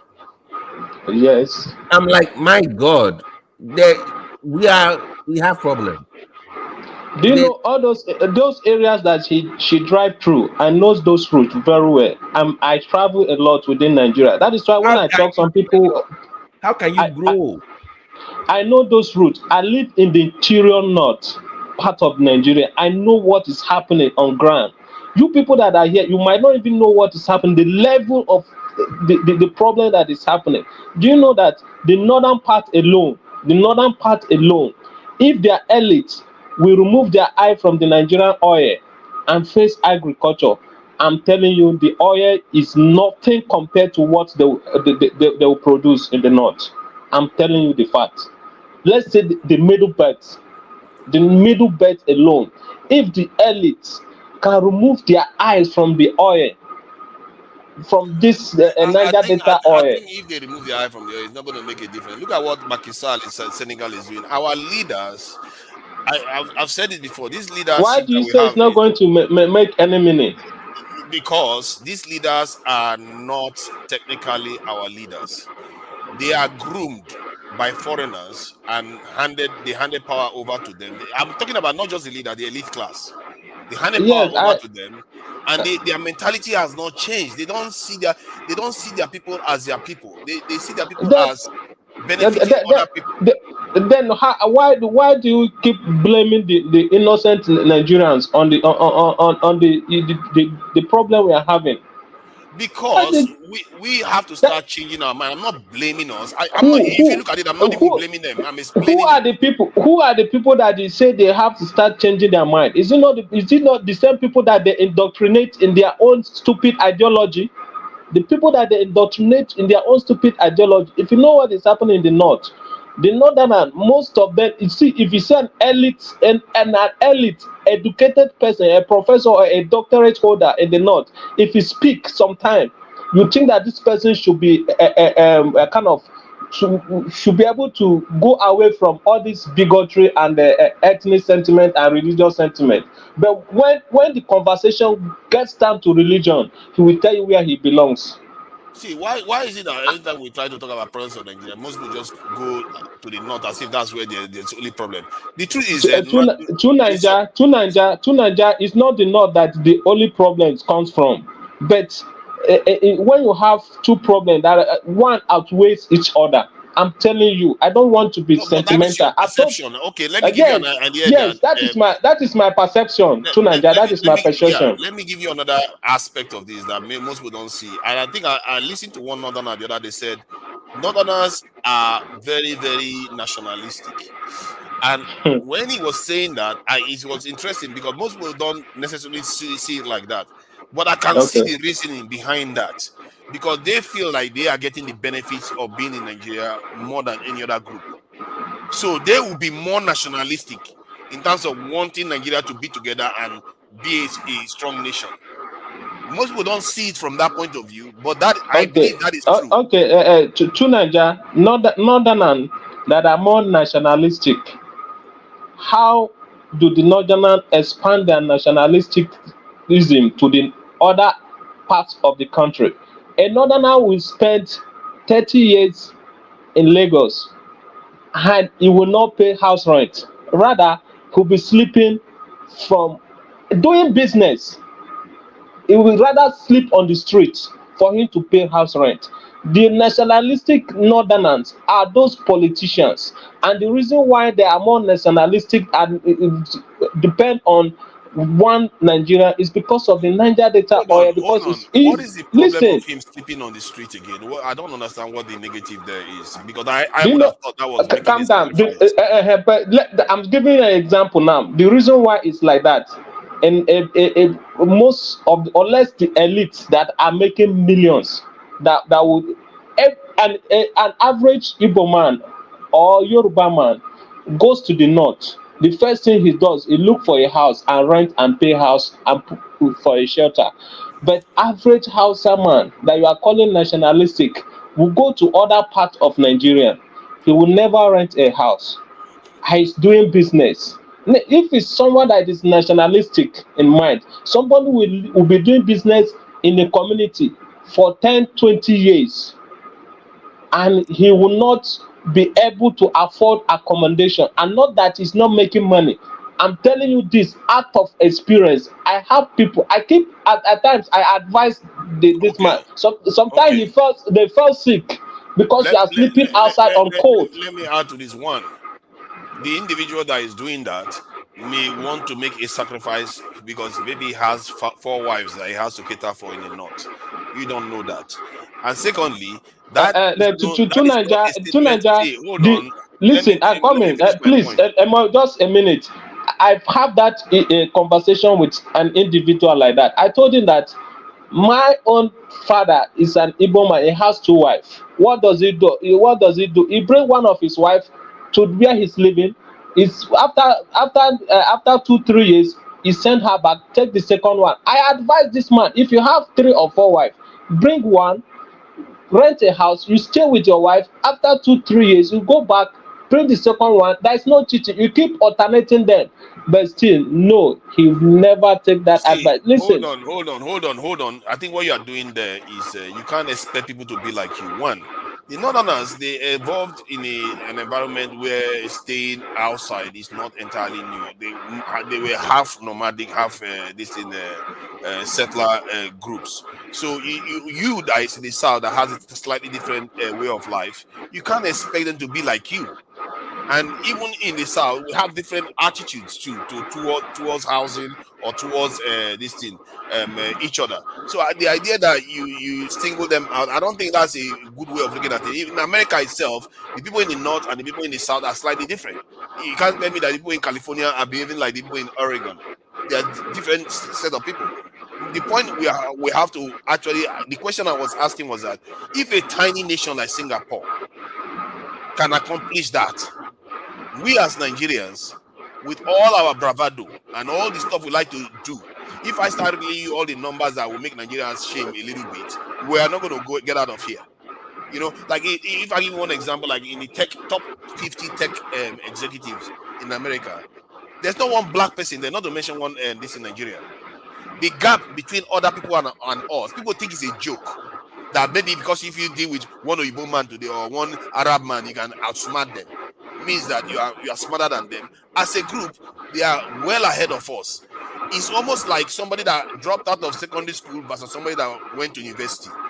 That is the gap between their mindset. That explains why you can see a nation that is about just 9 to 10, this in 8 million people, can exploit $341 billion, while a country of about 220 or 200 million people is exporting 40-something billion dollars, when most of it even is in oil. They are not making anything. We are not generating anything at all. To Nigeria, on my own perspective, I stand to be corrected. One thing I keep talking about Nigeria, we need to define our unity. Let's go back to the drawing board. Let's get our unity together before we talk about any other thing. Listen, I've been in the North, I've go around the North, I see so many companies, so many factories that have been built in the First Republic, how they run them and ruin them. I'll give you, listen, if you can come down to Nigeria, somebody take you on tour to go and visit so many places and give you the picture of what is in place in those areas in the First Republic. I'm telling you, if those things are being maintained and built upon, Singapore is nothing to be compared to Nigeria. I'm telling you the fact. But those things we are run down by the same people that I'm telling you. One, if someone that is coordinating that place is a Yoruba man and is doing well, because they feel that this thing is in their land, and why should somebody from the southwest to come and be the head of the operation? They will make sure they remove that person and put incompetent person. And when that incompetent person comes on board, the next thing they do is to run the government apparatus down. I know that anything that belongs to government makes deploy who works there and who doesn't work there. Please, there's so many things that. Oko, let me just say something. I think I heard you very well. I think you spoke from a very perspective of somebody who understand how it operates. I want to throw a question to not you, but to our friend here, Tunanja. Sometimes the way you talk, sometimes I just don't understand. I know you've had some heated debate with some people here. I know about that, but one thing we need to understand is, I'll throw the question, but let me just say something first. There's a difference between being patriotic and being a nationalist. And we keep asking the question that, is Nigeria a nation or just some kind of contraption, as some people will say? or some kind of a criminal enterprise. What are we? Well, Nigeria is not a nation. Nigeria is not a nation. If we look at it strictly from the definition of a nation, Nigeria is a country of nations. Mark my word, nations, not just nation, as in one singular group of people. There are different set of nations within that space called Nigeria. Now, some Northerners are nationalistic. Well, maybe we are overflogging or we're misusing that word nationalistic. Maybe it might be right. We might be right in the use of it, depending on what area you're speaking from. If you're talking about people being nationalistic in the sense that, oh, I'm a Fulani man. I'm loyal to my clan. Whatever my clan says, our people, our leaders in our clans, that's what we do. Then you can say that's a nationalist in some ways. Nationalist in the sense that their own nation, the Fulani clans as a nation, they are very loyal to that group. If you talk about and you speak to a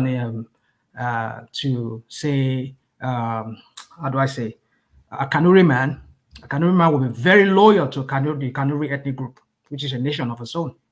Speak to a Yoruba man will be very, very loyal to his own Yoruba nation. So that is people being loyal to their own groups, not patriotism. Now, if we're talking about Nigeria as a country, then we can ask the question, are they patriots? Because Nigeria is not a nation. Nigeria is a country of nations. So we can use the word nationalism to people who are loyal to their own to their own nation or to their own group or tribe. I can understand that. I think you are Hold on. So my point is this: is that what we should be using in the sense of Nigeria as a whole will be patriotism. The Northerners are not patriots because in the strict, they're not patriots. Yeah, they're not patriots. They are nationalists. They are religious fanatics. Most of them, I won't say all of them, and especially those elites among them. They use religion to stir up that ethnic or that nationalistic fervor among them. Let me explain what I'm trying to say here. Is that as a patriot, you think Nigeria first. Somebody just said to you here, I mean, as Coco just said to you now, that a Northerner will first of all think about religion first. Whatever they want to do, they have to think about religion first. And maybe think about their clans or whatever the case may be. But when we say nation, let's get this straight very well. When we say Northerners, we need to understand that we usually talk about Northerners it's a word we use in the broad sense of it. But I want to understand that the very people among those Northerners who seem to be the very nationalistic people among them, I'll say in modern times, let me not say in the old times, in modern times, are the Fulanis. And the way they spread themselves across North, that's why you find them. A Fulani man is claiming to be from Adamawa State. Adamawa State is not Fulani. The Fulani man can say he's also from Plateau State. But Fulani man is not from Plateau State. So they spread themselves. It's a tactics that they've done over time. And they seem to be very good at it. That is why you see a Fulani man contesting in states, in area where they're not native to. So my point is this, that if you're a patriot, you think about the country first before you think about your own ethnic group, which in the sense that would be national. You're being nationalistic in that sense. But what we've seen over time is that these people, they are very loyal to their religion, to their own ethnic group first. Forget all this thing we talk about that, it's because they are benefiting. Somebody just said to us here now that, because they are benefiting from that country, that contraption called Nigeria. Because the civil service, virtually they dominate the whole thing. Because if you look at North, what do they have in North? There's no industry. So the only thing that they could lash on would be to find themselves in government, in civil service. Because of so many civil service, they head most departments. That's not to say that they're not Southerners there too. There are Southerners who are also heading departments, but if you look at it by the numbers, they have the largest share. How many Northerners will you find in banks in Lagos? How many Northerners will you find in some other private institutions? You will find them. I'm not saying you won't find them, but you won't find them as you will find, because they see that civil service as government as a way of by which they can enrich themselves and maybe grab power. So my point is this: is that the first reflex of a Northerner is that my religion first, my ethnic group first. That's not how to build a country. And that is where the problem is in that country. See what somebody is saying. Emi Lokon, Yoruba Lokon. We can say, well, that's just it's a political statement. No, you don't speak like that in a country whereby we all.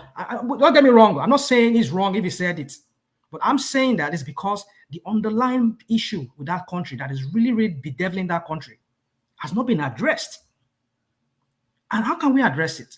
Is if we want to form a confederation, we want to go by regional system, let everybody have their own space, have an autonomy over their space. That way we know that if we are coming together as a country, we are only building an army against external aggression, and we rotate headship among ourselves.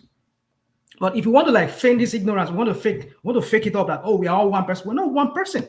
We are not one. Shocker. See, I think you've had your stab at this now. Let me say something. See, let me when are you going to land? You've been going on for how many minutes now? You need to allow people to interject now and again now. Just let me land. Let me land this point. So in conclusion, my point is that if we do not address that very issue at the core of it, because Nigerians are not patriotic, they're just only loyal to their own ethnic groups. And so if we don't address that matter, we'll continue having this problem. That is at the core of the very problem of Nigeria. I put it there. I just rested there. You want to ask your question? Go on. But my question to you is that, can you distinguish between nationalism, being nationalistic, and being patriotic? That's the question I have for you. Nationalism is a form of, I think the way it's been described is the highest manifestation of a nation's power. And generally, people, yes, you are right that sometimes people are associated with their own ethnic identity, which ethnicity too is a very fluid definition. If you look at ethnicity, Nigeria actually qualifies as an ethnic group too. The loose definition of ethnicity. So the idea is that nationalism, their focus is on believing that their nation is superior and they can make it good. And even if you don't succeed in making your nation number one in the world, your approach is, this nation has to rise, and I believe this nation is the best in the world. And most nations that go on to do what they are doing, they believe their nation is the best. You have most of the founders of most nations are nationalists. They went on to found the nations, and then they handed it over to the bureaucrats and the politicians who rule. And if you look at from Lee Kuan Yew, Mao Zedong, Stalin, all of them, they are all nationalists that build nations. And the value of this strain of thought is very, very important. You are glossing over this topic. You're just glossing over it. You're not really addressing it. You're not really addressing it. You asked me a question. Just give a vague. No, you continue. I just want to ask this. Yeah, you asked me the difference between both of them. Patriotism is more of a putting your nation this thing. So what is a nation? What is a nation now in this sense now? Is the Nigeria a nation? In the context of Nigeria, yes, it's a nation too. It's not a nation. Hold on. Calm down. Now, come on. See, calm down. Let me say something now because I let you talk. Okay, go on, please. The idea is that we all have multiple identities and different layers of identities. Just like you are a husband, family, son, and all the rest, you are from so and so village, you are from so and so tribe, you are from so and so this in the state, nation. We have different levels of identity. The idea that those South Africans today, they don't care whether when they were playing Nigerians, they don't care whether you are Isoko man or you are from this in Kanuri. They just care that they are playing Nigerians. That is the level of identity that we express, and that is the nation I'm referring to. And that nation is the one we are comparing value, the numbers about in terms of the exports that Singapore is doing versus that of Nigeria. Singapore is also to an extent mixed. They have mixed religion, mixed people in there. Not, I think the Chinese dominated, but they still have mixed population. So they are able to aspire and do great things for themselves. While we, no matter how, is Britain a nation? Britain is the nation. United Kingdom is a nation now. How is it a nation? They have different types of nation. They have nation states, and like Britain, I think is described as a nation state because they have different nations within the nation. You see what I mean? I'm ready whenever you want me to talk. Sorry, who is that? So I can know when to call you. Who is that? Aizo. Aizo. Okay. Oh, you are ready now. Okay, great. So they have different levels. But the point is that from the point of view of Nigeria, we don't have a nationalistic approach to things. We have a limited understanding of identity too. That was just demonstrated just now because you just thought that Nigeria doesn't have an identity as a nation. When clearly, even evidently in the world, we have multiple identities. And somehow we don't want to embrace the identity that actually matters most to our nationhood. What's the Nigerian identity? What's Nigerian identity? The identity, the Nigerian identity is the when you are called in Nigerian, that's the Nigerian identity, that territory. Who gave us the name? Who gave you the name? Who gave you the name in Nigeria? Did you people come to and give you the name? Who gave you the name? It is a description of the people there. So who come about the name? Who come about the name? To Nigeria matters. So who gave you the name? To Nigeria matters. We did not choose the name by ourselves. To Nigeria it matters. Oh, if you didn't choose the name by yourself, is that not on you not to be able to choose your name? Germany, that you call Germany today, it was named by Romans. The idea that most of these many nations that you see in the world are not named by the Romans. Does that make it right? Does that make it right? No, nobody. But you are missing the thrust of the argument. You are going to the side issues. The thrust of the argument is that the manifestation that we call Nigeria itself, the entity that is Nigeria itself, is not acting the way other nations are able to express themselves. So why? They're able to express themselves. So why? Because our people lack that aspect. For some reason, we can't. That aspect of thinking nationalistically. No, you see, that's that the point. aspect of That's thinking the point. on the macro level. The point. We cannot think nationalistic because when you say nationalistic, you're talking about people should be loyal to their own clans, to their own ethnicity. Well, to Nigeria, everybody celebrated Nigeria winning today now. Everybody celebrated Super Eagles We're winning. talking about nationalism. Exactly. I agree with you on that, Mike. See, we express one single people with one single descent, then you can talk about being nationalistic. The right word should be using is patriotism. Your help. See, let me just say this. I think what Mike said just now is very, very interesting. He just light a bulb in my head. What Mike said about people, celebrating Nigeria winning. Those Nigerians celebrating. See, hold on now. Of course, those Nigerians celebrating. Hold on. Oh, come on now, calm down. Those Nigerians that are celebrating, what that does is it implies, for me, in my mind anyway, that when nations become nationalistic, sometimes it's events that create it. It's not necessarily a will. If they try to will your mental health is important, he can't will it. But when Nigeria scores a goal, it happens. You see that come out immediately. When foreigners attack Nigerians overseas, you see that nationalistic instinct come out. That tells you what I've been arguing for a while. That the reason why we're where we are is because we didn't have the kind of events that happened to even Singapore. Can you define a nation? Hold on now. You have already defined it. I've already defined it for you. We are talking about unity within the country. We are not talking about national cohesion. Is that what you are? Yeah, within the country, how do we see each other? How do we work together? How do we do we see that country as same country for all of us? Are we the same under the law? Or do we have some people within that country that above the rule of law? I mean, those are the things. It's a very strange question to. But can I say something? Yeah, go ahead if you want to say something. Honestly, to be frank with you, when people keep saying how we see ourselves, how we don't see ourselves, why people are not killing, everybody don't see the country as the same. It's the reason we are not progressing. I tend to disagree with that. In the United States, it's a country of almost every ethnic group in the planet. We're all living together. But what's making it progress is just productivity. The system, the rule of law, justice, that's what it is. No one cares whether you want to be patriotic or not. Just do your job and you get rewarded for your work. And hey, if you don't want to be patriotic, that one's in your pocket. If you break the law, you go to prison. So in Nigeria, I think what we should be focusing on is how can we become productive people? Whoever, tribalism, racism, all those things, is not going anywhere. It's human nature. Exactly. Even if you become one, you gave example of Somalia one day. Yeah, they're all the same people now, but you people have reason to fight, especially when money is involved. All those things. When people are fighting, it's really not because of their differences. It's just because of money or something at stake, some interest. But they will use ethnicity and religion to further it. Whether they want to win an election or they want to gain some kind of power, they'll just use. When you start, if you want to achieve something, you want followers. So you have to give people one reason to follow you. And what's the best reason? You tell them about use ethnicity or religion, something that's connected to their emotion. They will follow you.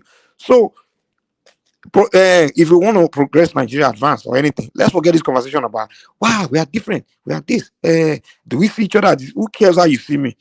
If I'm in Nigeria deaf, what I want to do, I don't care who's across the street look at me. I don't care as long as you don't step on my toes. So if we want to discuss how to progress, let's forget this. Why we see our church, the Northerners are like this, Kenyakan like that. That's not the problem. Okay, let me say something in response to that. Look, I mean, it's like sometimes we like to deceive ourselves.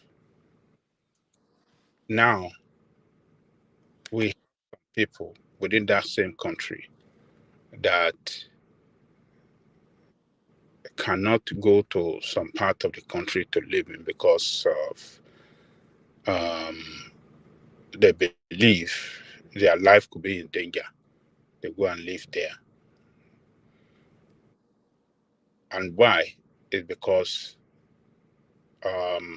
within the same country, they see some people as they see some part of the country that they don't accept their own tribe as brothers. And for that reason, some of us will not want to go and live in some part of that country.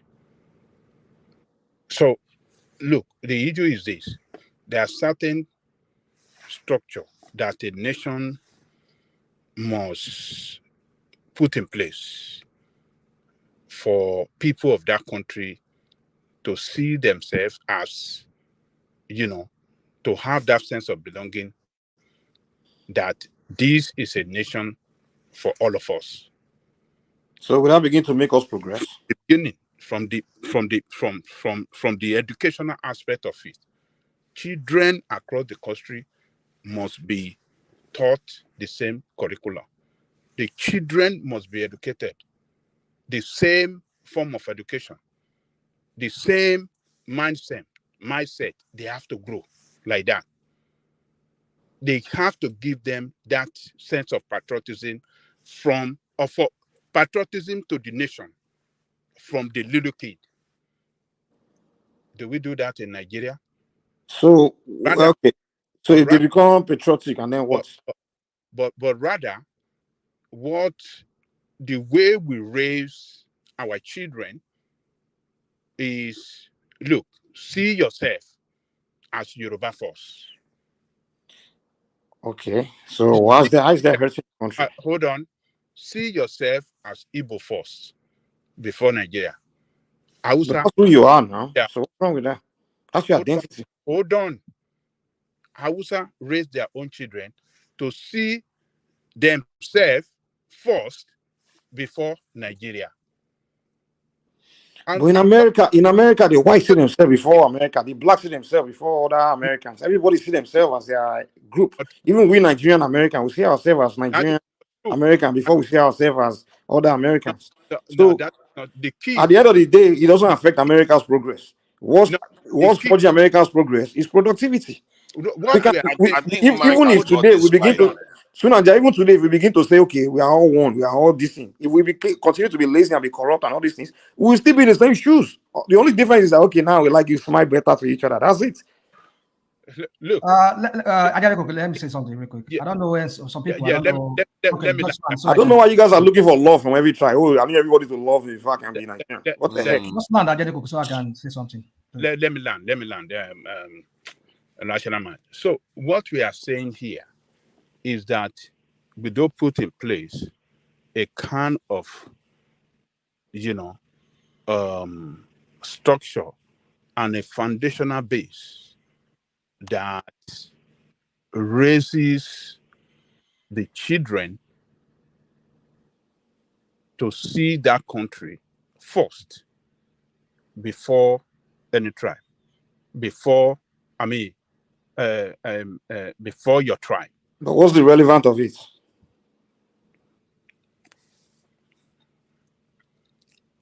Okay, let me tell you this. Can I help you? If you if- want me to say something. Let me learn. Okay. If you raise children Mm-hmm. to see Nigerian first, okay, Mm-hmm. and not your tribe, your tribal interest, but the interest of the nation first. And they pass through education like that to the university level. That mindset is what they will take to govern the country. They That will make them govern- productive, Abi. Hold on.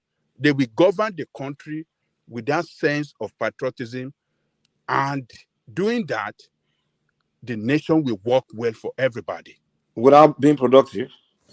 The nation will work well for everybody. Everybody. I think the reason why things is not working is lack of productivity. It's not because of somebody. Forget about product. What is Even if you bring the most, listen. productivity? Ajane Koko, you have to see the point. Mike, We is are talking of psychology. Naija, even if you bring the most detribalized president, we've had the detribalized presidents over and over. It didn't change anything. It didn't change anything. If you bring the most, even if you bring the most tribalist president, if the guy is very productive, he will change everything, and we all enjoy it. Okay, let me say something. People call American president racist now. Those things, they didn't change anything. Can I say something? So somebody come here and tell us productivity, like we don't know what productivity means. I mean, like, what are we talking about? Just because you know what it means doesn't mean your point is correct. Let me land. Hold on, let me land. You have a country where farmers cannot go to farm because some Marundi clans people are walking about with their cows, and you're telling me about productivity. People in their own space, they have their farms. They go to their farms before now. They were making food. They were producing food for the nation. But now they could not go to they could not go to farm, all because of some idiots from some who knows where they come from. They just troop in through the borders and start claiming because they have their own brothers who live in that country and start claiming to be like them. And they say they are from, and then they start killing people, slaughtering people in their farms. How can people? You are presenting argument against criminality. It's irrelevant to what we are talking about. And you see a whole governor. It's irrelevant to what we are talking about. You see, this is relevant. Mike, I didn't begin to observe Rational man, please, can I talk to Mike? Mike, a whole governor said Mike, all Fulani can come from any part Okay, of before that problem came, when we progress. Hold on. Mike. What it is today. Before the Fulani started ruling, were we progressing? Before Buhari became president and the Fulani problem started, were we progressing? Mike, can I talk to? I don't even know what you're Can I talk to Mike? You don't even know what you're arguing against. Rational mind. Mike, all you do is Mike, emotion. You only express emotion, but you don't present anything. Please, everybody is just talking at the same time. Okay, can I talk to Mike? Mike, I agree with you in terms of the productivity, but let me give you this instance. Rational mind, you present zero logic. Zero logic. Mike, I agree with you in what you are saying. If Nigeria is productive, we will not be where we are. But there is something that is making us unproductive. It's not because we are lazy. Check the Nigerian constitution. The Nigerian constitution, that's what we call quota system. The quota system, do you know now in Nigeria, in unitary school, if you are from the north, for you to get admission into the same school that is being paid by the whole taxpayers' money, there is a lower amount of a grade you have to make as a northerner to gain admission into that school. While if you are from the south, your own grade is higher. That is from the beginning of Nigerian constitution. Children from the south have already been disenfranchised, or they are beginning of already what? From the beginning of when? From the beginning. If you are from the southern part of Nigeria, if you are From born the beginning as of from Nigeria. listen, I said from the Nigerian constitution now. If you are born from the southern part of Nigeria, that means Can you quote the you are part of the already constitution you're talking about? the part of the constitution. I said I'm giving you an I'm just example. asking. Go and I can check. go and look it up now. I'm not Go fighting and, you. listen. Go and look up the Nigerian Unity School.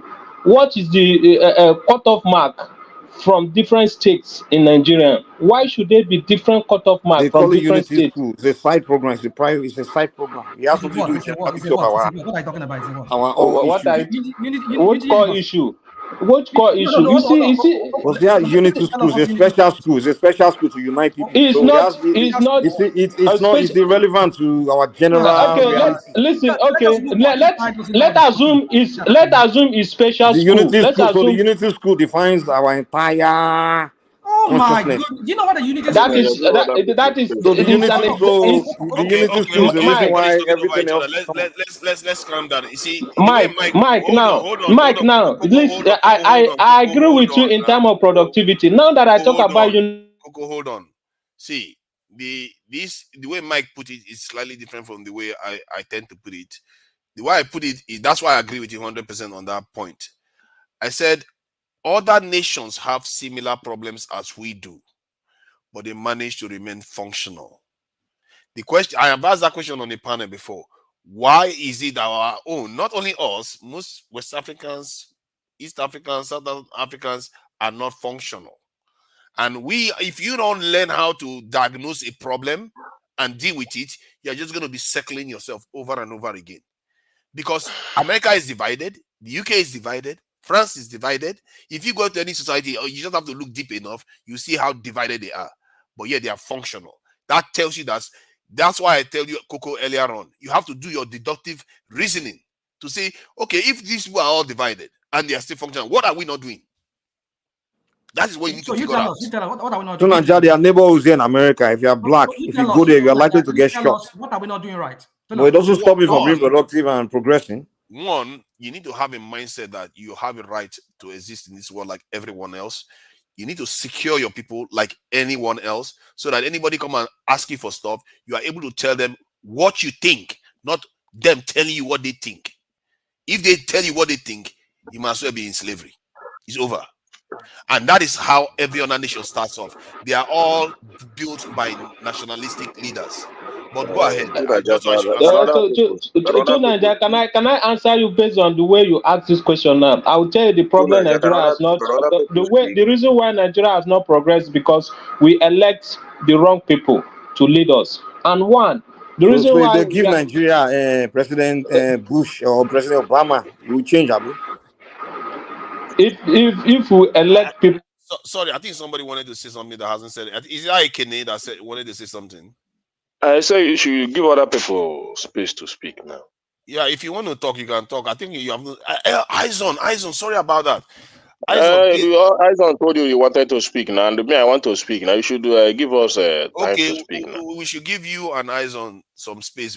People can interject, but I think two of you can have the space. I think I will stand back for a bit. I don't want to keep it because I tend to interject quite a bit because please. Yeah, Izon, please go ahead. No, I cannot thank you, my brother. Tunaja, you why don't you have it organized now? So you want us to time it? No, I mean it's up to you. You're the moderator, but I'm just saying you can have it organized so everyone gets a chance to speak and If someone wants to interject, I mean, this is one man's platform now, so you do the same way he does it. And No. Don't you see? No, don't make that mistake. I don't look like one man. Do you see me having bald hair? One man is bald now. It's still called one man went to more. Yeah, but with some other person sitting there. So that's the problem. So, but the point is that I tend to use it slightly different method, allow things to flow organically, because sometimes some people have stronger opinion on some topics. So yeah, but if it's just open like that, people are talking on top of each other, and you can't really. Yeah, that's true. I think that. And if someone wants to get in a word, you try to shout louder than the person that's talking, and then all of a sudden you're not exchanging ideas and having conversations. You want us to do 3 minutes so that everybody have their say, then we leave it open again. Yeah, you can do that now. That works. All right, 3 minutes. Let's start now. Go ahead.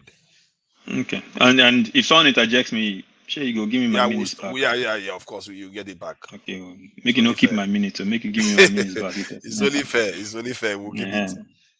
Okay, so I mean, for me, I've been listening to you guys have this conversation. The thing is, before I get into the nationalistic part, to Nigeria, I listened to you and you contradicted yourself.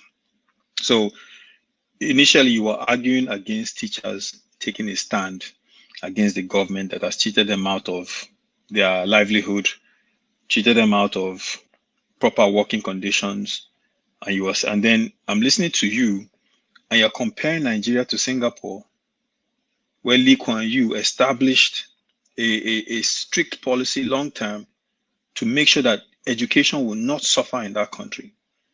And not just education of someone going to class, education of anything, whether it's apprenticeship, whether it's learning a trade, whether it's entrepreneurship, but education. You learn how to do something and you become good at it, so you're productive for the nation. And here you are, you're talking about teachers taking a strike, and you're criticizing the teachers. Meanwhile, the teachers are fighting for the things that we all want: better educational system. So that's the first point. The second point about Nigeria's unity. Let's not kid ourselves here. Unity doesn't happen in a vacuum. You don't just wake up and over 250 ethnicities are all of a sudden one people and they're championing under one flag. No, it's not going to happen. The reason why we all rally behind Super Eagles is because sport has that unique component. When people are playing a game and they've all come together under this flag, everyone will rally under that flag. That's what makes it special. But in every other facet of life, in that country, you can't expect people to just automatically say, oh, a Kanuri man will say, Biron man is my brother, or a Fulani will say, a Nupe man is my brother. It doesn't work like that. If you don't create the kind of environment that makes people want to be able to live, work, and see each other as fellow Nigerians. And then long term, the thing is this, you don't see any programs. You have leaders that come in. The last one came in, clearly favored his Fulani ethnicity over others, created problems, wanted to create Ruga, give them special dispensation so they can come and settle. When people said no, it caused problems. How do you then build a country where from the very top, it's being divided? The current leader came in during campaign. What was he saying? Yoruba Loko. Is that someone that is going to unite the country? Of course not. And then he goes in, in my opinion, the day one he walked in, he failed. Because if you have 2.1 million IDPs in your country and you get into office, and that is not your primary objective to get those people back to their homes, you've already failed. So now we're dealing with insurgency in all different parts of the country. And, clearly they're dragging their feet. Nothing is going to happen, unfortunately. So you see these things and you're saying, oh, this country is doing well and this country has gotten it right. Or look, no country has gotten it right. One country just happens to have better institutions than the other country. So the UK's, the US, all these examples you're giving, there's nothing special. There's still divisions in there. But the one thing you can count on is if I go to this government institution here, or if I go to that government institution there, they have policies that would work. And those policies roll down, and that way we can function in a society. That's what's happening. Thank you. For one, I think you misunderstand me. I never said I was against strikes or against their goals. I'm against the long damaging strikes. There's a difference there. I can quote you verbatim. You said they are saboteurs. That's what you call them. If you call someone a saboteur, what does that mean? If you go on to damage what does the definition of a saboteur mean? Somebody that is deliberately damaging a system. Exactly. So you're against them. And that's what they are doing. No, they are not. They are not doing that. They are trying to fight for a better educational system, tertiary educational system. If I tell you that I want to save you, but I keep cutting you, I'm trying to save you, but I keep cutting you. I'm saving you. I'm cutting you. Let me give you a perfect analogy. If someone is bullying me, and I can't fight for myself, and you come in to fight that person, and in the process you take a number of blows, and your face is swelling up, and you're dripping blood, but you're still fighting for me, I cannot criticize you by saying you are not fighting for me. That's what they're doing. They are fighting for the future Nigerian children that have to go to university. They're fighting for the future. They're fighting for the future Nigerian children that have to go to university to make sure that those people. They are fighting for them by keeping them at home. Exactly. They're fighting for them. They're fighting for them so they can have a better condition. So our universities can have some credibility. I'm sorry. I gotta allow you to Naija a little bit here. You're fighting for them. You're not fighting for them by destroying their future. You better system. If you can't see that, then something is fundamentally broken inside you. See it, but you are not. If you can't understand, you are throwing the with the bathwater. Professor has decided. If you can't understand that a lecturer, this is an educational professor. These people publish journals and do research and other. You're missing the point. You're missing Naja's point. You're missing Naja's point. They have given up their livelihood. Can you guys hear me? They have given up their livelihood. So that way, I thought you already spoke 3 minutes now. So let's just respond to what you said. Speak back. My God, sit down somewhere. You're not the moderator. Okay. So please. They have given up their livelihood. So that way, the future of the country can be better. And you are here talking about they are keeping children at home. If your vision is that short-sighted, if that's all you can see, then bros. So now, let me kill his low IQ argument real quick. Let me kill his low IQ argument real quick. You've had your say now. Let him talk. Okay. Sunaja, you see what you said, what they are not understanding about what you said. They keep on accusing you of as if you are just against the people fighting. And that's not what Sunaja is saying. What Sunaja is saying is you are throwing baby with the bathwater. You can figure a way to throw the bathwater without throwing the baby. There are many ways to fight. How about you pick a fight by going after who is that elected official that actually is stopping what you want and go to the public. There are ways to remove the elected official or campaign against the elected official. There are many other ways to go against a policy, a things that's not a policy maker that's not doing things for you. There are many other ways to fight. It's not only just. Hold on. You can even call. Hold on. Give me a second now. Can you mute this guy so I can respond? He didn't allow me to respond. We have 3 minutes that we agreed to. So let's not. You get your 3 minutes. We don't spend any money. No. Sunaja, please let me land this point. Sunaja, can I land that critical point? You agreed to 3 minutes and 30 seconds. Your 30 seconds is gone. Sunaja, let me land this critical point. No, your 30 seconds is gone. Let's try to keep it strict, please. No, let me just land it. Okay, Mike, you're going to have your turn. You've already made the point. Okay, go ahead. I'll wait on my turn. That's fine. Okay, guys, listen. I yield my time to Mike. You can have the time. Mike, go ahead. Okay, nice one. Okay, thank you. So, what I'm saying is, there are many ways to fight a battle. It's not always one way. And when Sunaja keeps saying you're doing the same thing over and over again, and you're still not getting it, that's insanity. There are many ways to fight battles. How about I suggest this? You lecturers, how about you get with the students and put them on your side, and you, along with the students, you go out after those that are in charge of making that policy that you want and campaign against them. And there are many other ways to fight battles besides just you throwing baby with the bathwater all the time, where students are supposed to graduate in 4 years, graduate in 7 years. At the end of the day, the strike that you did, at the end, you still didn't get what you wanted. So who suffered? You are fighting a battle in a way at the end of the day, the person that suffers is only the students, not even the people you are striking against. And the people you are striking against, obviously, you see them as people that obviously don't care about the student themselves. So you have to look at it like, okay, this fight that I'm fighting, I'm not actually hurting the person as I'm fighting against. It's somebody else that I'm hurting. I think that's the point Nigeria is consistently trying to prove. Like, listen, you are sabotaging these children. These politicians don't lose anything from you striking. Some of them don't even care. They're only there to make money anyway, to steal anyway. So you decide you want to fight them, but the choice of battle, the kind of choice of way of fighting them, you didn't analyze it. Like, okay, I'm trying to fight these people in this manner. Am I really hurting them? Who am I hurting? You are only hurting the students. So I think that's where Tunanya is coming from. But you guys are accusing him of saying, oh, he doesn't want them to fight. He's siding with the politicians. He's not siding with them. He's just trying to tell you guys, like, listen, maybe Tunanya is not putting it right. But what I see what Tunanya is saying is that the way you're fighting the battle is you find another strategy. There are other ways to fight battles. Exactly. They are professors of strike, and the people that can figure out a solution to the problem, they keep repeating the same thing over and over again. The people that are suffering are our poor Nigerians that we keep saying that they don't have a value. To Nigeria, why don't you have this kind of venom for the government that budgets less than 10% on education? Wait. Why don't you have this venom? Stop the whataboutism. Why don't you have this? Why don't you have whataboutism? That's what you are doing. Whataboutism. For the minimal amount of money they are putting into education, or for the fact that your schools don't have roofs. They don't have roofs over the buildings that students go that's to. irrelevant to the point we are making. Professors have to take side jobs so they can teach.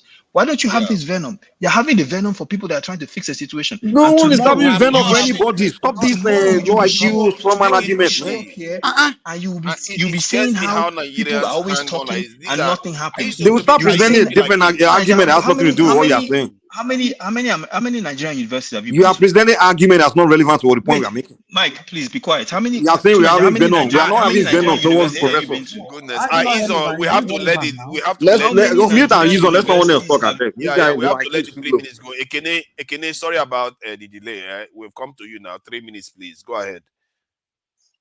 Okay, thank you. For me, you see, there are many reasons I have to agree with Izon in the argument he's making. His argument is straight, educative, and quite understanding. You see, that's why most of the time, if I come here, I speak about our educational system, the kind of education we acquire in school.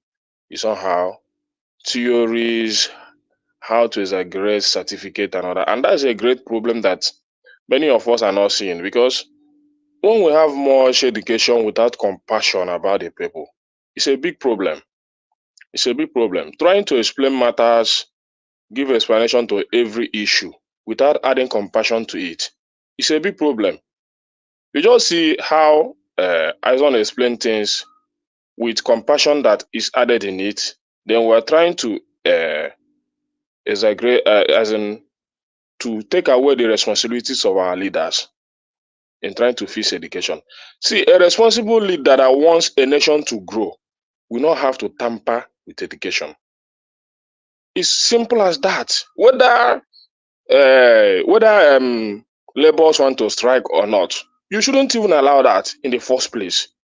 First of all, coming into power, you should know that education should be a priority. So anything that has to do with education, you have to go there and fix it. But insecurity, you understand, education doesn't necessarily mean that you study bachelor's degree in this and that and other. You just see how you explain to you how the people you say they are productive, the kind of education they acquire, both skills, anything is education to them. And the same thing with the Chinese. Go to Chinese company, they don't speak English. If you want to buy goods direct from a Chinese company, you go there, you speak their local language. They manage to get interpreters up until today. But when we come here, we try to show how educative we are, how we acquire PhD, how we do this and that. But people that don't do that are more productive than us. If you want to try it, try to acquire anything. Just not go to Chinese company direct and say, I want to acquire something from your company. They'll ask you for an interpreter. They don't speak English. They concentrate on their productivity. But we use their products all over the world. We praise them for the work they're doing for the world. We don't see that. We only see our PhD holders, master degree, and all that and all that. These guys build with their local language. Thank you. Thank you. So all these arguments, we are giving our leaders excuses for their failure, and that's what we continue to do. And if we don't start, if we don't stop it, this nation will not build. Thank you. Nobody's making an excuse for our leaders. Okay, interject for 30 seconds, please. No, not 30. You have to give me my own 3 minutes. Yeah, Okay. Then Adewale's turn then. Adewale, please go ahead. 3 minutes. It's not my phone, though. It's not my phone. No. I mean, it's your turn to speak. Oh, go. You guys go ahead. I'm listening. Can I speak? Yeah, please. It's your turn now. Wow, that's a good one there. That's a good one. Yeah. Anyway, yeah. So you see, it is good. I mean, it's true that what is one of the things that is plaguing the country is productivity. And the same person that comes here and tells us about productivity, like we don't even know what productivity is mean.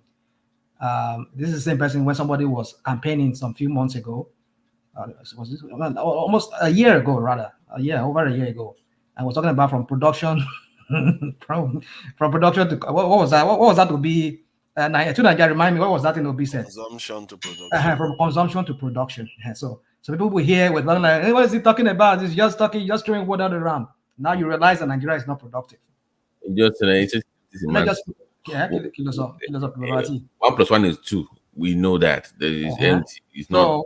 There's no person that is telling you about. I won't review my strategy right here. I mean, I'm here to come and dance. What is he doing right now? Come on, this dude. Get to the point. That's not even my point. Let me go to my point. So I don't want you people to just. If you really have a point.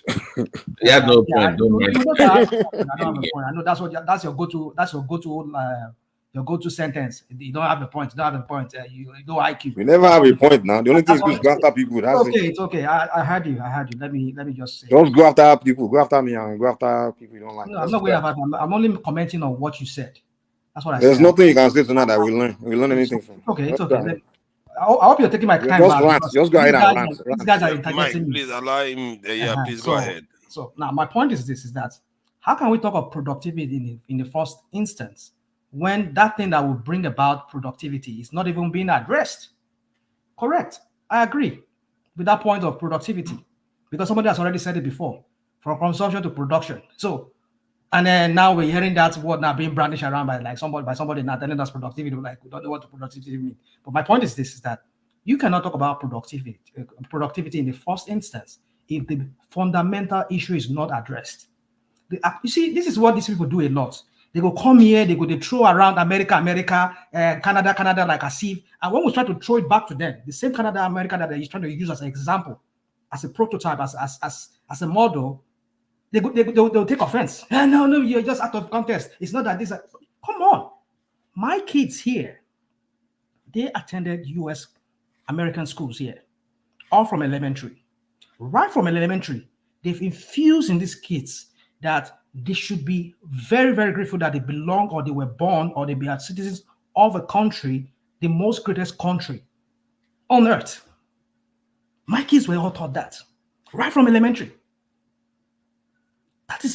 That is a patriotic fervor being instilled in them right from primary school. Your children are black. That's why they were taught that. No, come on. Oh yeah. Let's forget. They're telling you the You're eating his time. We are eating into his time. No, who said they are black kids? I said that. But hold on. I live in a white. Take 1 minute. No. You do that to me. I'm using that. I'm going to use. You already used your 3 minutes. I'm giving you an extra minute. God. Dude. Can we ban Fofana from this platform? He's already used his 3 minutes. I'll give you extra 1 minute. Come on, go ahead now. So real quick. So right from elementary, they taught them. I live in a white neighborhood here. My kids, they attend most of their schoolmates, they are all white. So you're telling me now that they all, because they are black, so let me just go to my point. And you live in the white community, so that speaks volumes. So go ahead. So my point is this, my friends, is that if you do not, America is, of course, there's this unity in some ways, but right from elementary, they've taught these kids that when you turn 18, you have to report for selective service. There's nothing patriotic as that. It's just like our own version of NYC, but it's not NYC. This is, you have to be ready to be deployed to go serve in the U.S. Army.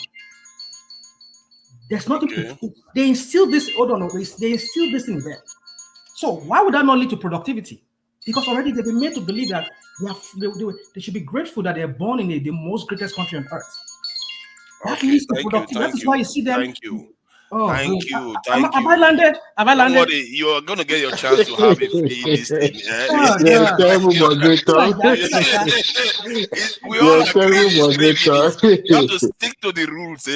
We agree 3 minutes. We have to stick to the rules. So, Adewale, you want to use your 3 minutes, or you want to give it to? You want to give it to Nigeria? You're terrible. Yeah, you know, I will use. No, this is even further that I recognize Russian doesn't mean that sometimes probably be on the side. I will yield my 3 minutes to him, but you are a terrible moderator too, Nigeria. You're a terrible moderator. Go ahead, Russian, go ahead. I yield my 3 minutes to you. Can you fix your audio? It is an echo when you. Is it mine, or I think it's Adewale? No, I'm using Bluetooth because my daughter is watching a regular show, so that's why. But go ahead. So let us not just oppose this thing with the Nigerian context. You know, I grew up when those era whereby in school we were taught to be patriotic in school. We will salute the flag, we'll do this, we'll go and join Boy Scouts, we'll join Man O' War. We're made to believe that their country is worth dying for. Those are those eras when it's gone. But my point is this: is that we're dealing with a different beast right now. The cracks in the unity of Nigeria, it's getting wide and wide with passing years. And these idiots in the persons of so-called leaders, they don't even look at that. Or they just want to be president, they want to be senators, they just want to make money for themselves. That's all they care. And how do you govern a state, a country like that? When your people are not, you don't infuse in them that national, that patriotic feeling of, oh, you are from a country, you should be proud of this. No, it's no longer there. And they keep widening that gap with their divisive kind of politics. Now, my point is this. The point I'm trying to bring up is this: is that we cannot talk about productivity when people who are just going to their farm to go and farm, produce something to sell, to keep people going, to keep people fed. When they can't go to their farm because some people are marauding all around, they're not patriotic because they're not from that country. And if they are from that country, maybe they have some kind of agenda with their clans of what they're trying to do. Who knows what it is? That is unpatriotic. And anybody supporting that is also unpatriotic. When people cannot go to their farm to feed the rest of us in that country. So how can productivity come about? When people cannot go to their farm. So, of course, yes, production is part of it.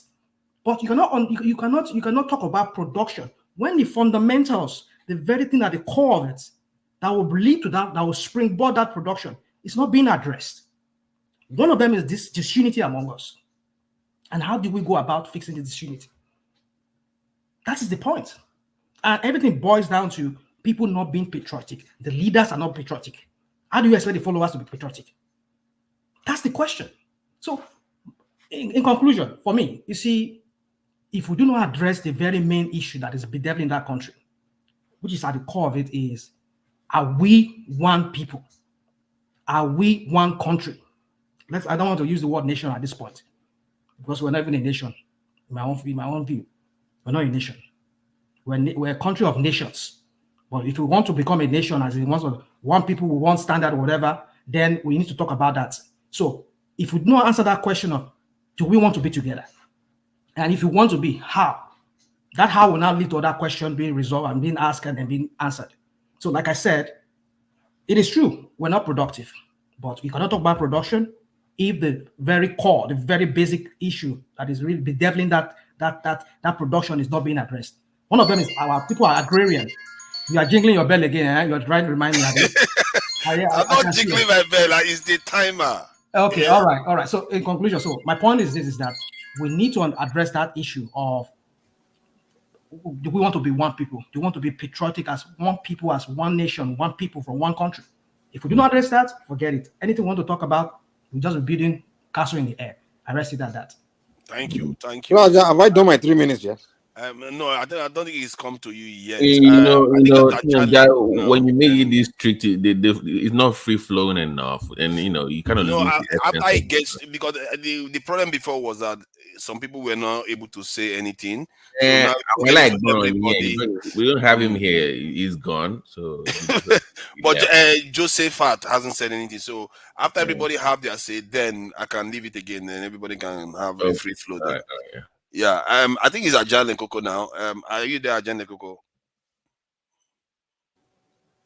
Ajahn Lekoko. Oh yeah, thank you. So what do you want me to talk? Yeah, about Eh, how do we get our Nigeria to export as much as Singapore? I beg of you, but I go. What like Mike took the side of for further. Was surprising. Mike has been off lately. I don't know what's going on with him. I don't know. Last week, hold on. Mike is traveling around the road. Hold on. Last week he was in the KBA sitting. Actually, it's over here. This week is now the Labour thing. Mike, what's going on, man? I mean, I wasn't taking side. I'm just speaking to the issue. That's I all. don't know what's going on with it, but it's okay. Okay. I don't do side taking. That's one thing you need to know about me. I You just did. speak. I just speak to. You did. I think I did here, but it's okay. Baba T. He's Baba T. speaking from his own opinion now. Yeah, of what he yeah, sees. yeah. Baba T. Yes, but Do you know how much South Africa budgets for education? Eyes on, hold on. Eyes on, hold on. 19.5%. Do you know how much? Do you know how much we? Do you know how much we budget? Eyes on. You have to let me try to get this thing. We all had an agreement. It was a sacred covenant between all of us that we have to do 3 minutes. But let us let him give us that information now. You want to sacrifice your 3 minutes? Ajahn, he muted me because he doesn't want to hear the truth. No, give him your 3 Let minutes him say now. it now. Give him your 3 minutes. If you want him to say, give him your 3 minutes. Let me just say, I'll say this and I'll keep quiet. Let me give the stats and I'll keep quiet. It's okay with me. Let him take some of my Okay, now it's counting now. Okay, good. Great. Go ahead. Yeah, 19.5 is what South Africa budgets for education. Nigeria budgets 7.9% in this recent Tinubu's budget. So just look at that too. Fellow African country, South Africa, almost 20% for education. We less than 10. If you don't allow your kid to go to school in the north, like I was saying earlier, where because of religious issues, you bar them from actually getting that quality education. Even if 20 billion there, it will not mean anything now. They can't go but here's the thing. Here's the thing, though. This North thing that people say, when I talk about northern ethnicities, I specify the group I'm talking about, because Southern Kaduna people, you're not talking about them, or Plateau, or Benue, or Southern Borno, or Southern Gobe. So no. Let's be nuanced. Let me be specific, please. Hold on. I was referring to the. Does anybody know who Akin is? Hold on now. Akin Kinzo. So somebody's backstage now. I don't know. Does anybody know this man? Say something quickly before. Nobody know him. Show his face first. Yeah. I was referring to they always quote the 30 million out of school children. They always quote that figure. So I was referring to those people. That's why. Okay, so Aizon, I was referring to those out of school. And Babati, do you know what? There are other ways. Thank you. There are other ways to educate them. They can build trade schools. They can build a lot of different types of things. Anyway, anyhow. It doesn't have to be the way the world is moving. They have to get them in that school some way, somehow. They have to get them productive. They can have agricultural schools. Yeah, It doesn't that's have to be what we look at I as know, Western. I'm with you, Isaac, but I'm saying that, Yeah. but from what we have right now, this idea of I'm going to go sit down with one building, citing the Quran every 2 minutes for 4 or 5 years. We can't have that anymore. I'm sorry, we can't keep doing that. And Muslim education, back in the day, Muslim education used to be very innovative. But your sorry, time. Ajalo, make you take your time, I beg. He's eating almost everything. Now you are saying you take it back after you've eaten almost everything. Naija, you know that Aizon doesn't come very often like that. So when you see Addition on the Aizon on the show like that, so just let him speak. I should let you speak. Yeah, because are you saying that I should give you Baba, yeah, thank you. So let him speak. But you see, when we have an agreement, we have to stick to it. We have to start setting an example of institutions. Oh no, okay. Now, have to when function. you believe in agreement. Hey, now you now. Hypocrite. What is wrong with you? I mean, this guy, man. I believe in agreement, but that is besides my point. I don't know why you agreement now. I agree with the reason for striking. I agree with the idea of an agreement, but I don't agree that the main objective is destroyed in the process. We don't see that's the my hypocrisy. point. Don't worry. Now, campaign after election with that. We don't see. Yeah, please go ahead, Angelico. You got 2 minutes. Okay. What's the point? Singapore now. How do we get to Singapore level? Because this is a disgrace. How 6 million can export almost 10 times more than Nigeria, and that is not crude oil. So if you remove crude oil, it's more than 50 times more than Nigeria. We can never get to Singapore level. That is crazy. Yeah. And the reason why we cannot get to it, to their level, is because the fundamental constitutional and foundational structure, or how do I put it, constitutional provision, we fail as a country to fulfill it. And the basic constitutional provision that is essential for the country to implement is security of life and property and welfare of the people. Nigeria has failed to fulfill that constitutional provision. So when you don't fulfill those two things, security and welfare of the people, you'll be backward as a nation. Yeah, but that is describing a problem, though. Your time is practically up, but I will give you time because since I'm interjecting. The question then is, that is the problem. We don't secure our people. We don't. The welfare of our people is not at the top. But how do we change it? Because we have to think about, okay, let's say Tinubu now. How do we make Tinubu start moving in that direction? How for Tinubu to move in that direction is to restructure the country. Restructure the country economically, politically, and the country we will start to see a country on the right direction. And maybe if we are consistent with that, then maybe we'll get there in the next many years to come. But if we don't restructure that country economically and politically, then we can't get, because economically that will give the issue of resource control will come in. And when we can solve the issue of resource control, so many other problems will be solved. insecurity problem will be solved. You understand what I'm saying? And how do we govern ourselves, which is on the side of the political restructuring. Thank So you.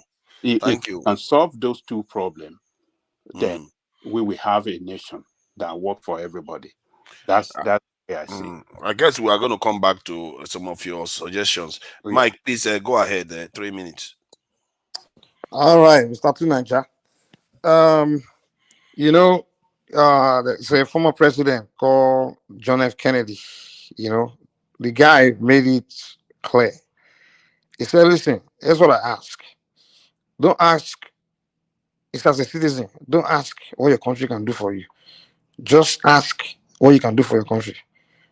That's the best way you can develop your country as a citizen. You have to contribute, figure what you can contribute to your nation, and be very productive at it. That's the way. I prescribe the same thing for Nigeria. That's the solution to Nigeria's problem. All hands have to be on deck in nations building. Every individual got to get in their mind that, listen, hey, let me be productive. Let me see what I'm good at. What's my strength? What's my talent? What's my gift? What's my passion? And be productive at it. If everybody have that mindset, you will develop a country. It's irrelevant when we start saying people have to be patriotic. Oh, we have to like ourselves. Oh, everybody have to love themselves. The Americans don't care. They don't ask you to love anyone. They don't ask you to love your neighbor. All they do is create rule of law. They say if you want to be racist, you can be racist. If you want to call anybody the N-word, if you want to be... The only thing is, if you break the rule of law, you go to jail. You can say you hate a black man, you hate a white man. If you touch him, you go to prison. You can hate. It's your right. It's your freedom. So I'm saying, and this rational mind say something. He said patriotism equal productivity. If that's the case, with all the patriotism that they are preaching to the children in America, why are the immigrants not productive? Why are the Mexicans that don't speak English that just cross the border? Why are they more productive? Why are they the most productive people? Patriotism has nothing to do with productivity. It's good to be patriotic, yeah, but it has nothing to do with productivity. The nation doesn't need everyone to be patriotic for the nation to advance. All we need is few good patriotic people, and you put them in the positions where we need someone to be patriotic. Jobs that require patriotism. You find patriotic people and put them in those jobs. But everybody, the entire 200 million don't have to be patriotic. You just have to make sure everybody follows the rule of law. That's it. What we need to start emphasizing on is let's promote this culture of productivity and let's celebrate productivity. If we find somebody that's contributing to his community, that's contributing to society, let's celebrate those people. Let's call them and let's award them. Let's hail them. Let's talk about them. Let's name things after them. And everybody else will begin to follow that step. It becomes a culture. Because whatever society promotes is what everybody wants to participate in. Whatever society praise, whatever society admire, whatever society... because every human being want to be admonished. Every human being in life just want that recognition. So you ask yourself, what is it I can do where people will lift me up and celebrate me? That's why we do a lot of dumb things. Why is that thing making sense? Is it 3 minutes already? Yeah, you'll be surprised. Sorry. Okay, let me round it up. The reason why we do a lot of dumb things is because, like, you want to show off your car, you want to show off this, because you know people will celebrate you. But if the reason why people don't feel it needs to be patriotic or be contributing to society or invest in the next person, because you know if you do it, nobody will celebrate you. So we need to create a culture of celebrating productivity and promoting productivity. This overemphasis on we have to unite. We have to. What the heck? What the heck? Americans are not united. No one cares. In America, thank you, Mike. I think that I agree 95% with. I don't need anyone to love me. At critical point in the nation, we are all united. If you are not, America, if you are united with your Pakistani neighbor, Abi. No, if you're not, see, Mike, I think there is a gap in there. If you are relying on just productivity in the critical areas of a nation's life, like in terms of defense, if you look at productivity, then you are just going to abandon your post when it comes down to laying your life down for your country. So that is. I would not miss one point, by the way. So patriotism is very, very important. I would not miss one point, by the way. We missed one point that people don't want. They want to ignore. we all cannot rise. So if you want part of being productive is understand that you must pick the best of the best of the best. So the idea that, okay, we want everybody to be productive, yeah, is good. But part of it is like, I have to know you're productive, right? For me to pick you for a job, not because you are from the north, the south, from the east or the west. Exactly, that's what the culture I'm talking So about. the best of the best will be picked. But this is what happens. So some people will be left behind. So the Thank idea you, of, thank you. And I'm not going to let you flesh it out. Josephat Yeah, okay, Obioha hasn't said anything. Uh, Were you not the one that donated your time? Hello. Eh? Can Yeah, you hear me? Josephat. you know, for that sometimes. You donated your time, eh? No, I'm just chiming in for a minute. I'm not even gonna. Yeah, that's fine. That's fine. Don't worry. I'm going to leave it so that everybody can, go ahead. Josephat Obioha. I don't think I have personally encountered I'm you here. here. Are you hearing me, guys? Loud and clear. Okay. I'm really happy to be here, and I want to greet everyone on this platform. You see, I have to agree with Angelico's submission. You see, why we have so many problems and I know there are so many factors that have kept Africa down. At least three major of them, the ones I'm going to mention now, three of them: religion, the democracy they gave to us. We didn't even look at the democracy very well. We just swallowed it just like that. And then another one is education. The education in Nigeria or in Africa, most African countries, is only for extraction. You see, most of our best are outside because our education, the educational system the colonizers brought to Africa was not about producing anything. Now, it wasn't about productivity. It's all about extracting, just like what happened during slavery. So the thing is that what we've gotten wrong in Nigeria is anything that is thrown at Nigeria, policies, ideas, we just swallow it like that. We don't analyze things. Like, for example, I know in the 80s, we used to have this technical education, like technical schools. And these technical schools, it is where you breed like the most productive youth in a country. Just now in China, look at what they are doing in China now. Not everybody should go to the university. Now they've brought out computer schools, a lot of schools, like you could go there, be an entrepreneur and be productive and employ people. Because these big factories now are living the same. Most people are making money on Facebook, on Instagram and all those stuffs.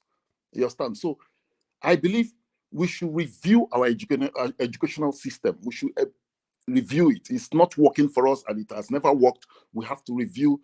If the ones who are going to throw away, we throw them away. If we are going to change everything entirely, we should change everything entirely and get the country moving and be productive in that country, because for over 60 years we've not been productive. Let's just tell ourselves the truth.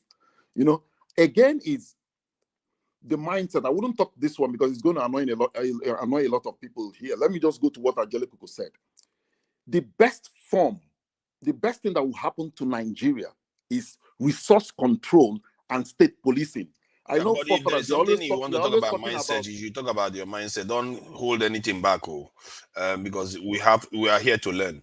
You see, because if you look at resource control, what resource control would do to that country is going to reset everybody's brain, like one. And it's going to open up all these politicians. It's going to open all these governors. It's going to open their anus. We're going to know their loopholes now because see, a madman can be a governor in Nigeria. A madman. What do you need? Money from Abuja, pay workers, and you relax. Things are okay. But when you now allow states to control their resources and seek for fun, you see that now some governors will be throwing in the towel. Some governors wouldn't do 8 years. Some governors will just do 4 years. Even some governors at the middle of their 4 years, they will just say, no, I'm done. I can't do this any longer. Like the way it happens in the Western world. Because one, you have overfed them. So they sit put there. They don't want to do anything because the free money is coming from Abuja. Let Abuja give resources back to the states. Then you see, like, for example, if you go to Northeast, where they have all these insecurity all over Nigeria, though, but let's look at Northeast, where they have massive land they could farm. Do you think if I'm a governor in one of those states, and my only source of revenue is farming, I will fold my hands and allow these bandits to take control over there. No. I will do something. That is why when you give the states their resources, state police will come up. Many ideas will be coming up. Investors will move in, and that country will be productive again. With this system we're practicing, we're going nowhere. And that is why I agree with Ajele Koko. Restructuring is number one. We have to restructure the country. When people talk about restructuring, it's not like we want the country to divide. If Nigeria divides today, it has affected the black race heavily. We don't need a divided Nigeria. We just need a restructured Nigeria because Nigeria is still the heartbeat of Africa. You understand? So, thank you. Please, forefathers, I want to talk on this thing. You see, religion is another thing that is keeping us. No. Sorry. We have to wait after this round, then we can go. Okay. So that Coco, Ekene, and Akin can say something. Then everybody can, have their normal conversation. Coco, thank you for joining us. What do you think so far regarding our productivity, as some like to put it? But I like to put it very plainly. A country with less than 8 million people can generate as much export, more than 10 times export than we do. And if you remove crude oil from Nigeria as part of our export, I think it's well over 50 times more than the export that we do. So how do we get ourselves out of this situation? And why are we in this situation first? Then maybe how do we get ourselves out of it? Please go ahead. I think Ekene should go before me. He has been here, didn't say anything. I've been talking. How I need generous. the floor. All right. You want to give him your time? Let him go before me. After Ekene, before me. Okay. All right then. That's fine. Ekene, are you there? Yeah, I'm here. Yeah. Welcome. Thank you for joining us. You had a question. I don't know if So please go ahead. 3 minutes. Okay. The issue we are talking about is very simple. It's just that we have lazy leadership. We elect lazy people into the position of governance, and we don't have critical thinkers as leaders. We just elect people that wants to share money in Abuja. So, and that has become our problem. The oil in the south is a very big problem to Nigeria. So all the money we generated there, you see the way they rush to share everything without using it for critical development. We talk about diversification. Many governments will come and talk about diversification. At the end of the day, they couldn't do it because you see some group of greedy men concentrating on one section, which is oil. So when they concentrate on that, it shows their incapacity. They cannot think. They don't know how to govern. They are not business minded. So it's a very big problem.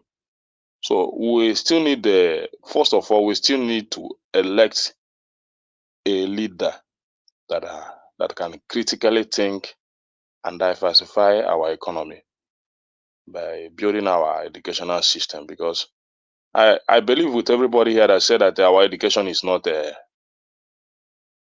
step in the right direction. Yes, we need to restructure our education. What we study here is theory, no practical. So until we resurrect our technical schools, everything should be education in Nigeria, both bricklaying and carpentry.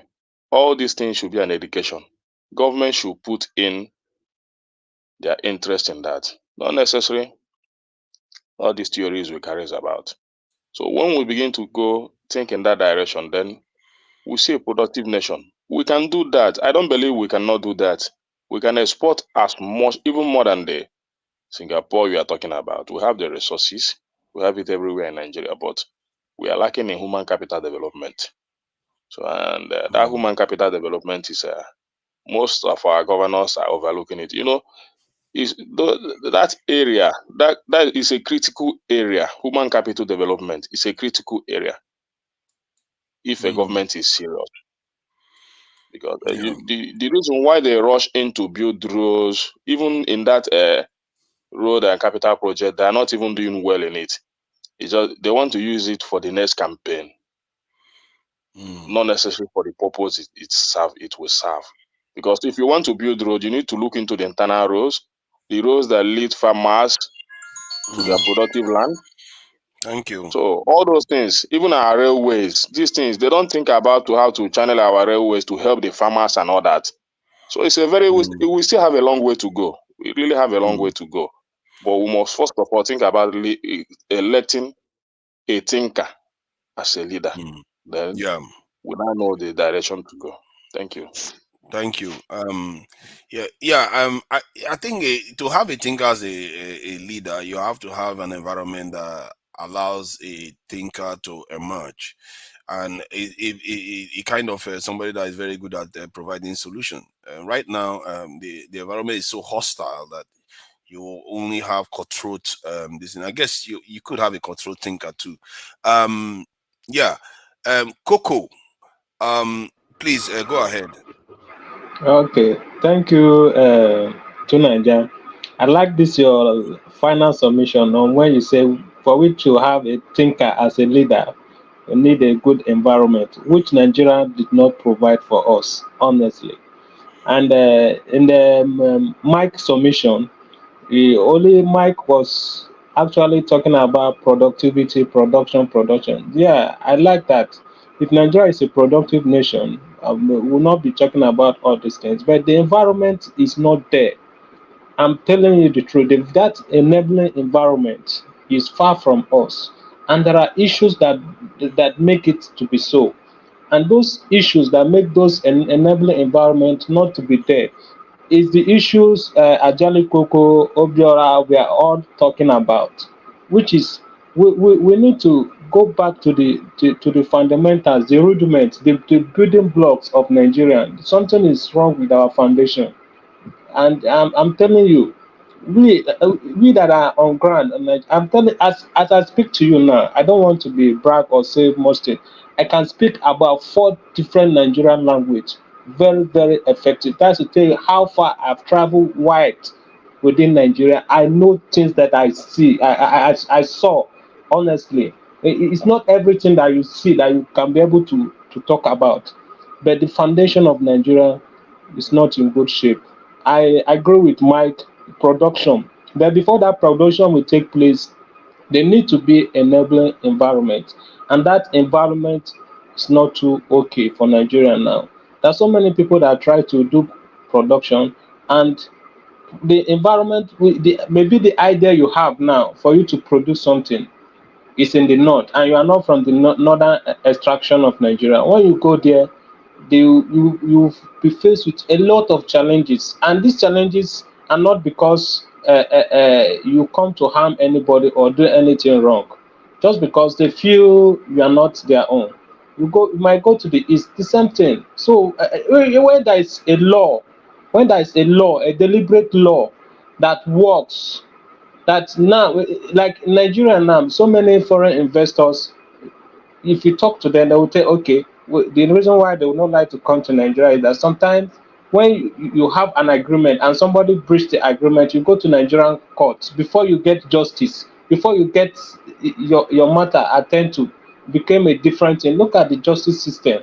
So the rule of law is also part of the problem we are facing. So for us to get to that state where the rule of law will be effective, they have to be sitting down on a round table.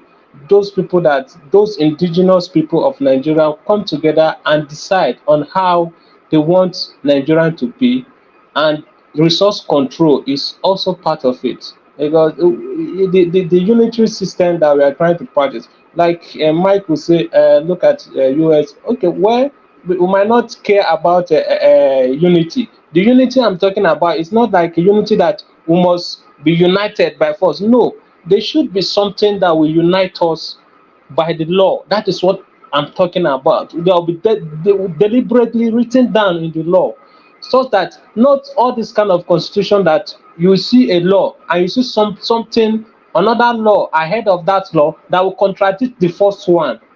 You see, all those kind of ambiguities in Nigerian law should be scrapped out.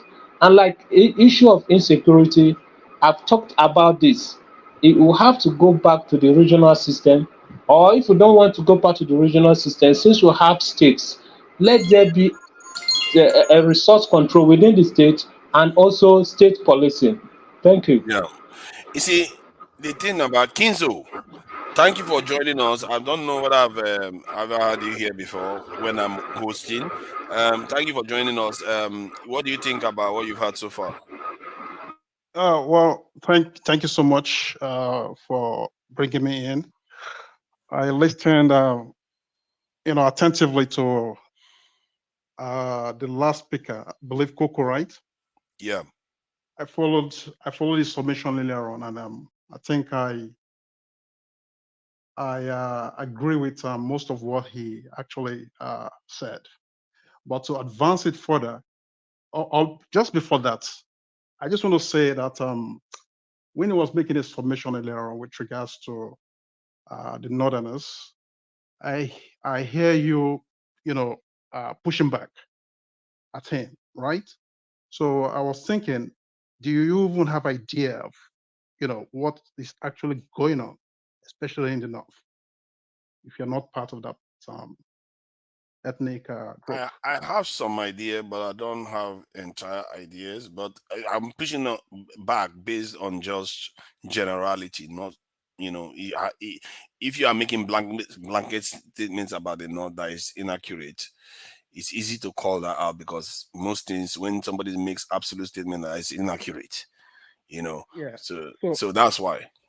Yeah. So if you don't have enough information about the North, I think you rather just listen to someone like Coco who actually lived there. Because as I speak with you right now, I can actually boast that I had the opportunity or the privilege, right, to to have lived there. Okay, and I interacted a lot with Northerners, and I know what they can do and what they cannot do. Okay, but to advance on Coco's point, which actually I believe he missed, is this problem, this whole entire problem is not just the North. I will say it's just a southern problem because we gave them that opportunity and they are running away with it. Okay, if we get our act right, I don't think the North will take us for granted.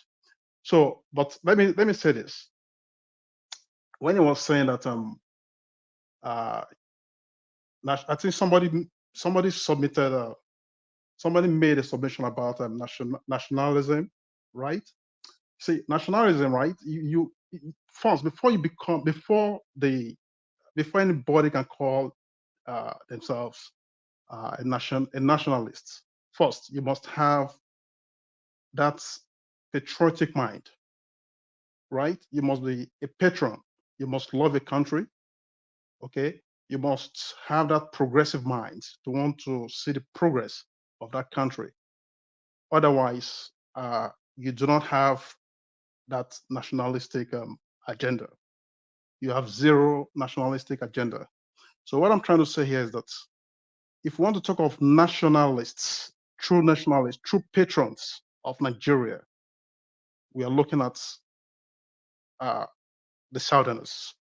Okay, the Northerners, they're just there just because of the national cake, which uh, you know everybody knows is oil. Okay, cut the oil off. I'm telling you, it's going to be a lot of chaos going on.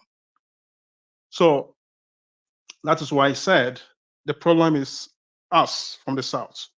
If that opportunity is not created for the North to take advantage of, we will not be talking about the North sidelining us in the areas of appointments, business, whatever. Okay. So Yeah. I'll make my point in a minute. So the point is that not in a minute. You have 15 seconds to round up. Okay, yeah, but okay. Anyway, thank you so much. Thank you. I see. Let me make my own submission on this. I said before, nations have problems. A lot of nations have similar problems as we do, and but yet they still manage to remain functional. And I've done a lot of deductive reasoning and trying to remove other things that other nations have that we do, but yet they still manage to go on and all the rest. And it boils down to one thing, which is first, you have to have self-consciousness that you have to come first, which is a kind of nationalistic mindset. You have to start with that. Next thing is to secure yourself in this world. Because without security, everything else you do is vain. It's just you're working for the ones that have it. They will just come and take everything. That's simple principle of the schoolyard this is a bully. And if you don't go on to once you do that, what tends to happen is that the nation starts acting more rationally. Because what we see going on right now is not rational. How can the people, do you think our people are entirely stupid, where you just go and start flagellating and destroying your own system? But it tells you that something has gone on that has affected our psyche.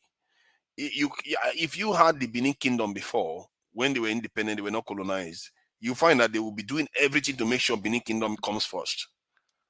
Because nothing was hampering their independence. Nothing was hampering their mindset anymore. And what we fail to realize is that when we got our independence, we didn't know that because we didn't have anything that forced us together as one nation, and they just handed it over to us, that these people are not going to rule on our own behalf. I'm not even sure they knew what they were doing. So that mindset has forced us to become a nation that serves other people.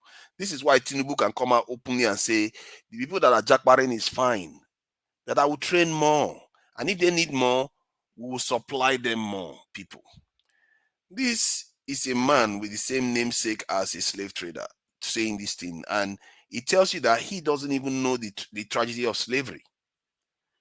If he did, he wouldn't be saying things like that. It tells you that our elites, our intellectuals, they don't understand where we need to be. That's why we have a problem.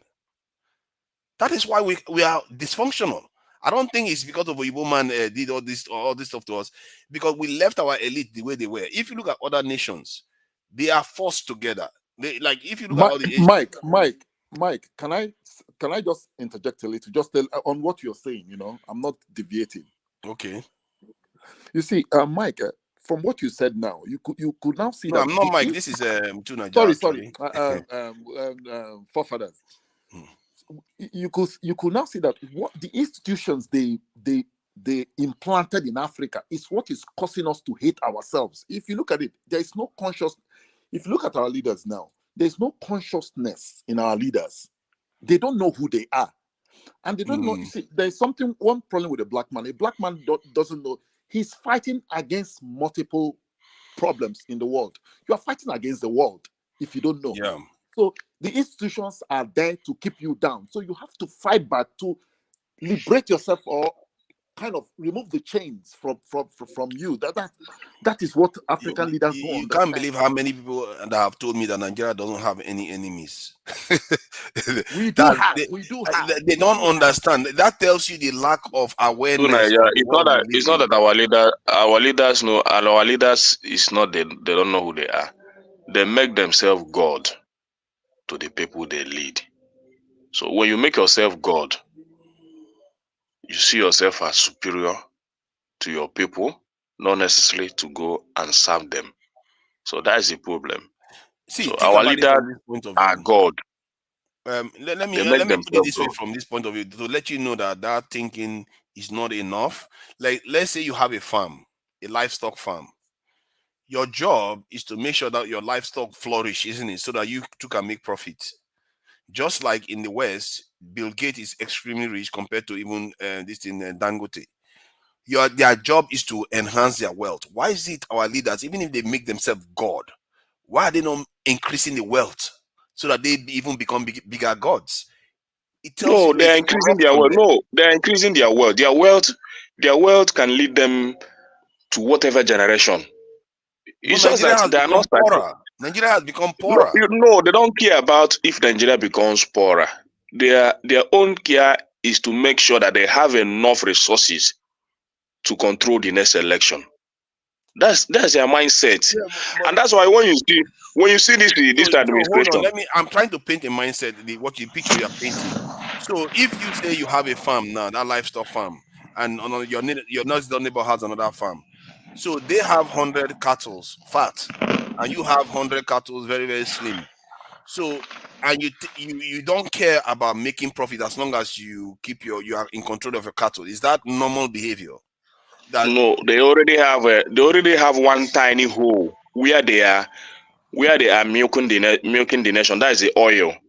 So the money they get there and the other taxes they collect is enough for them to build their own personal wealth. That's the problem. So they're not looking at the wider perspective, wider areas of the nation, the north, the But east, west, and every other part of the nation. counterintuitive for somebody that is so that wants to make themselves God? Everybody that wants to acquire power wants more. So isn't that counterintuitive? No, for them, see, Nigeria is controlled by little tiny percentage, just few, not up to 1% of our population is controlled. So these guys, even within the elites, the people like Dangotes, all those big guys, then combine them with your politicians. These guys already have what they want. So what I'm telling you is this: their mindset is how to control the next election. So they don't care about transparent election. They know that they can always get it. That's why they keep other part of the. I can tell you, many percent of Nigeria have not seen 200,000 naira cash in the account. I think you are still thinking about this from the point of view of individual politicians running election. I'm talking about people, rich people, powerful people, that even the ones that own the country, count them like that. Even if you own the country, you own anything in this world, you want to be bigger. But these guys don't seem to want to be bigger. They just seem to want. No. When you want to control, when you want to control, there's that kind of greediness in you that you do things that only satisfy you. Then other part of your body is dying. If you see a greedy rich man, what he does is every day he talks about money, acquire money without looking at his own health. So at the point of making that money, you see him dying slowly in terms of health and other spiritual aspects. So that's what you have as a leader. You see their mindset. Hold on. I just want to dissect it. So, sorry, I'm just trying to slow you down because you're saying things that a lot of people say that I truly want to understand. Because if that is the case, that these people, they are rich people, that the moment they have money, they do things that degrade their health. But that is not normal rich people behavior. If you look at rich people in the West, the richer they are, the more they take care of their health. And that is it. That is it. You see, if you're a rich man, like our leaders, if they think very well and they know that if they become rich, they need to treat themselves here in Nigeria.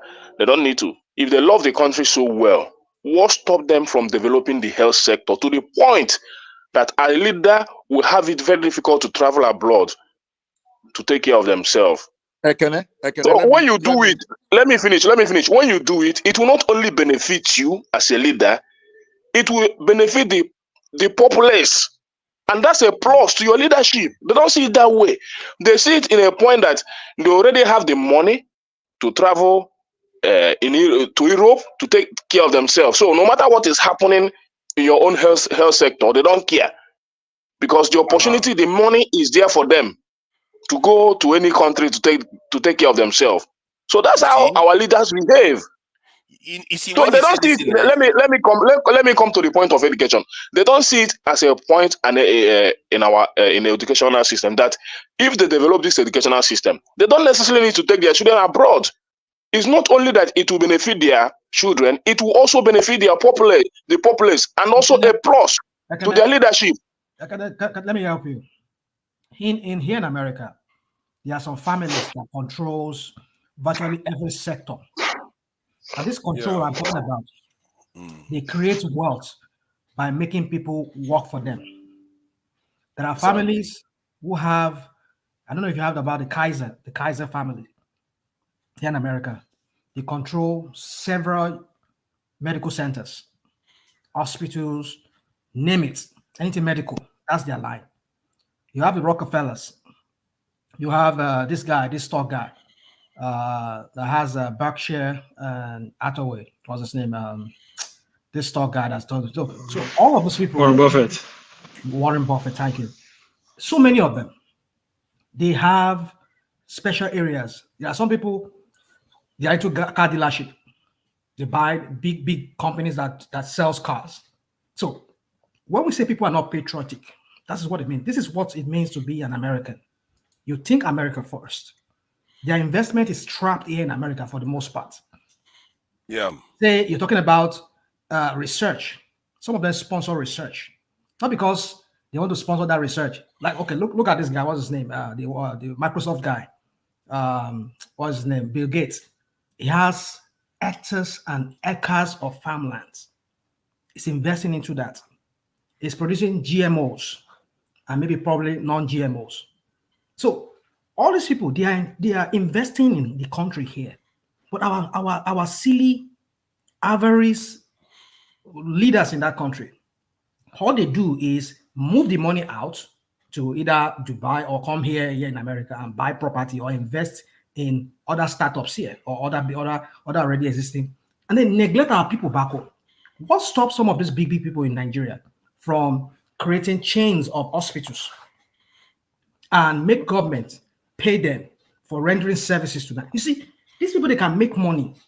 With their money they have, they can create wealth within that country and even make other people wealthy who works for them. But they will never think on that line. Rather, is they move all these millions, billions of dollars, move it to a bigger economic like here. Because why? Because they don't want to create an environment there that works for them. Rather, they just want to come and develop other people's economy.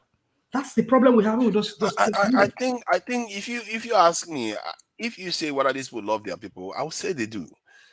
I feel like maybe who love their people? Who love the leaders, they do. You see, let me explain to you I may be wrong.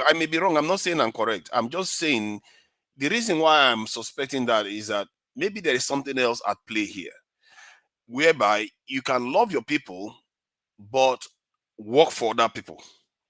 You see my point? Because that is the culture that you met in place. Two Niger. I beg, no go that side. I beg. These people don't love their country. No go that side. Just look at what. How would you love your wife and work for another woman? Yeah, because that's the culture they met. Okay, Two Niger. Let me give you one instance now. You know Tinubu now, the President Tinubu. If Tinubu Sheyi gets ill tomorrow, Tinubu will leave everything he's doing and go and take care of Sheyi. That is the love of a father to his son. These people don't love the country. If you love your country, how can you go leave your country for 10 days, relax in France as if it's your home, while the country is burning? You don't love your country. How can you see these leaders? Let me try to reason. I'm just trying to see whether there is something we are missing here. You see, rational and explain something. that environment. Hear me out. Hear my reasoning out. Because I grew up sometimes. I remember watching all these TV programs where you have all these men wearing short knicker and they will wear the shirt and wear this kind of Oyibo hat, like in the villages. And these are some of the few educated people, like headmaster or some kind of magistrate people. They work. They are like intermediaries between the natives and the colonizers. So those people, you see them, and I watch them, and now I'm beginning to think those same people are the ones they handed over power to. They've trained them, they've groomed them in their own ways. And when they hand power over to them, there's a culture at the top. And this could explain why you see somebody that will be fighting for the people when he's on the street. The moment he starts getting into the political hierarchy, he becomes like one of them. I agree with you to a certain extent, but not it. You see, since our can I please let me say something a little, you know. After this, if you see when we had patriotic leaders were in the 60s, when we had like the Awos, we have the Ziks, we have the Patrice Lumumba, Kwame Nkrumah, what's this guy, Julius Nyerere. That is when we had leaders that are pan-Africa, because before you can do well in Africa as a leader, you must be a pan-Africanist. You must be Pan-African. You must love Africa, breathe Africa, dream Africa. That is the only way you can succeed. But the ones who have now, they don't come closer to those things. And look at Thomas Sankara. What was Thomas Sankara's offense? Thomas Sankara said, "I don't want your loan." The French gave him an offer. He said, "I don't want it. I can develop my country without your loan." They killed him. What is Kwame Nkrumah's decision? He said, "Let Africa come together, have a strong military, have a strong economy, and we do things within ourselves." They destroyed him. Patrice Lumumba, you saw what the Belgium did to him. They destroyed him because he was fighting. They want people like Buhari to be president. They want people like Tinubu that will be answerable to them. Let me tell you, see Tinubu, the day Tinubu says no to the West, you know what they will do? They will destroy him. Just yeah, okay. Now that leads to the question. That leads to the question, and this is why. Well said, my brother. Well said. We are getting close. We are getting close now. That leads to the question: why is it that other nations are not that susceptible to it? Like if you go to like as example, Singapore, South Korea, Vietnam, China, all the other nations, even Algeria. Why are they not susceptible? You don't even need to go that far. In Burkina Faso today, as we're speaking, Traore has initiated a gold refining plant created in Burkina Faso. It's going to be refining 400 kilograms of gold per day. Okay, they've been sending their gold abroad for refining. That has stopped. They're building a refinery. They're going to get their gold refined, finished gold. They're expecting the first gold bar to be produced before middle of this year, and they're going to be exporting finished gold. All right. All this is happening because these guys came in, took over power. They kicked out the French, and they're taking their destiny into their own hands. They're no longer puppets. Like my brother was just saying, it's that simple. You just have to have the balls. See, there is a way they do things sometimes that concerns me though. Like, okay, I agree with you. I like the things that they are doing, like kicking the French presence and the international forces out of their country. My concern is that one, like Egypt now. Egypt, there was a military regime that they were able to convert to civilian. Because what created the fissure between them and ECOWAS, that gave ECOWAS the excuse, was that they refused to convert to civilian regime. And why would they choose to remain military when they can convert and still remain like dictators anyway? So I asked myself why. And secondly, are they actually taking charge of their country truly? I agree with you that he's commissioned this stuff, but I don't see their military presence. I don't know the size of their military right now. That indicates that for the size of that population, that they're actually taking charge of their military. Look at an example I'm going to give. Okay, let me give you. Hold on. Let me answer that question. Before you say something, 30 seconds before you say something. Right. So I'll make myself clear. Algeria, that is bordering Mali, has in excess of 700,000 soldiers. Not that dissimilar in population, but Mali has barely 12,000 the last time we checked. So what is going on? Do you see that a change happening in that direction to show that these people are actually independent? Because sometimes they can give you smoke and mirror this in show, but nothing has truly changed fundamentally. Please go ahead.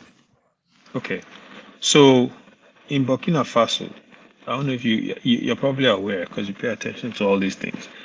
They, like us, okay, like Mali, have been battling insurgency since 2015, to the point that the gold in their country, same thing that is happening in Zamfara, no difference. The gold in their country, they haven't been able to even control it.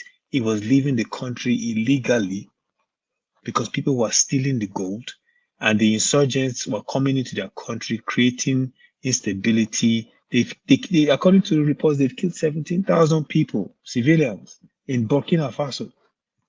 These guys and the French were there this whole time saying, oh, we're going to help you keep peace. These guys took over the government by force, kicked the French out, partnered with the Wagner Group. They have immediately stalled the insurgency, and now they're building their refinery. The, what do you call it? The reports that were coming out that the Fulani militia they had in their country, they started attacking them and wiping them out. Those ones started creating reports of human rights violation. But you understand, you see the same pattern. In Zamfara, what do we have? We have gold. According to reports, 40% of Nigeria's gold is in Zamfara. I don't know how accurate that report is, but that is, Dela Lake came out and said powerful Nigerians are working with people to fraudulently take the gold of Nigeria out of Nigeria illegally. The same thing happening in Burkina Faso. Continue, Aizo. Right, wait, my brother. Let me just land the plane, I just want to say this to you.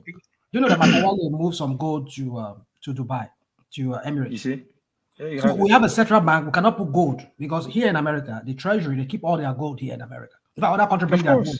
So why can't we put our gold in Nigeria? Look at the idiot. He moved our gold to Dubai.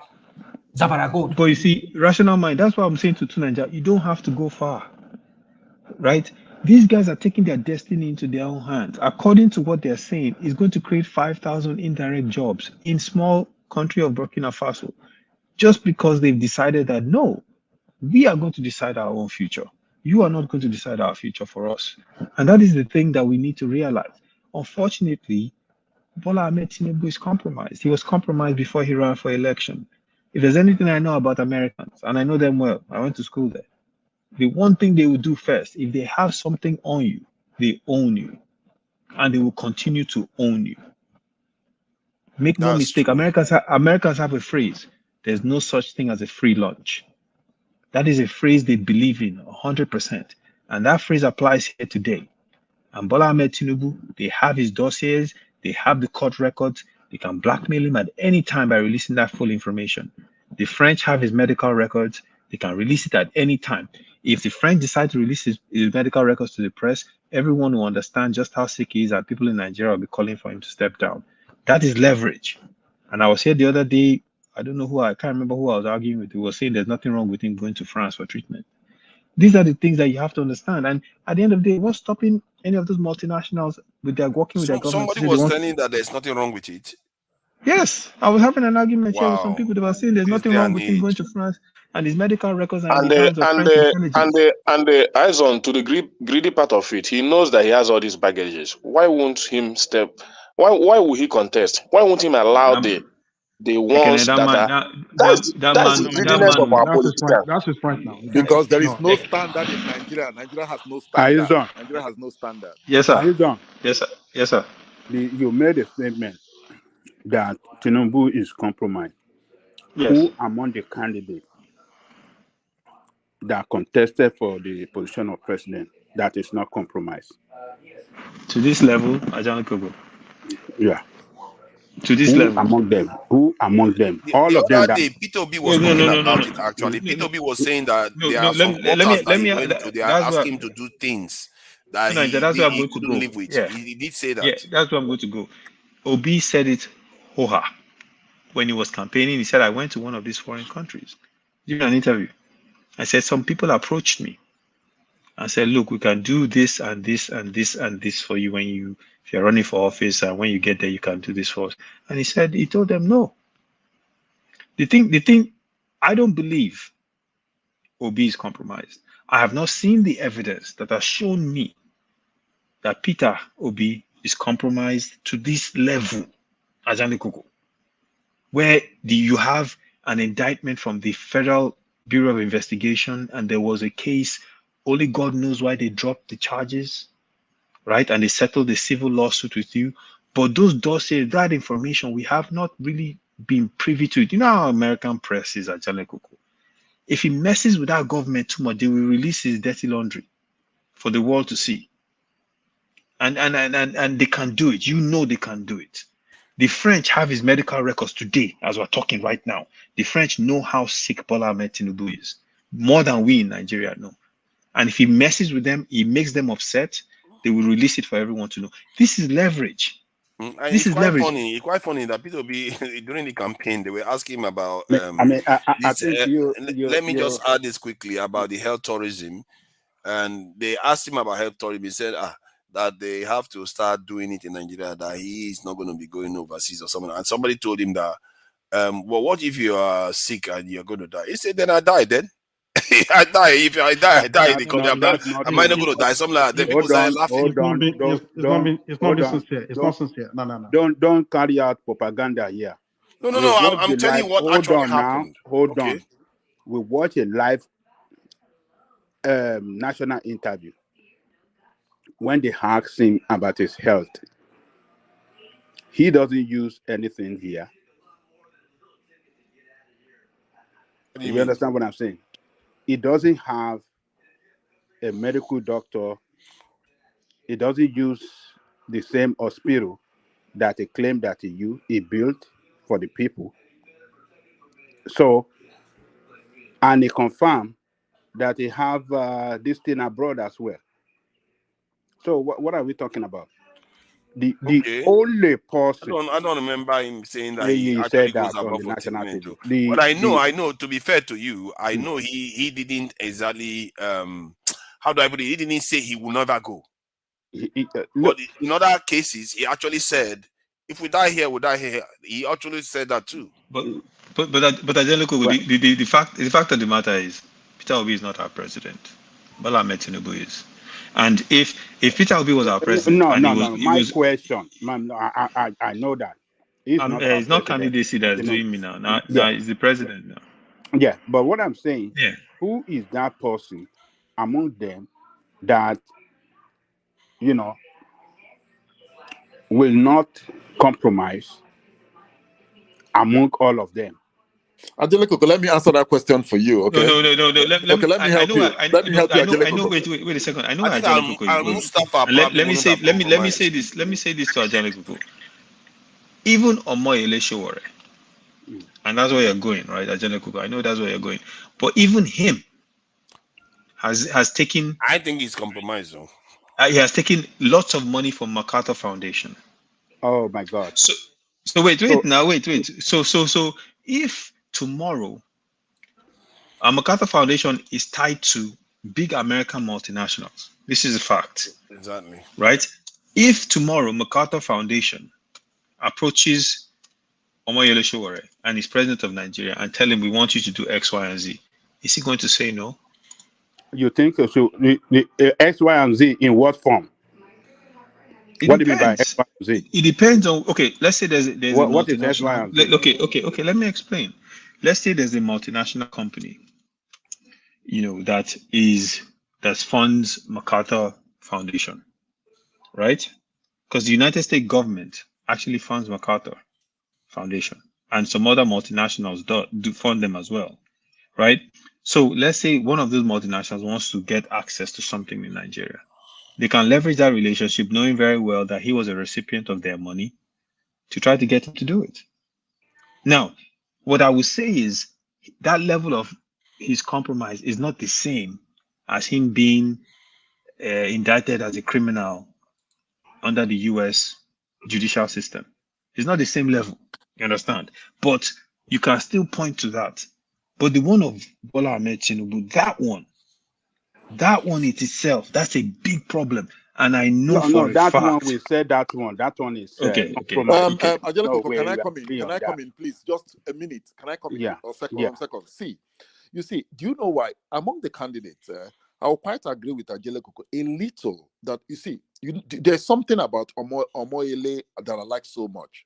Show whatever I like lower. Do you know why I like him? He's a rugged man, like a dogged, like he's this kind of person that is principled. There's because if you have to govern a country like Nigeria, if you tell them, if you want to straighten everybody, you must make everybody look up to you. You understand? That is what our leaders will tell you. Don't do like I do, but do the right thing. No, you don't do like that. Omoyele still remain. It's just because he doesn't have that popularity. Omoyele still remains the best candidate in that election. I'll put it that. I'm not taking away Obi's quality and all those stuff, but to me, personally, Omoyele looks better than all of them. Why? Omoyele is not like somebody that like you could push around. It doesn't look to me as somebody that you could push around or you can tell. Maybe Nigerians can't push him around though, but maybe others can. See, let me tell you, to Nigeria, when they tell you that the international bodies are very powerful, the international whatever they are very powerful, but what will they use in fighting you? Loans, funds. If you tell them they should go to hell with their fund, it's okay. You could take care of your. As Showorever said that he will not take IMF money. He has never said that. Have you never heard Mother Liende criticizing IMF, World Bank policy? Criticizing is one thing to say than to say I'm not going to accept it. You see, Nigeria. And besides, you shouldn't even trust them. The Ghanaian government was criticizing IMF while they were going to take the loan at the same meeting. They said, "Oh, we don't want to rely on IMF and all the rest." And the same week, they go and sign on for another loan. Hold on. For you to know, person that will not compromise is a person that will not, dance to this Western Western world policy. And Omoyele stand strongly against their policy in the management of our country. I've never really heard him say much of that. Well, because because why? Because you don't even want to listen to him. So that's why I do listen to him. To be fair, I want to listen to him. You never care to listen to him. That's why you never know. You are mistaken. On the IMF loan, he stands totally against it. On the what do you call it? This petroleum, what do you call it? The subsidy. Removal of subsidy, which all the candidates said they're going to remove. Obi said it is going to remove subsidy. Tinubu said it. This girl said it. He said it's not going to remove subsidy. He said I will fight corruption around subsidy. I will not remove it. It is good for Nigerian people. It is good for productivity. It's good for the economy of the country. He said he said it. So I think that was a mistake even on this. That's an error of judgment not to remove the subsidy.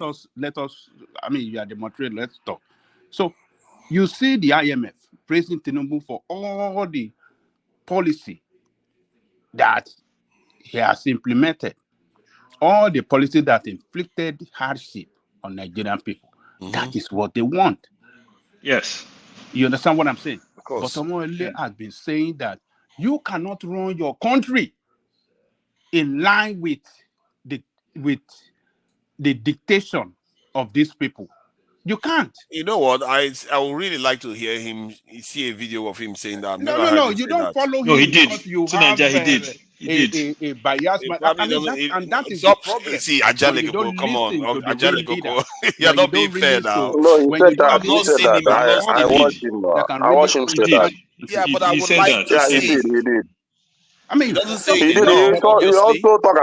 He also talk about another area I believe Omore Sowore is in the area of education. His idea of free education from primary to university, to secondary school level, to university level. No, to university. Yeah, but I don't know if he can do that because I don't know whether the fund is there. That's the only thing. I wanted to ask you a question. Let me ask you a question. Yes. Let me ask you a question. So, all of us, we've talked about. I listened to Segun Showunmi when he came on this platform, and he was talking about Peter Obi and all these things, and he said a lot of good things. He's a sharp guy, but every time you talk, people will say, "Oh, if Obi had won the House of Reps, joint assembly, they would have impeached him because he doesn't have the representatives there." So if that would have happened to Peter Obi, what will now happen if someone like Yele wins the presidency? And you have in a joint assembly, you have PDP on one side, you have APC on the other side, and Yele as president.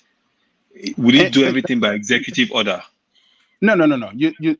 Even to impeach the president must have violated the law, and it has to be in violation of the law that we give them that basis of impeachment. They can't just stand up. Oh, we don't like him. No. It's not done like that. Can I say something? The impeachment can be challenged at the law court. Can I say something, Aja? Yeah, say. You see, what the question Aizon asks is very valid, because everything about Sowore is quite perfect to me. But you see, that question is valid. Why? I've never seen Omoyele Sowore tested that maybe in a lower level. If I've seen that, honestly, it will be easy for me to support him. But the reason many of us go, let me finish. Okay. The reason why it is easy for many of us to support Obi is when you talk about that impeachment. Obi has gone through that process, especially when he was a governor. He didn't have any representative in the house. So when he wanted to make a policy for the people in terms of building a budget, they have made in building a house of governor's lodge and the governor's house and all that, the budget was too extravagant. Obi have to cut it down. Now it doesn't fit their purpose. They now have to go for an impeachment. So when the case got to court, the court say, is this the reason why you impeached a man? And they have to return him back. So I've seen him practice that. So if that was why it was easy for me to root for Obi ahead of Sowore. It's not that Sowore is not good. I've had his policies. I've had everything he has spoken.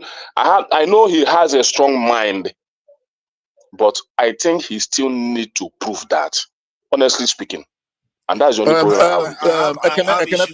Can I come in? I want to leave now. Can I just say something, please? You see, when people say Sowore has not been tested, Sowore has not been this, just look around the governors, the people that have ruled us from Obasanjo since 1999. All of them have been tested. Then they've made a mess of the country. See, we need somebody that is patriotic. Most of these leaders are not patriotic. They are just lip service. They are not patriotic. We need patriotic citizens like Sowore. We need the people that that wants something good for the Black nation. See, let me say let me tell you what Sowore is going to do. Sowore is going to stop leakages in government. Sowore is if you look at the guy, if you look at you know that he's a no-nonsense guy. That is the person we need. We need somebody very, very mean in Nigeria to govern Nigeria. Kick out all these bad eggs, And when you talk about impeaching Sowore, it's going to be difficult to impeach Sowore because when you do what the people want, the people will fight for you. Therefore, everybody will block the streets of Nigeria if the guy does well. So, to me, when people say Sowore should start from council or start from this, no, we don't need it again. This is what they've been telling us. What the elders stand and see. Listen, even if we climb the top of the mountain, we cannot see it. All those ones are old-fashioned now. We want new people to come and govern us, and that is why I like what we're doing here. We're trying to talk to people. We're trying to educate people. And see, to me, I feel it is time for us to go home. We cannot talk from afar. We have to go there, play the game they are playing. If they want it anyhow, rough, we do it. Get in there. Obiora, that guy, that Dele fellow to me, that guy. Yeah. he's a Showore supporter. I hope you know that. I Before know Obi. him. I listen to him all the time. Yeah, he's a very ardent Showore supporter. But there was one thing he told Showore that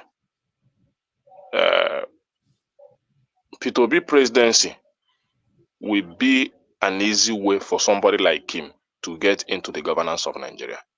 He said that to him on an interview. Yeah, I understand. I don't believe that Peter Obi will. I don't believe Peter Obi will change Nigeria overnight.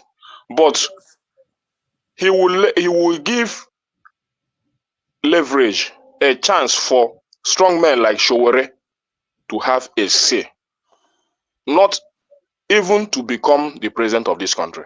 So, and that was the advice Dele was giving to him. I watched the interview.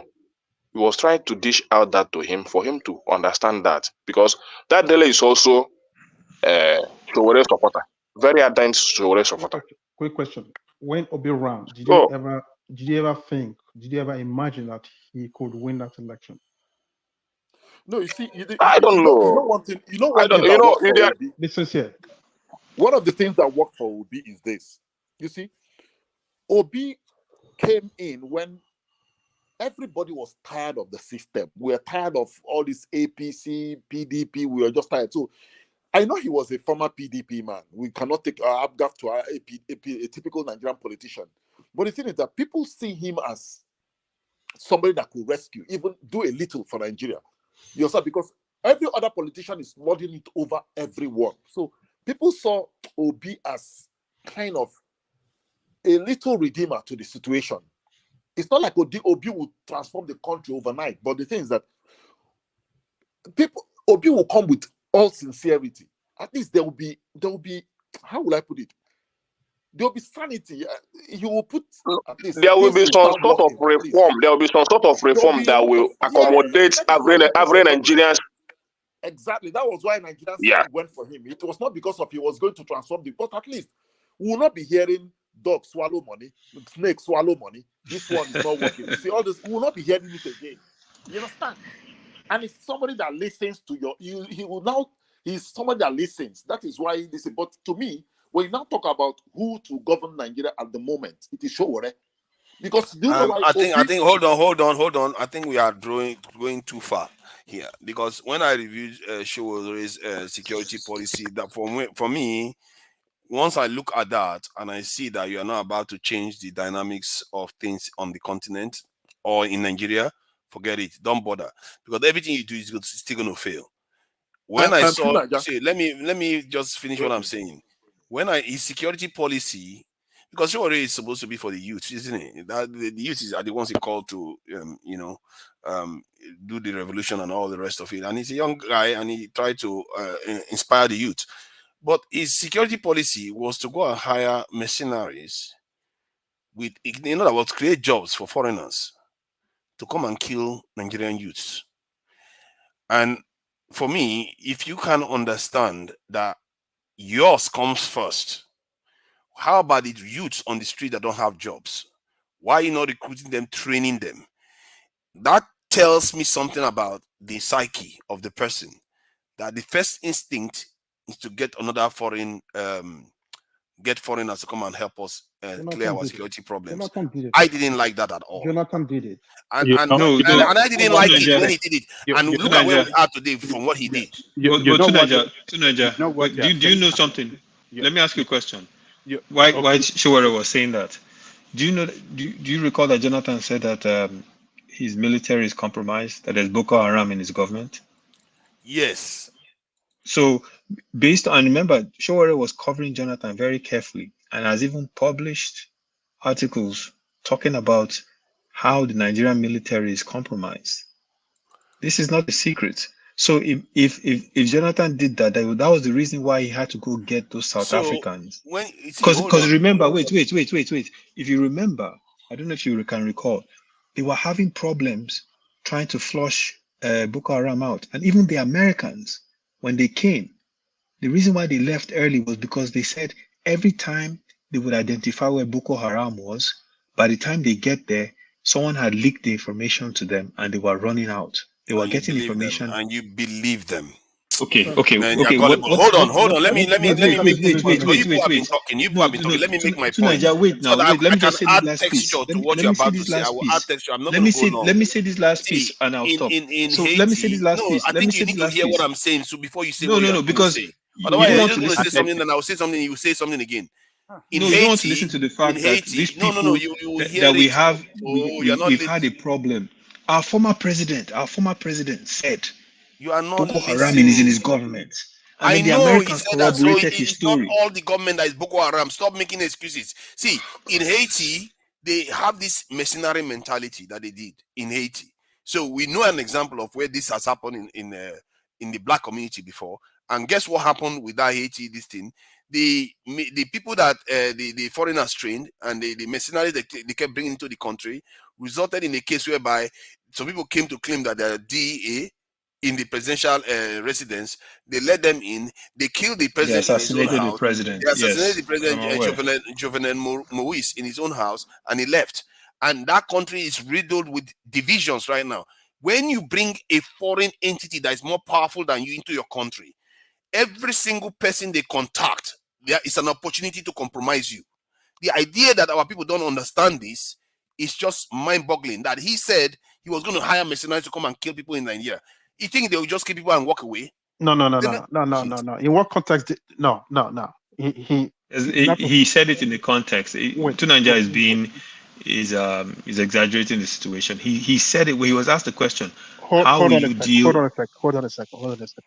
I mean, even at that, even if he said that, what is wrong in bringing missionaries? Because your military seems not to be doing the job that it's meant to do, right? For the last 20-something years. Would you mercenaries will compromise you further?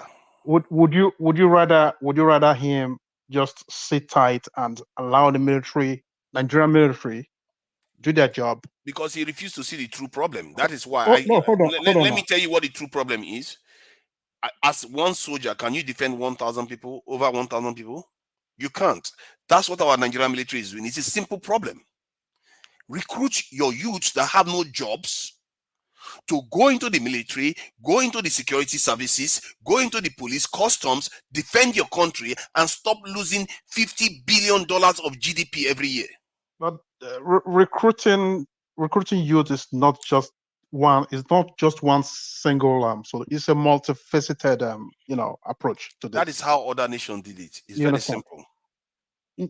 Listen. Even if Tinubu today, right, employs all the youths on the streets of every state in Nigeria. I mean, the 36 states we have in Nigeria, right? If they don't fix the fundamental problem with regards to security, it's still going to linger for the next 20 years. I'm sorry to say.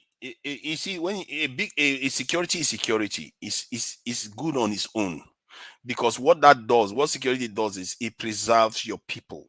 You can worry about corruption. You can worry about political instability. You can worry about all kinds of different issues when your people can be preserved. And this is what other people understood for a long time. And to be fair, I'm not necessarily blaming our people. I've explained it before. Our leaders and our elites were groomed, and they never had the chance to be ungroomed. To Niger, look, you misrepresented what Showore said. It didn't. He put a context to it. He said if it required bringing mercenaries to fight this war and win it, he would do it. He didn't say that, I'm going to use mercenary to. He put a context to it. But look at the way you are saying it. I asked him directly. So hold on.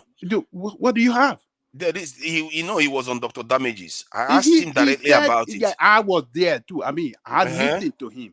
Even other than Dr. Damage, I listened to him on other platforms. And he ended up calling Nigerian military mercenaries. He put a context to it. If it requires us to use mercenary to win this war, he will do it. But that is his you are policy. Not saying that it, is you his are manifesto policy. What he said. But that is also in his manifesto. Can you defend that one now? He said if. What is in his manifesto policy? It's What are you mercenary talking now about? to use mercenary to secure this and deal with instability too. Read it but out to us. there's nothing Can you wrong. read it out to us? There's Read nothing it out wrong. to us. There's nothing He wrong. put a context to it. Look, I don't know. I Let me mean, see if I can find I the mean, listing. I mean, what is wrong with you today? You, this guy, you are Stop it. doing Stop all saying sort that. of Let me see nonsense now. all night long. Mercenary. So, You guys, so, you so are Naja, so talking Naja, crazy. be careful. Talking all Naja, be careful. if it brings in, if it really brings in, know if it what you brings are in, saying, if it brings in what you are mercenaries, doing. listen, if it brings in mercenaries What to have you supplement eaten our all day military, long today? I think he's going the right direction. Okay. He's now just let zigzagging me find his and let up me and find his down. comments on mercenary now. You Why and you your find it? Let me just say this. qualifications. Let me just say I'll this. find his Why you comments find it? online on Find it. Let me mercenaries. just say this. You see, Tunanya, you see, you need to understand the Nigerian military is compromised. If Jonathan, who was the commander-in-chief of the armed forces, could be saying that way back in 2014 or 2013, that tells you a lot that you need to know about the our military. Our military is no longer the way it used to be way back in the say 70s, 80s, or 60s, 70s, up to like before Abacha died. Our military is no longer that anymore. So one thing you need to understand is that to clear that rot, because you need to understand that we are fighting a non-conventional war, kind of warfare, in the kind of war we fight with these insurgencies and these pockets of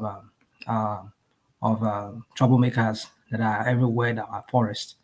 You need to understand that it's not a conventional warfare. It's going to take him a long time to bring about some kind of reform into the military. But in the immediate, for him to be able to suppress the rebellion within the Nigerian state, he would need some kind of foreign help. The only way you can criticize him is that if he continues hiring them, as in when I mean hiring them without no attempt or no effort in restructuring our military, flushing out those bad eggs among them, that is when you can say, okay, yeah, this is a matter of national security, or it's a threat to the national security of that country. But in the immediate, if that is necessary, for me, I don't see that as a problem. If he needs that help, external help, for him to be able to read those troublemakers within Nigeria, because right now in that country, somebody was talking about production here. You cannot talk about production when the very, very, very core of what will bring about that productivity is not being addressed. One of them is bringing security that is in no way compromised in any way, that is non-aligned to any clans, and that is no respect of any tribe in that country. If it's a Yoruba man that is making the trouble, that be the troublemaker, get rid of him. If it's an Hausa man or Fulani man, get rid of him. If it's an Igbo guy, get rid of him. So that's the kind of person we want. That kind of military that we want. That is no respect of any clans or any ethnicity. But it's going to be an Herculean task for him to do. You can't expect to just come and say, okay, military go. This is the same military that people that were there before him, no matter how he fire all the whole high ranking. Because one thing is this, you cannot fire all your high ranking military top brass. If you do that and you're bringing in some people, you have to, even though you have to bring in the lower cadres, the ones in the bottom, you have to go through some kind of training to be able to be at par as to manage an army for you. So if you say you're firing all the generals, firing up to the colonels, then you are looking at people like captains to come and take over. I mean, what kind of army are you going to build that? Because these people, they need to go through some kind of training to be able to manage the people under them. So it's not going to be something you can do within not even 1 or 2 years of this. Rational mind. Let me land the point. So my point is that, but in the immediate, because you want your people to go back to farm, you want some form of stability in the country, you will need this external help. I mean, the U.S. government, when they were having problem in Iraq and in Afghanistan, they brought in Blackwater. They brought in they need external help overseas. Hold on. Yeah, we understand. We sometimes, I know some of our analogy might not be what the point is this. We want security. Your army cannot do it. For how many years they've been doing it? to tell you that there's Army needs to be they overhauled. compromised. You notice It needs to be that overhauled. Wagner works overseas, not inside Russia. Oh, How fine, many I understand. times I would they? understand. How No, many they times do work would in the yeah, army they be work in overhauled? they work in It's been Russia. overhauled for as many times as Wagner works in Obasanjo was Russia. there. Hold on, let me address this guy. Sometimes you just say something. Wagner works in Russia. Yeah. What In do you Russia, mean they they were work trained in in Russia? Russia. They are trained in Russia, but their main Okay. operation is overseas. No, Because all the wars are overseas. hold on. That's why Hold they don't on. have This an Ukraine internal war. one. This Ukraine war that they are fighting is not from Russian soil. That's not where they used to enter into Overseas, Ukraine. they are not using it to fight the war inside Russia. We're not saying There's no war inside Russia. And to be fair, they are even There's Russian. no war inside They are Russia. even Russian. But if you use There's no foreign war mercenaries inside inside your What Russia. country, difference does it? What difference does it make? There's no war inside Russia. okay, because you people don't understand statecraft. If there was a war inside Russia, if Ukraine gain if there was a war ground inside now, Russia, they'll be Wagner doesn't fighting help it. them out. If Ukraine gain ground, enter into Russia, will Wagner not come and help the army? What are you talking about? If America not helping the Israelis, To Nigeria, military contractors are not an anomaly in today's warfare. A lot of people use military contractors. If you don't like the name mercenaries, we can use military No, they contractors. don't bring it That's into what their they are. territories. No Because they don't self-regulation fight, they between don't their have wars territories. in their territories. If they and had even to wars in their advance on that territories, point, even to it'd be advance on that different. point, if Now, just because let me make one point I was trying to make to just because it's Rational Mind mercenary earlier. doesn't mean that it has to be outside the country. It could be local. Do you know that? That's It what I could was be just fought saying to him. locally. So, yeah, Yeah, but that's not what he told let me me when I say, asked him. Rational Mind. I recently looked up what happened in the history of what was happening and how it was executed in Darfur, in Sudan. The scary thing is when you look at the attacks in Darfur and the way the Janjaweed militia was attacking those people, it is very, very scary because it exactly resembles the description the victims in Plateau gave and the victims in Southern Kaduna gave when those people attacked them. Almost the same tactic, almost the same driving off the land, establishing themselves in the land, changing the name of the town, and then later on trying to establish themselves in that place, creating IDPs. Same thing in Sudan, no difference. Same thing. In Southern Kaduna, there are like 30 or 40,000 IDPs. In Plateau now, we have IDPs all over the place. And in Benue, goodness, over 1 million. Same thing, no difference. And the Sudanese government at the time was indifferent, did not address it, did not intervene. And that's why you saw the whole big thing about Darfur and international pressure and recognition. And that's how they eventually got it to stop. And the country eventually split. So now you see what's happening in Nigeria. We're talking about insecurity, and the places they are attacking are the places that are part of our food basket. And it's in the same exact way. Ethnic cleansing, land grab, Nigerian government turning a blind eye, not attacking the problem, not addressing the millions of IDPs, not trying to get them sent back home. It's the same thing. It's almost like it's the same playbook, if I was to use a sports analogy, that they're using right now in all these places. So I don't know what's going to happen, but if they don't fix this soon, it's just going to be total chaos and oblivion in those areas. Is that because that's where it's going right now? What I see is that the way we look at security is that we look at other people as benevolent actors often. And when you are dealing with security, you should never generally bring people that are more powerful than you, they are soldiers, into your territory, because you run the risk of being compromised and probably being invaded even. Because I see, when I reach this conclusion, is just from observing history, including Israel too. Israel, as much as they love America, they are very, very suspicious of America. They won't let American soldiers into their territory. If the American soldiers are coming there, they are coming for specific purposes. Finish what you are doing, you're out. You don't stay there. Americans even volunteer to, lead the force to protect them against the Palestinians. They refuse. They don't want Americans near them, because you can't let powerful forces just come around you, because sooner or later they will be dictating what happens in your country. This is something that is in common sense. Yes, I understand that. So what do you suggest, right? Let's assume for 1 But second. they can Whether accept American weapon, right? Yeah, they are Yeah, smart look enough at you. now. They are smart. Let me ask you Take a the question. benefits and kick out the dangers. What is wrong Let with me that? ask you a question. Let's assume for a second that what President Jonathan said, Goodluck said, is true, that the military is compromised and there's Boko Haram infiltration in our armed forces. How would you fix that? Boko Haram within our armed forces. How you fix Yes. that is, like I said, first you recruit in a reasonable size of security forces, because that's not the reason why they are failing. You can't expect one soldier to protect more than 1,000 people. It's unworkable. First, you give them that fighting chance. Our Nigerian military, I believe they are very, very capable. Our people are willing to make the sacrifices. And secondly, you have a very, very strong. Fighting chance. How? You said fighting chance. How? You have to have a fighting chance by having enough people in the first place. Enough because if you people. don't have enough people, if the military is compromised, hold on. Hold on. If you start from the premise, of one soldier not being able to defend 1,000 people, you have that first problem. Hold on. The issue is not quantity. It's quality. Stop saying that. Can you defend 1,000 people? Can you? Hold on. The issue is not quantity. No, answer the question. Can you defend 1,000 people? It's quality, not quantity. Hold on now. Why is he saying that? I asked him a straight question. Can you defend 1,000 people if you're a soldier? Can I answer that question? How many soldiers do you It's not the number of. It's not the number of soldiers. It's not the number of boots on the ground. See, my point is that even America, with the most advanced technology in the world, the ratio is one soldier to around 150. Most countries are in that same bracket. One Nigerian soldier that is barely paid is expected to defend over 1,000 people. How is that even fair? Why I agree with you partly.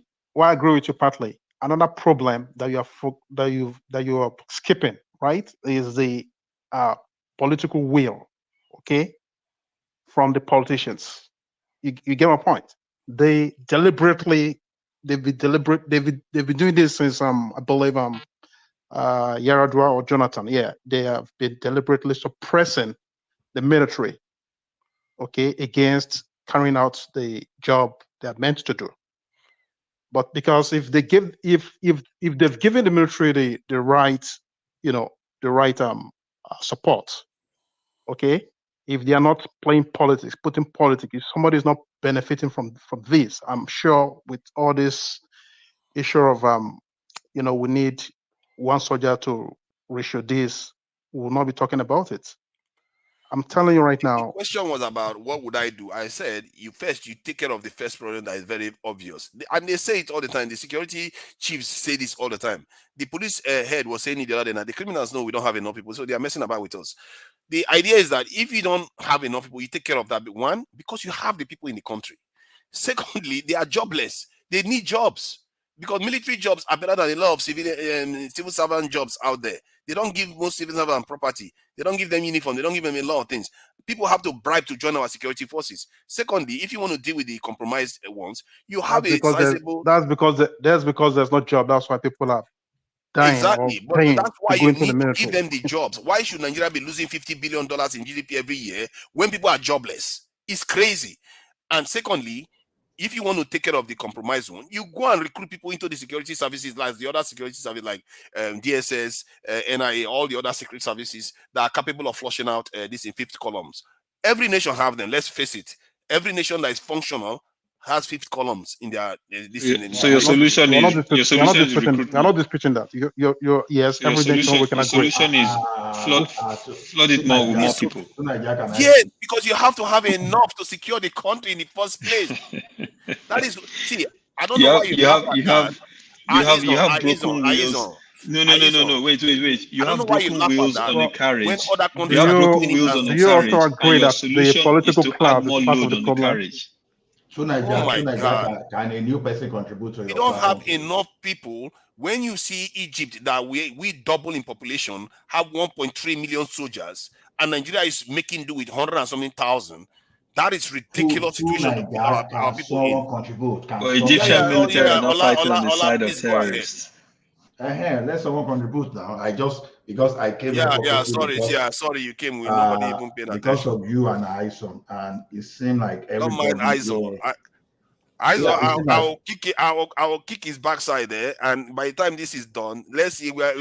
No, both you and Ison. I came purposely because of you, because there's this thing that you'll be saying, and to me, it sounds funny to me. And on this, the issue of Tinubu being compromised. See, whatever fear you want to spread, a president of any country needs not be compromised if the external forces want to show their interest in that country.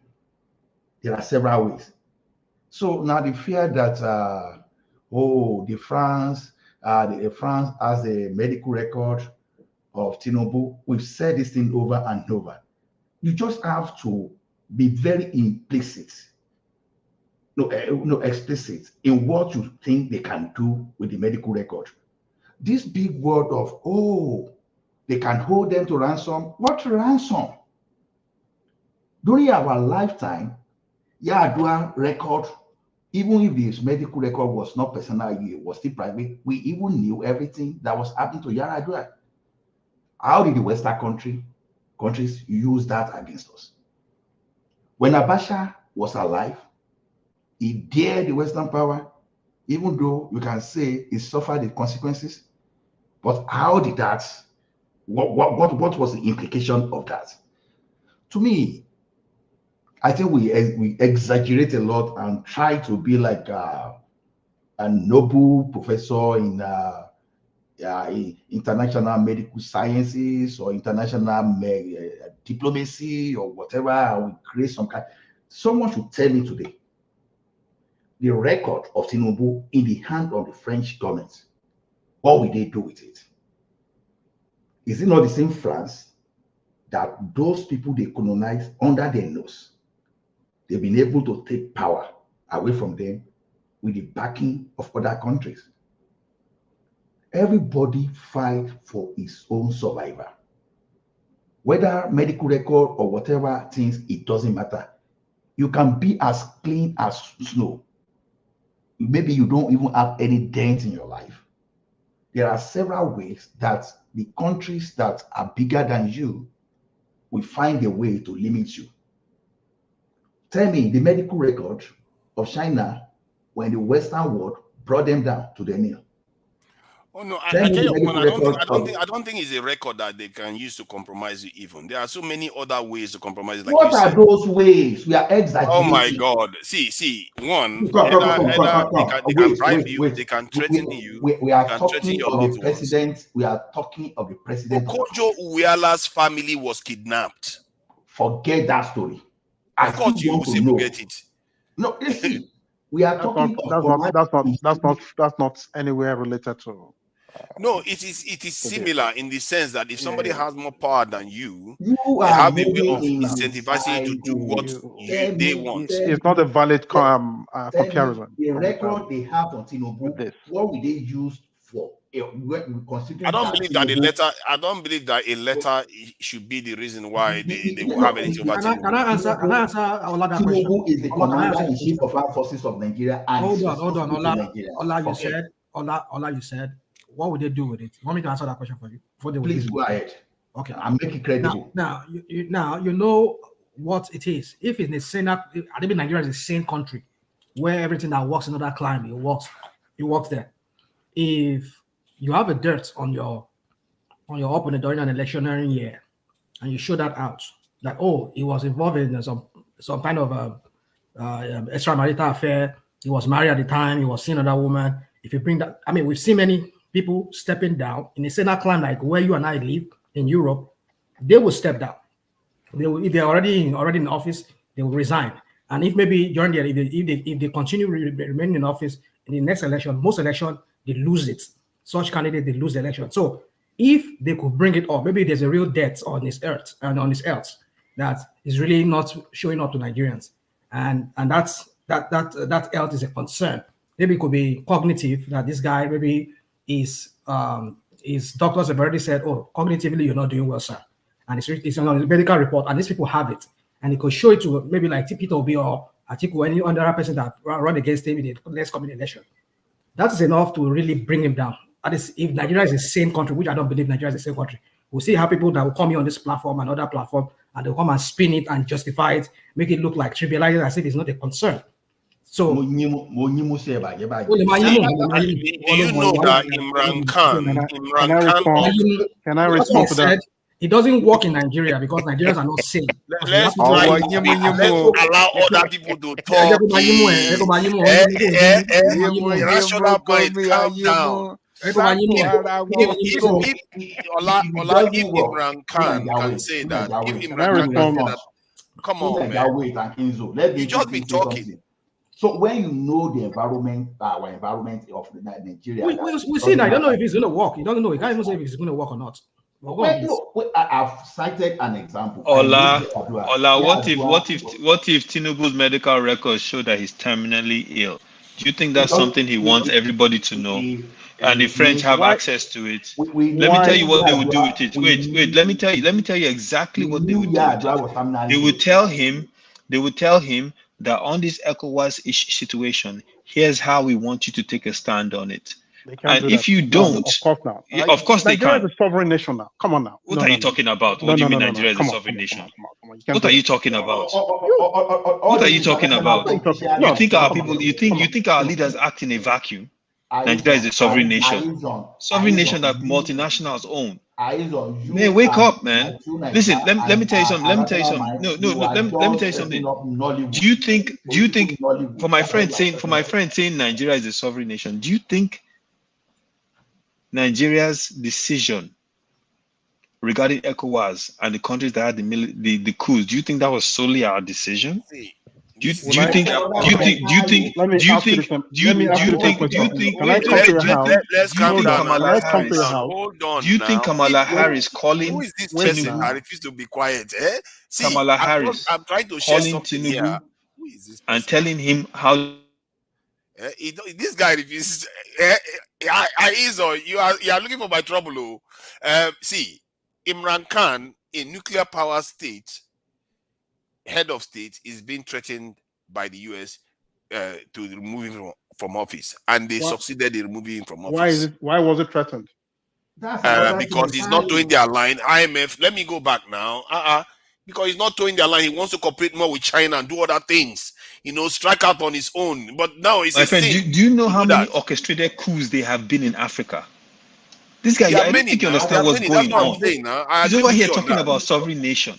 You don't understand what's going on, do you? Do you know how many coups they attempted on that? I follow the trend very well. And Ola is over here talking about if they have his medical records, they can't do anything with it. I mean, it's invalid now because at the heat of the whole thing, they didn't remove it. So why now? Completely broken down discipline on this panel. With respect to Nigeria, Nigerian record, as long as it's not doing anything against the Western country, it's one thing. But with respect to the Nigerian situation, what all these things you are saying, they are just fable. You understand? Even without any record against Tinubu, if he want to start nuclear weapon today, just because of Boko Haram and some insecurity around us, everybody within the global community will pay detailed attention. That has nothing to do with the health record. He cannot do that even if he wanted to. How as compromised as he is, they will remove him from office. He cannot do it if he wanted to. You are not. Ola, if you believe that he can, you are living in fantasy land. He cannot do it if he wanted to. Let me tell you something. Right now. Tinubu is a foreign agent. You are not. You understand me? Do you know what that means? Let me explain to you what that means. That means let me explain to you what that means, because I don't think you fully understand. I don't know. Ola, hear him out, then he will hear you out. Let's go, please. Okay, listen to my question first. Okay, so you said you should hear me out first, Ola. You should hear me out. Ola, hear him out first. Then he'll come to you. One after let's Aizo go, then you will speak. Please go ahead, Aizo. Ola, that means my question is speaking. Ola, that means I should talk first, and then you talk second. Let me ask my question. Ola, let him land. Let him land his point. Ola, let him land. Let me answer my question. Let me ask my question. You still insist on going first. Okay, please go first. Okay, ask your question. The question is this: assuming Peter Obi, they don't have anything on, that they don't even have his medical record, Or maybe We're not talking about Peter Obi now. We're not talking about Peter Obi. Yeah, why you? I think he's giving an example. Please let him finish. Now we are making it You're trying to spin. He's asking you a valid question. You're trying to spin it. Just hold on. Now, if Mr. Obi, without any dents today, want to start nuclear weapon, they don't have anything on him. Now, are you saying the global community will not react just because they don't have anything on him? That's the question. I think you misunderstood me. Wait. Wait, okay, Jesus. I think Remy has come with his own this level. Let Aizo answer. Wait. So let me recap your question just so I understand it properly. You're saying that if Peter Obi was leader today and they didn't have anything on him and they wanted to start a nuclear weapon, don't I think that they would say something about it? Is that your question? We they fold their hand and be looking and say, okay, go ahead and build a nuclear weapon. We Americans. What does nuclear weapon have to do with being a president that's compromised? I don't understand your question. You do not understand Ola's question. First, I don't. Wait. Iran tried to start a nuclear weapon. They weren't compromised. The international community came out against them because they thought it was in the worst interest of the world. That had nothing to do with compromisability. What I'm talking about is our president is clearly a foreign agent that's compromised. That's what I'm talking about. That is what I am talking about. I think there's some truth though. You never see this guy near the Chinese, near the Russians. How many times have anybody seen Tinubu near Chinese or Russian or any other people? The Americans have his whole dossier sitting in front of them. The French have his whole medical record sitting in front of them. At any given time, they can pull his string. He is their boy. Make no mistake about it. And if you don't believe that, that means you truly do not understand what's going on. I think Aizo is closer to the truth than what people would like to agree. Yeah, please, Remy. Yeah, let's allow Remy say something. He just came in. Good morning, everyone. This is a very interesting topic you guys have been talking about. It's quite lively. First and foremost, I want you to know that we live in a global village. And as a president of a country, you need a lot of bilateral agreement and so many agreements to deal with other countries. No any politician, I repeat, no any politician anywhere in the world will not have one dent or the other against him. Because before you can become a president of a country, you need both external and internal supporter. I mean big people. I do not mean ordinary men in the streets. I mean people that control state or control community. So you need finances all over the world that will support you. Even America, they get finances from the rest of the world when they are going for election. I mean the presidential candidate. So when you talk about Tinubu and agent, you forgot that this man has been a governor. Did you just say even in America they need the president financing all over the world? Yes, That's foreign country also support your presidential candidate. I repeat, foreign countries financially. They also support. You might not know. Yes, they do one way or the other. That's not true. Okay, let me finish. Okay, let me finish and then you can. That's not true. You can debunk it. So when you are saying that this guy is a foreign agent, blah, blah, blah, blah, blah, blah, you said you live in a civilized society, in a modern world, why, information is very important. Even as an hospital, you cannot disclose the information of your patient to anybody because they all sign confidential agreement. So you cannot just say, okay, if we are looking at it in that direction, let's be factual with ourselves. I don't think if I live here and go to any hospital in America and they sign a confidential agreement with me, then they'll just go and give it to their government just like that. So why is the institution? America is known for great institution. And because of this great institution, that's why that country continues to thrive to today. And that's why the rest of the world still hold them, that even if you are nobody, when you get to America, you can ask for your right. But remember, right is also limited one way or the other.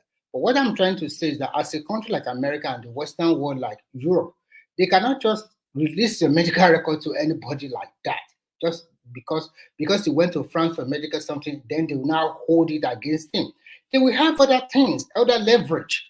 That, okay, if you don't do this, we're not going to invest in your country. We're not going to do this. We're not going to do that. We're not going to. Do you think they would listen to their press? To you, just like before Trump. Who was there before Trump? Obama. They Okay, refuse first of all, foreign election campaign laws in America prohibit foreign nationals from donating to anyone that's running for That's what you federal, say. state, or local elections. That's So that is that is false. That is false. That statement you just made is false. Okay, let's get that out there first. Second of all, any foreign government that wants to release his medical records, all they will do is leak it to their press. And their press will then go through all the press channels in the world and then release it. If he doesn't do what they want, there's something they do called blackmail. It's a thing, it's a real thing, and it's used to leverage people around the world every day. So what you're saying makes no sense whatsoever. Okay, hold on. Let me hold on, please. Please hold on for a second. Hold on for a second. See, they have different ways of doing it. I don't know why we're arguing over this one. They could use letter, they could use blackmail, they could use all kinds of things. I think Remy has a point that they could use contracts and all kinds of. There are different ways to pressure people. The point is that I want to move the conversation forward. The point is that when I look at the way Nigerian leaders behave, this is why I say that there's something else to it. It's not just blackmail.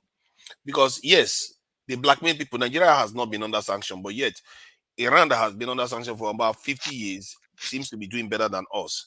And you have to ask yourself the question: if Nigerians were just afraid of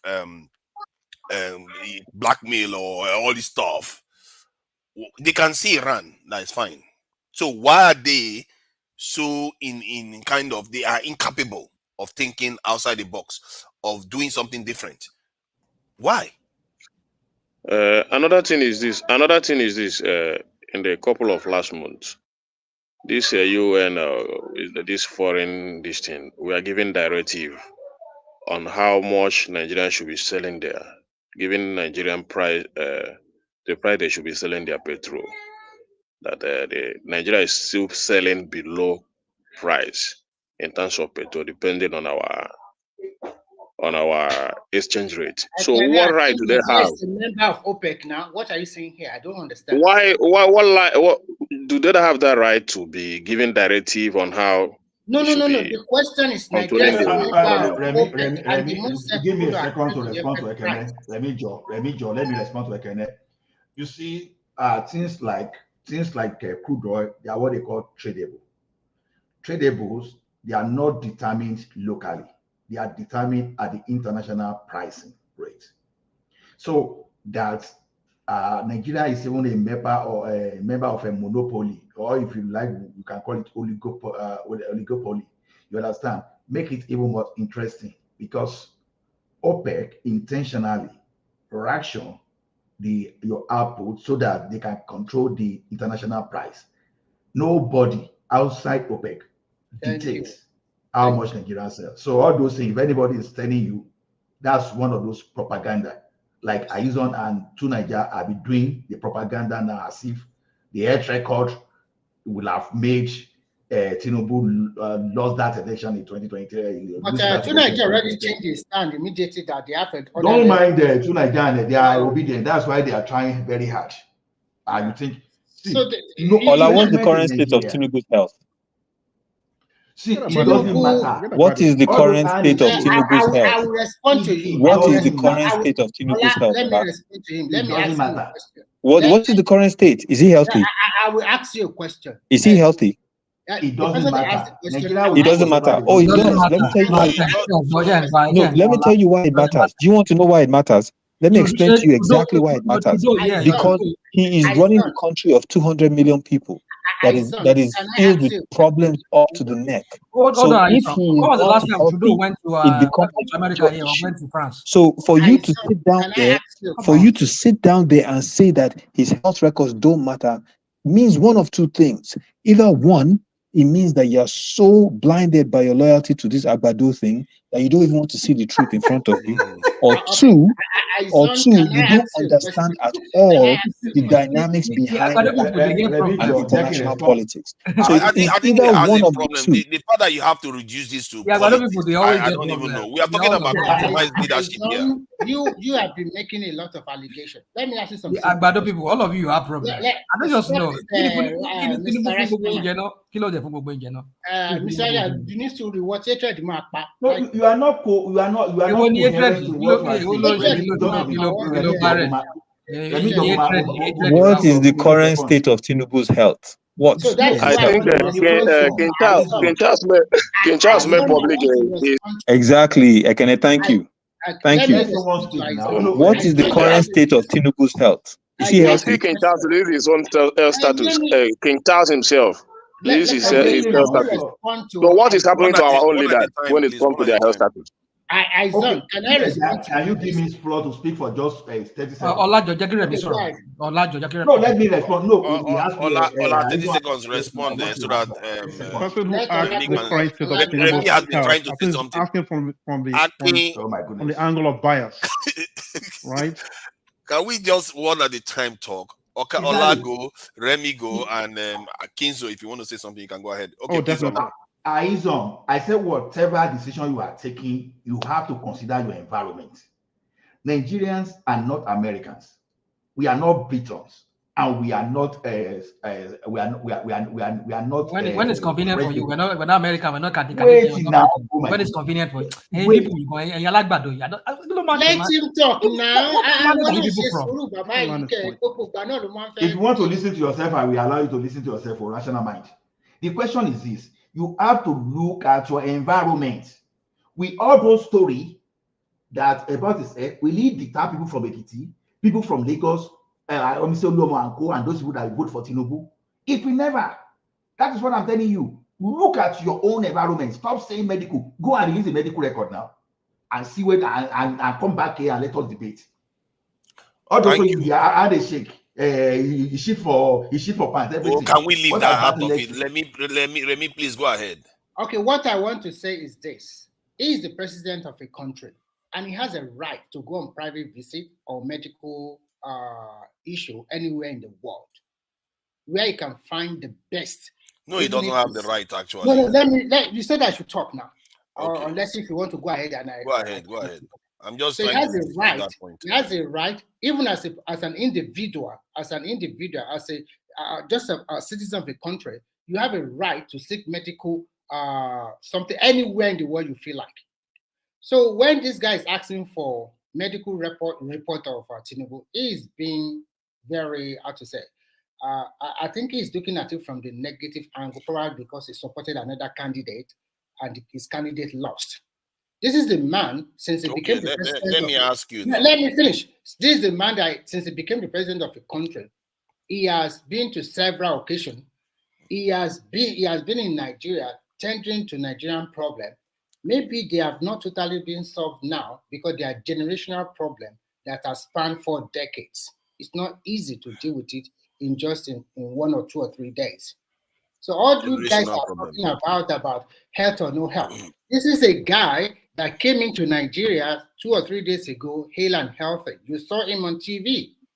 Why are you asking for How do you know he was hale and healthy? You see medical records. No, eyes on, hold on. I put it to you that you are not also medically fit. Okay, now I want to ask you a question.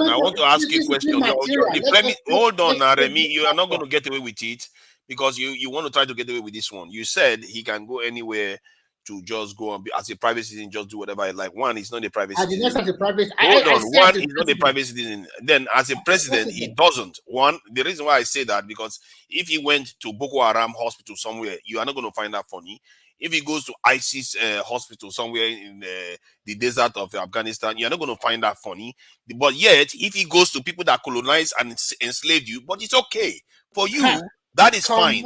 It shows you that your mentality is wrong. I think you guys are hold on. This goes to the crux of our problem. We perceive things the wrong way because we are not seeing it. That's why we're having this conversation in the first place. That I think some of these leaders don't even have to be compromised. They sell us out.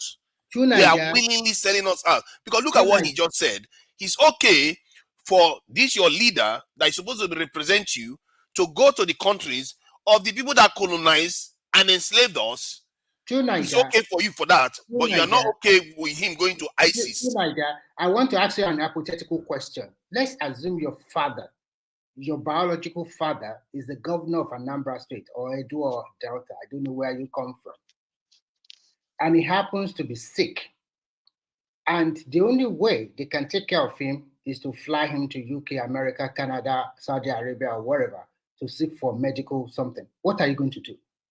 Because there's no facility in Nigeria. I'm not going to go there.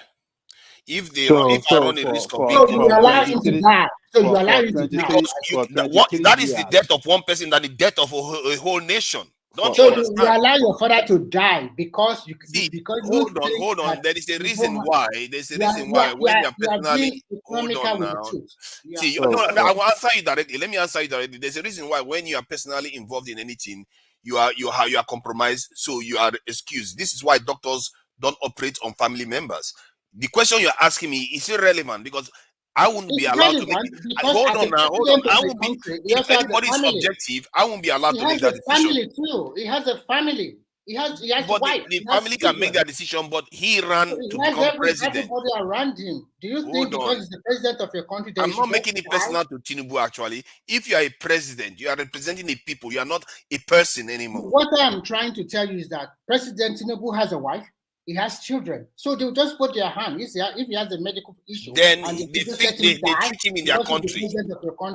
500 years ago, there is no Igbo country. 300 years ago, there's no Igbo country where you go for treatment. You treat yourself in Nigeria, or you die in Nigeria. It's very simple. Why do you have to always allow your father to die? In a nutshell, you allow your father to die if he's a governor. That is not my decision. Nobody should allow me to make such a decision because I'm asking you as the son of a governor. Let's say you are the son of Tinubu and he is ill. Are you going to allow him to die? And why would I allow him to die? But if my father is a president, hold on. But if my father is a president, the nation has the power to stop him. They should stop him. Even if I want to save my father, but the nation should stop him because he ran to become a president. I think you guys are just being actors. I gave you a direct answer. The nation should be able to stop him because he's not an individual anymore. All the Nigerian citizens should say, stop, don't go, stay. No, and die. There should be a law that prevents that from happening. What kind of law is that? See, that will suddenly make sure that your healthcare system in the country. Hold on, your healthcare in the country will improve automatically by doing that. It shows that you people are thinking for yourself. How many UK leaders have you seen go overseas for treatment? Even UK. To Nigeria, I will ask you. I'll put something across to you now, and I want you to tell in all honesty the truth, and everybody here. Cuba is known as a country that have a lot of medical doctors. Cuba is also known that a lot of people go to Cuba or India to seek for medical redress, whether as a private citizen or as a government official. Even Americans do go to Cuba to do medical surgery or operation. No country is an island on its own. For example, we have a lot of medical doctors in Nigeria. Not their leaders. I don't know where you're going round. I'm saying the same. I wish you luck, man. I wish you luck. Like a Maradona everywhere. This Agbado Kool-Aid is sweet, I swear. Let me finish. You don't drink and finish. Let me finish. Please, I beg you, let me finish. That you have to look at it in several angles. Fine, it's your president. But would you wish your president to die? Most people will say no. I don't wish my president to die, but I wish my people to be alive. I wish my president can fix the hospital at Aso Rock so he can be treated in my country. Exactly. That's what I wish. I want my people to die. That's what I wish for him. So my president is not open to security threats by going to a foreign hospital where a French. Go and open his chest in the foreign countries. Seriously, that's okay with you. Medical that if they want to fight you, they will fight you. These are superpower. If they want to fight it's not about fighting. It's not about fighting us. In your neighborhood, it's not about fighting us. Are you afraid of a fight? What is? No. When you fear a fight, you are going to get fight. I will ask you some simple questions. The headquarters of all the financial institutions in the world, where are they? In the UK and in America. Who controls them? Americans. The Anglo-Saxons. So America. So what's your point?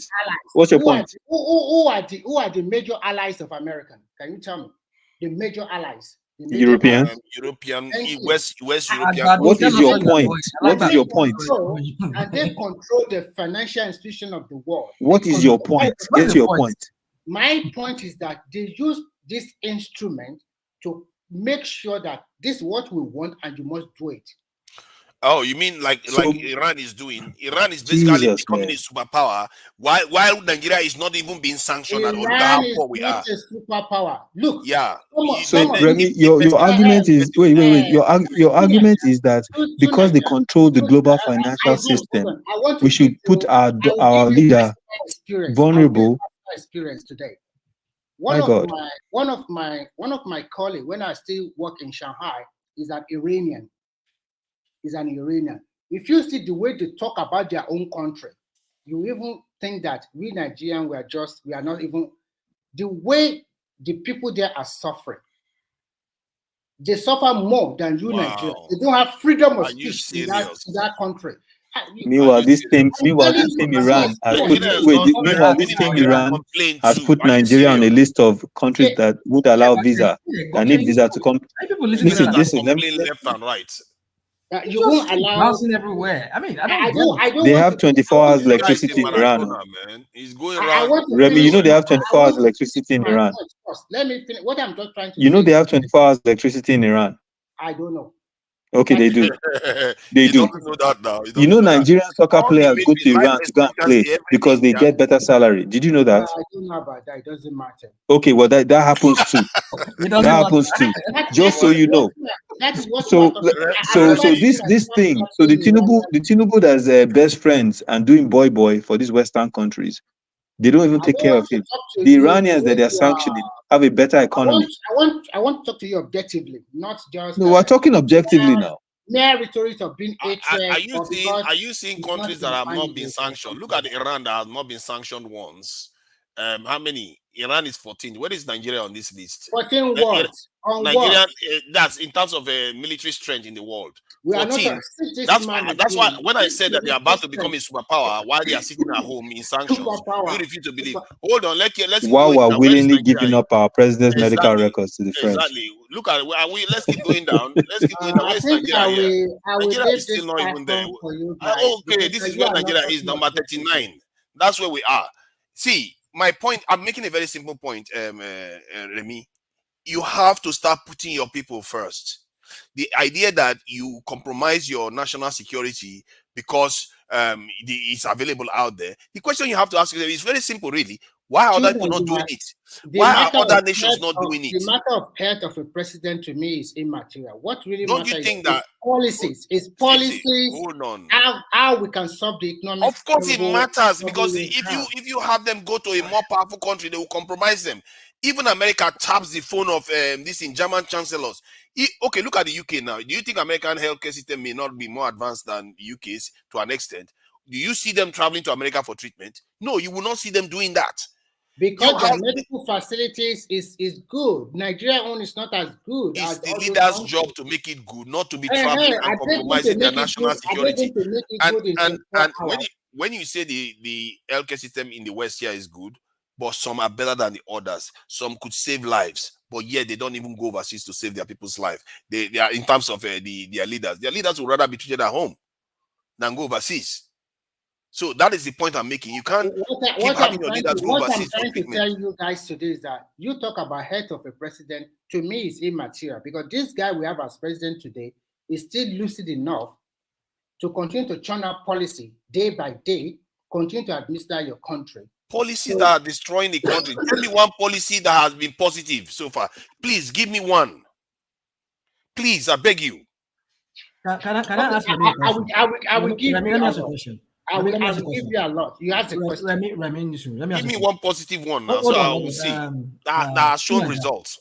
Tunanja, let me ask him. Yeah, the question you're asking now, I want to rephrase it this way to him. Now, Remy, can you tell us what was the reason? Partly one of the reasons that Buhari failed in his government. Thank you. I will be objective with you, and I want you to also be objective.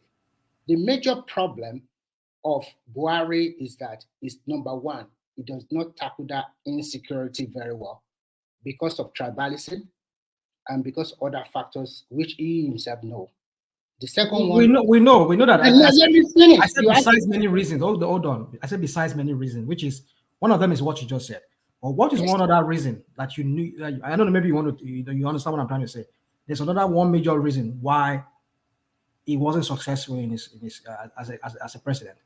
Yeah. So I will give you the second reason. To me, I think it does not handle the economy of Nigeria very well. Unfortunately for him, there's so many turbulence during his regime, the COVID setting, and he does not also plan very well. So those two are the major problem. The major problem that affected is John Kertin every time to United Russian man, can I answer that? Russian man, can I answer that? Russian man, let me answer that. Russian man, let me answer that. Hold on. You cannot answer it because it's not a question that I know you. I know you can answer it, but I wanted somebody who's an Agbado person to answer that question. Okay, so you in your own mind, you thought because he was jumping. No, I agree with you that some of the things you mentioned were some of the reasons why. Can I help you? Can I help you with some of the answers? Can I help you? No. Are you an Agbado person? Are you an Agbado person? No. Call anybody an Agbado person. No, hold on a second. Let me help you. I'll call you a name now that will make you cry. No problem now. Go on now. Can I help you with at least two of the answers? No, you can go ahead. You see, no, dude. I don't want us to overflog it. My point is this: I understand there are other reasons. Like I said, one of the reasons I didn't say just one major. So there are other reasons. Now we just mentioned some of them. I know you might have another one. You are king, but one of the major reasons was that he could not concentrate on governance. It was John Kertin going to taking care of his health. He said, hold on. He said, according to initial 6 months. Hold on now. According to Adesina, in one of his in the excerpts of one of his book, he said he was so sick as dog. Yes, of course, you are right. So when you have a president that is sick as dog, hold on. When you have somebody that is so sick as dog, cannot take care of his health. Is that what? I don't understand. He was so sick for the first. He's a human being. Anyone can get sick. Anyone can get sick. And so because he gets sick, and then was he sick for nearly 1 month, you didn't come to this platform. And when you came one day, you said you are down with flu. So you are sick. So what are you talking about? You're talking about me or you're talking about yourself? No, I'm talking about you. Nobody knows what's wrong with you internally. Can I not? These are the people reason. Am I a president? Am I a president? They keep telling you don't understand the difference between a president and a normal individual. I'm trying to poke a joke at him also. These people are irredeemable. These people are trying to poke a joke at you. You cannot redeem your wife will not allow you to. You know, Remy, you can support Tinubu and still agree with us on these points. No. What I'm trying to tell you is very simple. I have a friend in UK. When he was sick, he was so sick. He went to the hospital. They could not diagnose what really went wrong with him. Our brothers now advise him, go to Nigeria. He went back to Nigeria, and through spiritual means, it was okay. The Yoruba people cannot know what happened to him. So he has to go back home and find solution to his problem. Remy, if you don't mind, please give me a minute to respond to rational. Go ahead, yes. Rational mind. When you try to make propaganda, you know not everyone here was born in the 90s. I was alive when Buhari messed the economy up, not the same way he messed this up. That was when even Buhari was in his 41, 42. It's what happened to Buhari was total incompetence. It has nothing to do with his medical record. Don't change it. In the 80s, Japa syndrome started from Buhari. In the 80s, Buhari destroyed our middle class. In the 80s, he started messing up with our currency. But the only difference this time around is you gave him more time to destroy that thing extensively. It has nothing to do with his record. So, but to be fair though, Buhari didn't encourage the Japa syndrome. As a matter of fact, I remember those times when they used to make. I don't know how. You know this Andrew adverts. I know the Andrew adverts. I don't know how.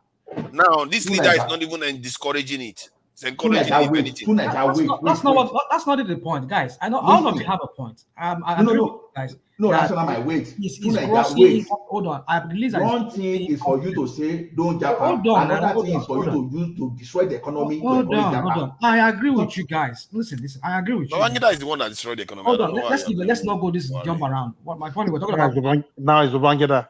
Well, during that last in the 1980s, let's not go it was to this. Babangida that destroyed the economy. It's okay. Yeah, guys, thank you so much for letting me on. I appreciate the time. It has been fun. I hail everyone. Who is that talking? Sorry. Kinzo. Oh, Aizon. Okay, thank you for coming in. Yeah, go ahead. Yeah, so make an take everybody. Yeah. So I agree with you. This guy was grossly incompetent. I understand. I agree with every other reason that you can give. But one other reason that this guy had was that his inability to sit down and sit down and govern the country. Even when he was sick, transfer power, give you a deputy. He was forced many times until he gave it to him once. And once that guy tried it, which was the deputy, his vice then, he tried it, and we saw a little bit of difference. But when he came back, he dabaru the whole thing again. So the point is this, is that I believe that the guy is grossly incompetent. But my point is that his inability to sit down. Because when we talk about governance, I would like to be Buhari's devil's advocate. Finish. You can't be his devil's advocate. If you don't know what happened. Come on. So my point is this: it's an inability as well to sit down as a healthy person, sit down in that Aso Rock, and okay, look, we're talking about this one that went to France. I mean, if it's your not regular something, we can believe that, but this is just the beginning. We're going to see more of him going to France every time. So actually, they swear for these people. When they go Europe, go take care of themselves. The point is, you can be sick. Do it in your country. We know you are there.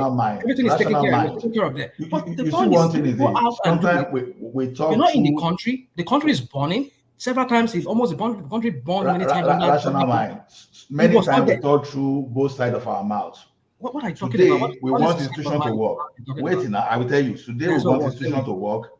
And tomorrow we want presidents to come and macromanage everything. Now, why do you say always now? You know how long Buhari was gone for? You know, he was gone for more than the time was gone for almost 7 months. Let him say something so that I can add to it too. It is not because Buhari traveled. It's not because Buhari refused to delegate power properly. It is just because Buhari failed to delegate power properly. That's just the main thing. Now, when he was going, and he allowed Oshibajo to take over, he did very well, right? But he came back in Dabaru and handed back to his guy. What does that tell you? It's just his decision making. It's not because he traveled. So if you really want your country to be okay, the president should not be the one that will be managing your Ministry of Finance. It should not be the one. He has already delegated. His so is to make sure that an incompetent person is what you are supposed to substitute as at when due. So let's forget about as if the president will be here now and he'll be the one now going to the bush inside the kitty to be flushing the criminal's house. No, we are just trying to build case. You know what? That's why I love Nigerians, because there are so many people that are talented and educated. So anybody cannot come out and bamboozle always that kind of with the end of the cock and bull story. So let me just add something to this quickly. See, regarding this in Buhari, I think he's not very good at some intricate stuff. Economy. Going to office, yeah, when he got into office, he had a lot of headwinds, and sometimes the circles of economy means that's what you inherit. A lot of things didn't work in his favor, and but he did some fundamentals, given all the things that were handicapping him, from crude oil prices, insecurity, and then his health on top of that again, then COVID-19 on top of it. If you combine all those things together, you can see why, if Buhari was healthy, I think maybe the outcome would have been 10-20%. I said stop this. We experienced Buhari in the 80s. What do you want to say? No, when the 80s is the reason why they elected him now. That 80s, people wish we had that now. Because people he like was quite you, disciplined. Is that what Tinubu said in one of the campaign? Hold on. If a country is when France was one of his campaign stomp that Tinubu was selling Nigeria, selling people to us. He said when France was we're going through the true war. What did they call shadow go? What did they say? Shadow go. I mean, like, it's not the same Bobo they sent. We all know that. So you all know that. So you know that. So you know that. No. And then you're telling us that he was grossly incompetent. Ola, before I go, I want to ask you a direct question before I go.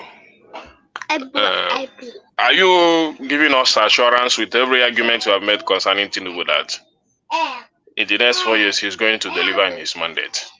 Are you giving us that assurance? And I stand my ground that he has been the best among the 3 candidates. So I expect. No, I'm not saying because are you saying that he has achieved something now, or because for me, you know, market women are threatening to beat him if they see him on the road, though. You know, Shebi, you know that. So you never see that one for paper. And what I want you to say, what I want you to tell me. The local market economy, or what do you call it? Tinubu's government is so bad. Let me ask you a very quick question. You start a building today. You start a building today, right? Do you see yourself finishing it the next month? Thank you. You lay a solid foundation. 8 months going. My problem is that I've not seen any building that he has started. I've not seen any foundation. I mean, something that has been destroyed 8 years, and you're expecting to fix it. Okay. Let me ask Akin. Akin is saying something now. He's making a point. So now, tell me, Akin. Hold on, Remy. Akin, tell me what policy that Tinubu has that you think is going to bear fruit. Please go ahead. No. But this none of you asked. It's a straight question. Let him answer now, because he's trying to say if you build a house, you get to be completed. We are on the same side. My question. Hold on. Yeah, I'm going to answer your question. Hold on, but I need you to answer this question for me. Ekene, you bought a land, you started a foundation today, okay, and you're projecting the house to be done within a month or 2. Is that possible? I can see my problem is this. Let me say something to Nigeria. My problem is this: Tinubu has not bought a land, and he has not even mowed a block, as I'm seeing in his government. So that's the problem. So when you're talking about buying land, where is the land? Where is flooding the land? That is the issue to build. He's flooding it on top of it. Thank you. He's even taking us to rentage. He wants us to begin to live in rent. So that's my problem. You are saying he bought a land as if he has already bought a land or he has already mowed a block. I'll give you a very good response. You, Alex Otti is the governor of Abia. Yes or no? Yes. Alex Otti. What does Alex Otti? No, let him come. Let him come. Let him give me the response. People are redeeming. Yeah. You just like bad people are already redeeming. Let him speak now. Calm down. So, according to you, Ekene, I was listening to you. I did not join the platform, but I was listening to you some few weeks ago, or few days ago, I should say. You said that the governor of that state is doing wonder in that state, building road, doing a lot of stuff, blah, blah, blah, blah, blah. In fact, you seem as the best governor. Can you confirm that, yes or no, please? Not even can confirm that. It's in the news. That so even in the last... Can I ask you a question? Do you know the allocation that your governor of Abia is collecting from the federal government? What are other governors doing with their own allocation? No, is he the only person collecting the allocation? If you don't know, say I don't know. It's better to compare with other governors. I said, is he the only governor collecting allocation in Nigeria? Do you know or you don't know? I don't know. You're not answering the question. Do you know or I don't know? If you say I don't know, I will understand. Do you know or I don't know? Do you Tell me, I don't know. Tell me, explain to me very well, yeah. Now, I will now tell you one of the things that most of these governors are enjoying, that the people in the state, they are not really holding their governor accountable very well. Before the removal of subsidy, most of these states, their allocation have dwindled from the federal government for a long time. But after the removal of the subsidy, most of these state governors have been getting more than double allocation that they are getting before. That is why some of them were able to do wage reward.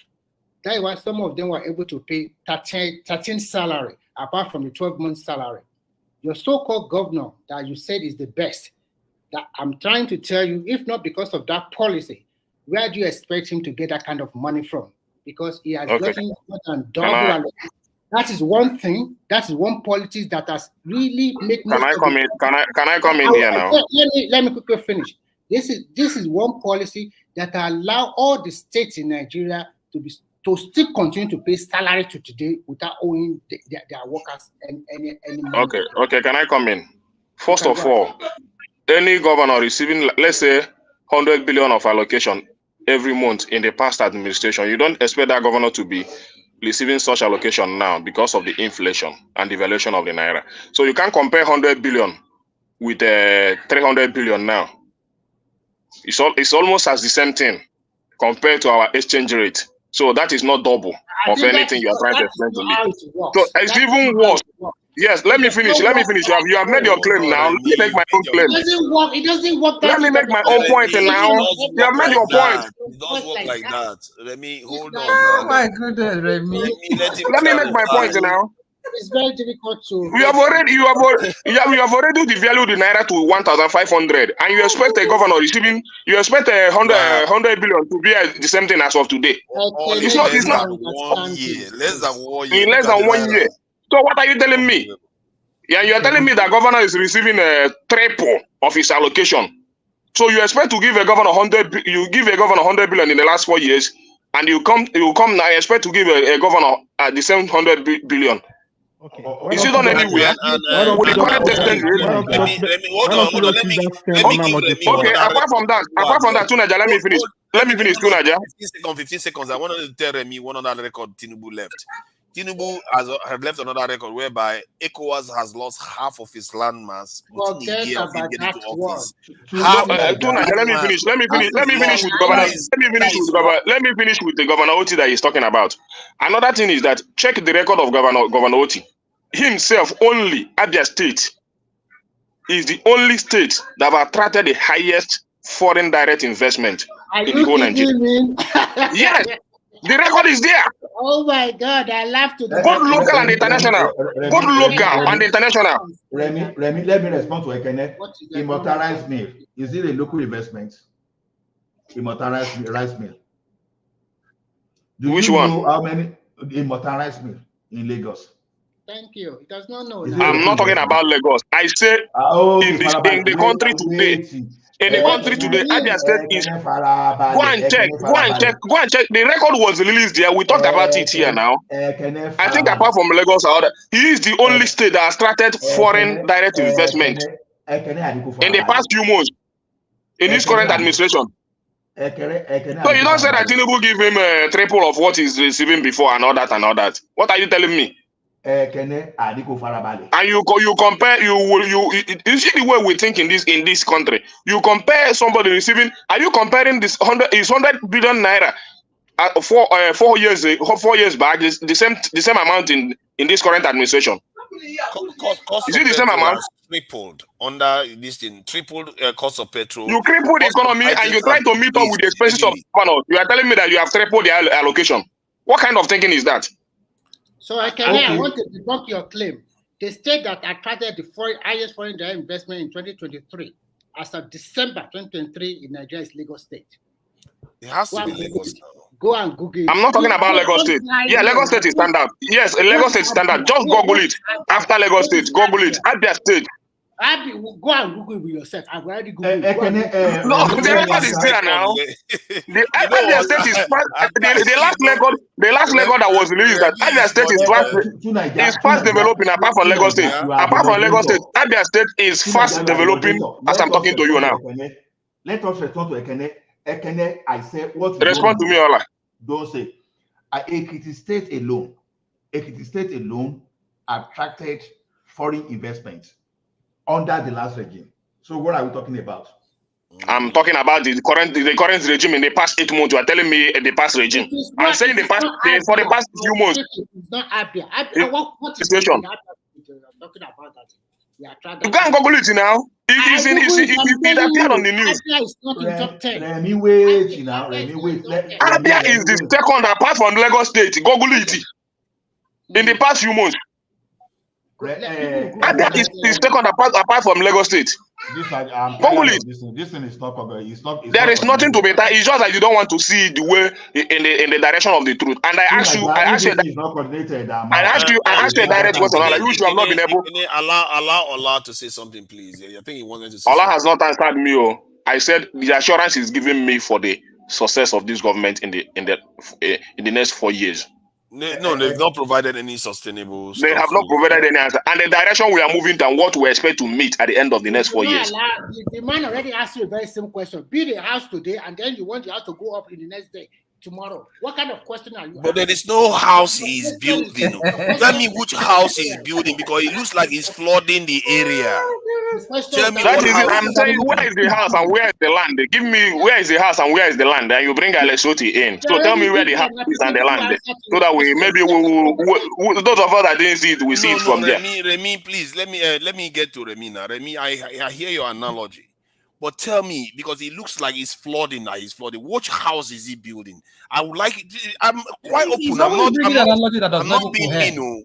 Give me something that Tinubu is building that is sustainable. Dance around everywhere. Thank you very much. House around everywhere. Calm down and let us respond to you. Now they are formulating different policies from different ministries. They are formulating policies. Let's hear him now. What policy are they forming that is going to benefit us? Go ahead now, Remy. Okay. The guy they are formulating policies from different ministries to other ministries. Some of them have started working. If you don't know, as we are talking today now, there is an agricultural framework that they want to embark upon, in which they are going to create more than 50,000 acres of land all over the country about to farming. And then we are talking about road construction. All over the country now, they are doing rehabilitation, and soon they are going to build a super highway from Lagos State to Abuja that you are going to travel within 4 hours, and they intend to complete it before 2027. So you can check David Umahi program for that.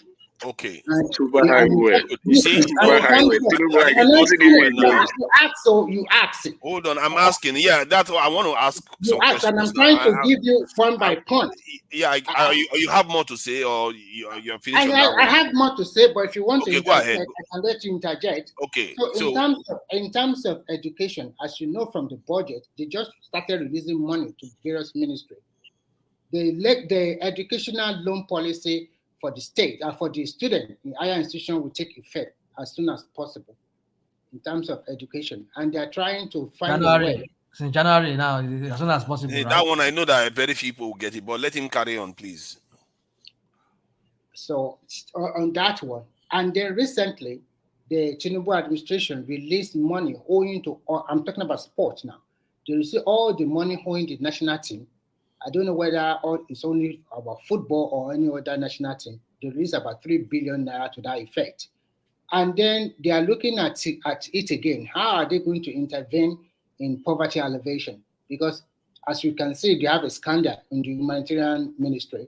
They have already created a kind of commission to start to look at it and have a very robust plan. How we are going to distribute money to the poor people without using an intermediary, maybe directly from the federal government to various accounts. But how are they going to know who are these people that really need this money? The poor people. That's what they are working on. They also set up a new police commission, set up of different Inspector General of Police about new police reform. Well, for me, I would still go for state police instead of saying we want to reform the so-called central policing system. I still want them to delegate it so that we have a state police. If we cannot have state police, then let's have regional police. Whatever they want to call it, there must be decentralization. So they are taking it bit by bit. I know that the country is not in its good stand today because of economic downturn and because of insecurity. Thank you. Let me address. You see, most of the things you listed, the only thing that stands a chance of actually being, I don't even know whether it's even possible. Remember, anything we say here is our opinion, right? Yes. But I'm trying to analyze it from my own point of view. That the 50,000 acre, which is something that has not even happened yet. And they give us promises all the time that they never ever actually fulfill. And there is nothing about power generation strategy there. There is nothing about security, serious security changes there. So especially that part of the security in country that is hemorrhaging $50 billion in GDP every year. The police are recruiting 30,000 people as at present now. They are recruiting about 30,000. I saw if you have a link for that. No, I think I saw a link that they have started. Hold on. Please now let's just get somewhere. Give me 1 minute. 1 minute you can come back. 1 minute you can come back, please. The police, I heard that they were recruited. A lot of people applied. And are you saying that, Remy, that they have actually there's a progress now? The way they say they are. There's a progress. They're on the second stage now. You remember that time there was a program one day. Okay, let me start. They got people from Lagos State. Only 1,000 people show interest, and then where people like Kaduna, Kano, and the rest, they have about 40,000 people showing interest. Our people in the Southwest, they did not show interest. They don't want to join police. Lagos State 1,000 plus. Ogun State is not up to 3,000 or 4,000, and Oyo State they are not showing interest. Where did you get this this 30,000 number? This is true. I got this. To Niger. I really want to say something because I want to go. So already, I want to finish my final thought. True. We're going to be rounding up soon actually. Yeah, because Mr. Remy has told us is the building that the APC is setting for us, which we were expecting. But I want to start from the one that Tinubu has assured. First of all, the wage award he promised the workers. They received only 1 month. The rest is nowhere to be found. They will pay. They will pay. Don't worry about that. They will still pay. Look. Listen. They are dusting their book because when was it due? Listen. I want you to know one thing for sure. You can conclude on that. Let me finish what I want to say. Maybe they will pay, but let me finish. If they will pay, they let them pay. I will be happy if they pay. There is no problem about that. But I just want to remind you that it's only 1 month they have received, and the other it has not come. And let me finish. Starting from the first of this administration, the statement that the president made himself on the national television is going to be giving out 50,000 naira to all these small scale businesses and all that, which he has made allocation for that. He said it in that national broadcast. He has made allocation about I don't know whether 75 billion for manufacturers and the other and all that. And let me finish. CNG buses and all that. So this is what is fresh and it comes out from the mouth of the president, and that I believe in more than what is written on paper. And I want to tell you, since he made those promises up till now, nothing to show for it. If there is any place for it, can I respond? You can tell me. 10 seconds. So I don't know whether to believe you that he's speaking for him now, or the one that he made himself, which he never fulfilled. Which one am I going to believe? Calm down. I want to ask you a question. Do you know how government or ministry, do you know how they get their allocation? The money budgeted for this ministry, do you know how they get it? Do you know how the government pay them? Are you aware? Do you know how they get this money? I don't know. You can still explain to me. So you don't know. So when these are all things that they are going to do, the government need money. That is why you have to look at your how much money is coming in from your crude oil sales, the loan you source outside, and so many other stuff. And money will not just be paid directly to the ministry like that. It has this process, have to pass through or some ministry or something. I mean, they have their own ways of doing things that before the money gets there. I was listening to Fashola the other day. He said that by now, or maybe next few days, most of the ministry will get the first allocation. Maybe for the first 3 months, maybe January, February, March, and so that they can now commence work on their various projects or things they have set out to do. So don't worry about that one. The CN buses. So let me come again before you conclude.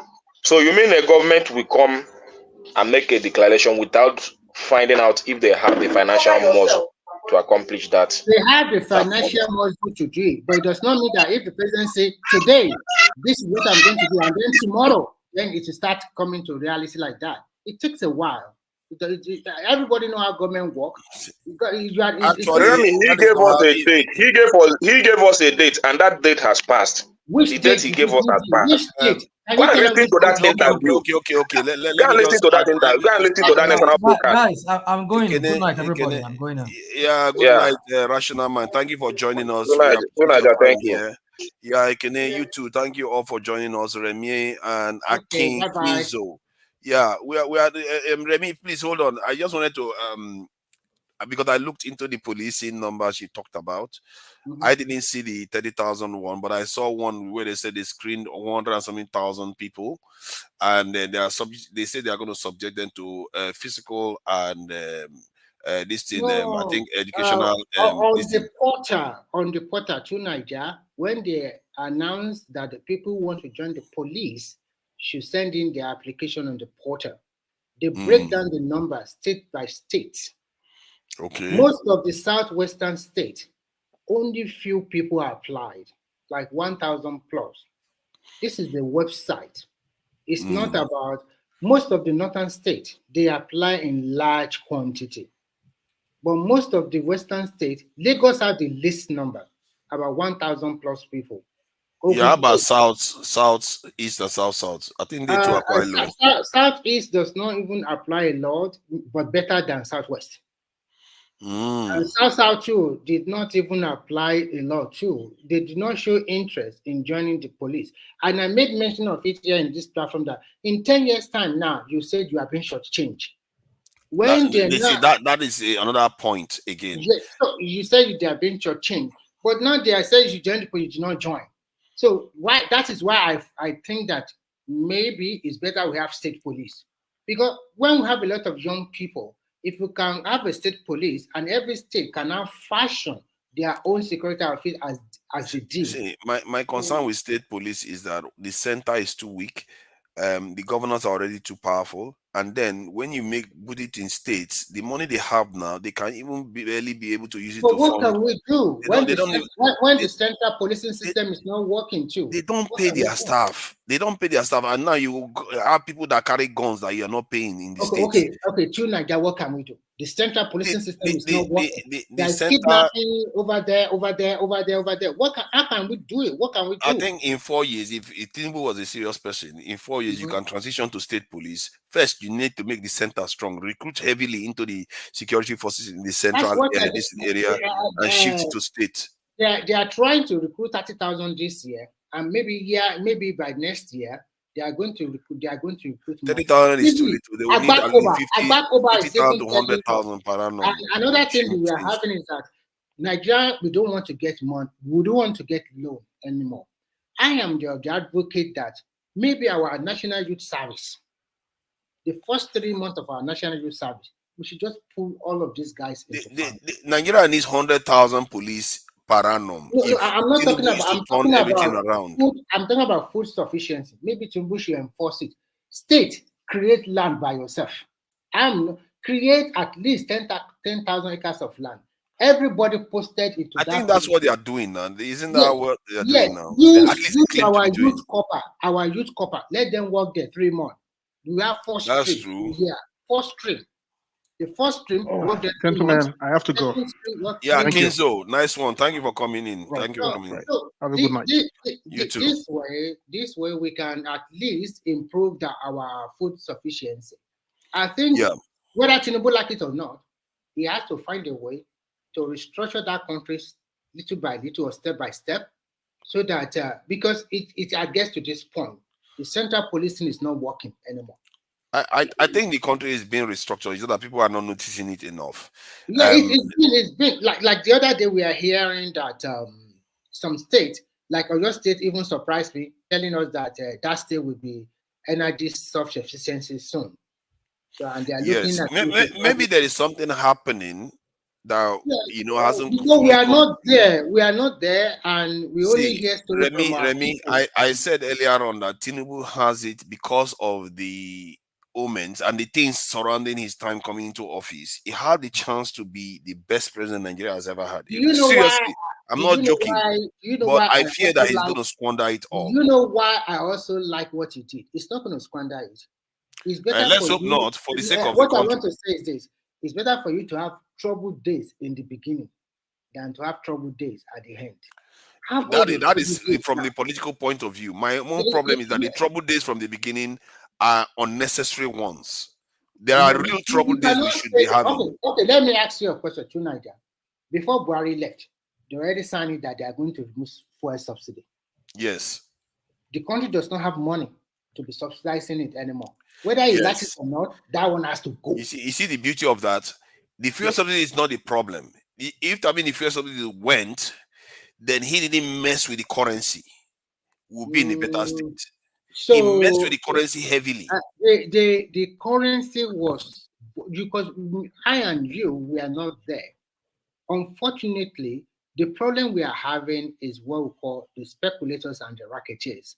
And there's a lot of money stolen. There is a lot of money stolen that people hide somewhere in Naira form, and they will convert it to dollar one way or the other in connivance with How many times have you heard your president say, stop hoarding dollars, stop using dollars in Nigeria? How many times have you heard him say that? But of course, you don't expect him to be talking that way. Maybe of course, you should say that, because if you want your currency to be strong, you have to discourage your people from using dollars. His minister or his what do you call it? CBN or CBN, finance.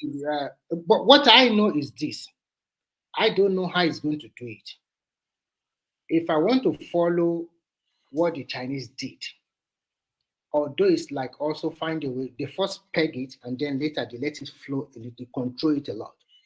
There are three different ways that you can control currency.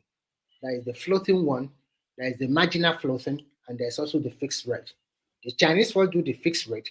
They do like Nigeria also did before, where you can exchange your dollar in the street anyhow. But then later they see that these people are speculators. They cancel it. They now make sure that only bank alone, you can exchange your dollar to. That is the way to have done it in Nigeria. They now fix it. For you as a foreigner, you cannot exchange more than $500 in a day. For you as a citizen, you cannot exchange the equivalent of 20,000 renminbi. That time it was about $1,200 a day. So that way they were able to control. But remember, China is also a kind of superpower also, because I have been there, I've lived there, so I know how powerful that country is. But they are so smart; they play their international policies very well. China will never go to war with anybody. They don't want their country to be destroyed. When it is time for them to start going to war with that country, they know when to start.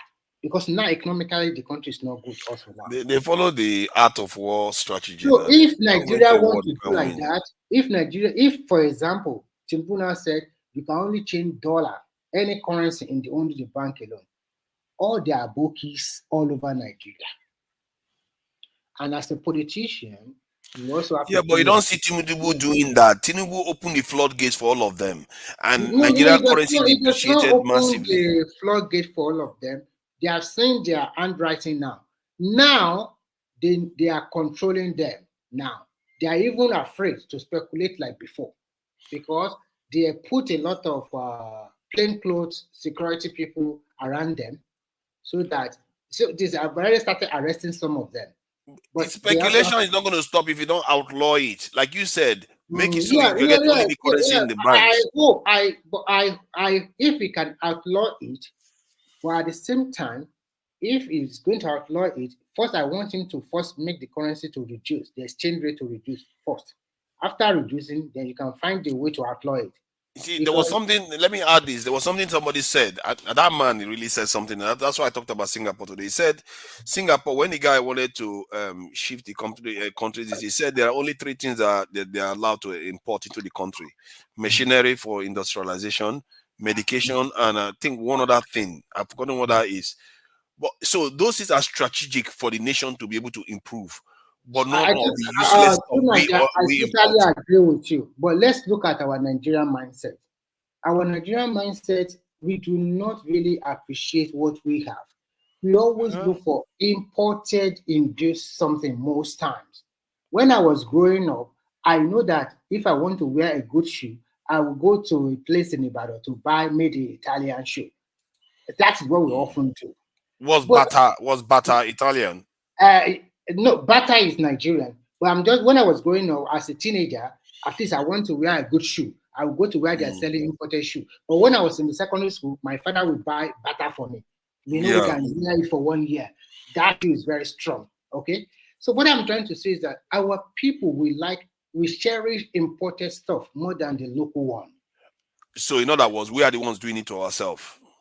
Part of the I'm saying the leaders have problem too, but our followership, we also have a lot of that is exactly what I'm saying. This is why I said before that when we say they are blackmailing our leaders, I think it goes beyond that. Yes, of course, but people will not say that. Our people are happily compromising themselves. Yes, they allow this to happen to us because they don't understand the value of defending your own things and supporting your own products and stuff like that. This is why you've not had Tinubu say people should not use the dollars. This problem shouldn't exist. It really shouldn't exist. I have to go. Sorry. No, it's okay. It's okay. I know. Thank you for coming in, Remy. I really appreciate it. And yeah, thank you. And let me thank all the people that are on the chat. Oscar Blackstone, I see you there.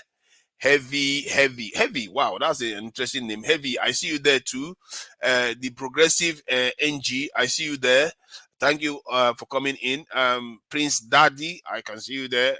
You are there. Oga. Oh, Oga didn't make a lot of trouble today. Thank you, Oga, for coming in. Adewale Olusegun, I see you there. Mike Oluwale, Olawale. Thank you for coming in, Mike Olawale. Yeah, I've said Prince Daddy already. Eyo Adio, thank you for coming in. Boaz Biggie, thank you for coming in. I see you there, Boaz Biggie. AB, thank you for coming in too. Let's see what else is there. Yeah, I've seen AB. Adesina John, I see you there. Rea Boa, I see you there. Thank you for joining us. Oh, who is that? Kezo, what's Kezo doing here? Bushman, how did he make it in here? He just broke into the stream. Rea Boa. Kezo, what's up now? Long time. What's up with you? Long time, man. What have you been up to now, Kezo? Adewale Badejo, I see you there. Adeyivi Badejo, I see you there. Chioma, thank you for coming in, Chioma. Yeah, so yeah, I'm closing out this thing, Kezo. What's happening now? What's up with you now? What's going on? Stop it. What's going on with you now? You see, I've been trying to come on your stream, you know, but I've always missed it somehow lately. I've been trying to come on, you know, I just keep missing it. Oh, it's because I took some time off. I only just started streaming 3 days ago again. Yeah. So it probably didn't keep coming up on your feed because before, even if you missed it, it was the whole day, so you could come anytime. Yeah, and find the streams going. Yeah. I've been focusing on bigger, better things. And so I have my case obviously going on. Well, actually, it never started. That's still going on? Oh, it never started. The hearings, they never turned up. So I asked the court to to withdraw their case. So I'll find out, not dismiss them, to withdraw the prosecution, to withdraw their case. So we'll see. In 2 weeks, I'll have an answer for that. Okay. Yeah, I mean, they've just been, in Africa, instead of people admitting that they're wrong, that they know they don't have enough evidence, they just keep, in Kiswahili, you say zungusha, pushing you around in circles. I'm not going to talk more about that, but instead of just admitting wrongness in Africa, it's so difficult. They just keep, anyways. Yeah. So anyways, we'll see in 2 weeks. I'll update everyone. Yeah, so I've been mostly working. I'm working on my app. It's a anti-corruption app. So using blockchain technology, it prevents Africans from being corrupt. So from voting, meaning every vote cannot be stolen, all the way up to buying and purchasing land and everything like that. So this will revolutionize Africa and make me a millionaire. I mean, that's the main part. Of course, the capitalist, the capitalist has to get paid. So, but Hey, give me give go me a ahead. breakdown again. You said this blockchain is going Okay. to be at the heart of it. It's going to So allow for. yeah, Are you going to? Okay, go let me ahead. break it down. So the technology is blockchain based, meaning there is a ledger that is not centralized. Now, the government can sort of centralize it, right? But they won't have control over the data. All data will be recorded. So think of it like a ledger, like any book with accounts. The problem right now with the centralized systems we use is the administrators have administrative control, so they can literally delete things and kind of fudge the numbers, right? So what that means is, let's say Kenya takes out a Eurobond. There's so many ways that this technology will be employed, and it already works. It's not like I'm inventing anything. I'm just creating it, which is a slightly different different thing. So perhaps Kenya or Nigeria takes out a Eurobond, right? A loan from, I don't know, Germany, and they get given $2 billion. Okay. Right now, what happens is that money just gets stolen and sent into various Cayman Islands accounts by certain politicians and also governors and anyone related within that whole field. And of course, what I'd realized with Kenyan corruption is they use escrow accounts. This is, by the way, you guys are probably wondering, how come they just don't put them in prison? Because they use escrow accounts. What that means is they use an unsuspecting, or whether they suspect or not, it doesn't matter, but they use a middleman to approach corruption. So the money doesn't go directly into Tinubu's account. It goes to like 5 other random people that have no connection with each other before it goes. Then it gets out into cash. Then that cash gets, there's a lot of corruption. But the point is, with this blockchain system, and money can't move without authorization. And the person that authorizes it has to be there. And every authorized money has a history to it, a history that cannot be fudged, meaning it's like an NFT, non-fungible token. So every transaction has a token attached to it. It cannot be changed. So if you, to Niger, authorized something, it is you who authorized it, and there's no one else, and it will beep up in the system if it's above a certain amount, so people look into it. So what that basically Well, means, how do you know I'm the one that authorized it? Oh, because you have obviously a government ID that is attached to the system. So anytime that it gets authorized, someone knows exactly who authorized it. And of course, it won't just be a code. It will have to be biometric, meaning your life is attached to this transaction to Niger. Meaning if someone wants to frame you, they have to kill you. And of course, what that means is framing people will reduce because you're not going to kill every single person you want to frame. You get the point, right? Yeah, some people get sophisticated and copy your bio data that the system. Oh no, right. There are technologies that exist where you can't just copy. You have to be physical. It's both physical and the digitized data that exists. Like that little orb thing. I'm not saying we're going to use that, but that's just an example that actually takes into account biophysical data. So anyway, so basically meaning if you want to steal money, your name is on it. Or if someone wants to frame you, they have to actually kill you for it. Again, this reduces. Okay, so you said that it's not only for transactions. So what other fields use it to buy land? Land. Is that what you mean? In Africa, property law is one of the weakest law because even if you have the title deed or other valuable information that allows ownership of your property, someone can just go to the land registry office, pay someone off that they know and they trust, to basically print them a title deed that predates your title deed. And there's no way to verify which one is the original because they're both originals, because the administrator has the ability to actually go and do this. That's now the issue with the centralized system. You're trusting the administrators and the system within the administration to comply with the rules and regulations that you have espoused. And that's the issue in Africa. We're corrupt. So what this app will do is prevent all of that, literally remove it. So no more corruption, right? If you, to Niger, go to land registry office, you purchase some property, doesn't matter what property, and you register it, that has a timestamp to it within the blockchain system, meaning there's zero way, it's impossible for someone to, in the future, print another title deed, give to someone else, and then they claim that that is their property when it's actually yours. Yours has a history. Plus, also, every transaction of that property will go and basically be tracked.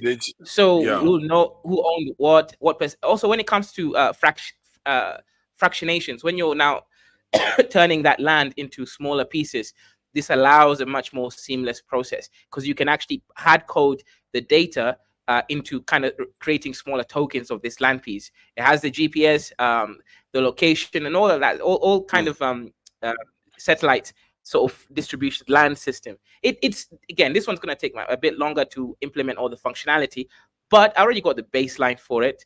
Working. It's going to take me like a year and a half, realistically, to complete it to the level that I want. But in the next 5 months, I will have a version that I can show to investors. How many people do you normally need to develop this stuff anyway?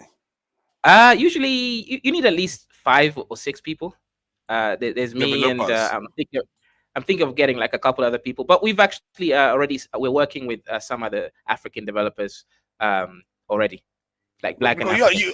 Are you doing the programming yourself, or you're just hiring people to do the programming? I do. I'm a genius, Tunisia. Don't disrespect me like that. I'm just asking. No, the idea is that I was thinking that maybe because you are busy with your own career, that you will hire. That is what I'm busy with. That is what I'm banking my money on. Right? YouTube is a pocket change. This is barely making me survive. Like I didn't think I'm earning $2 a day. Tunisia, I'm earning $2 a day. What am I supposed to do with that? I'm sure you done the calculations. No, I don't think you are $82 a day. You do get some serious donations sometimes, and but $2 a day, like yes. No, I get where you're coming from. That this is not your career, but because for me, I have this idea of the app that I wanted to develop too. But I was looking to employ people to do that because I didn't want to do it myself, because I will be choked up with what I'm doing right now.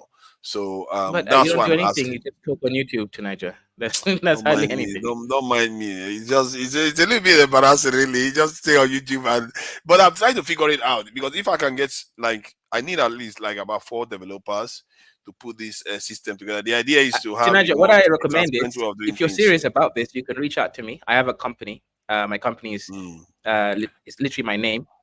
My company is a consultation company. So what we do is we engage Western business owners with African workforce. So instead of paying a Westerner thousands, like 50,000 or 30,000 a year, you can pay an African like maybe $10,000 a year. Right? I take my $3,000. Kenyans are too expensive now. I have Nigerians. No, Kenyans. No, not Kenyans. I keep telling you that I have Nigerians that are working for me right now. Tunisia, those fake Nigerians are not being. I've not gone through my company check. You see, you're not just paying for workers, Tunisia. You're paying for guaranteed workforce.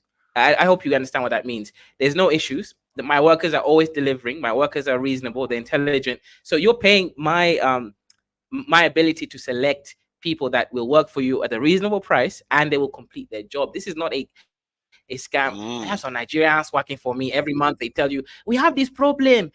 We need more money.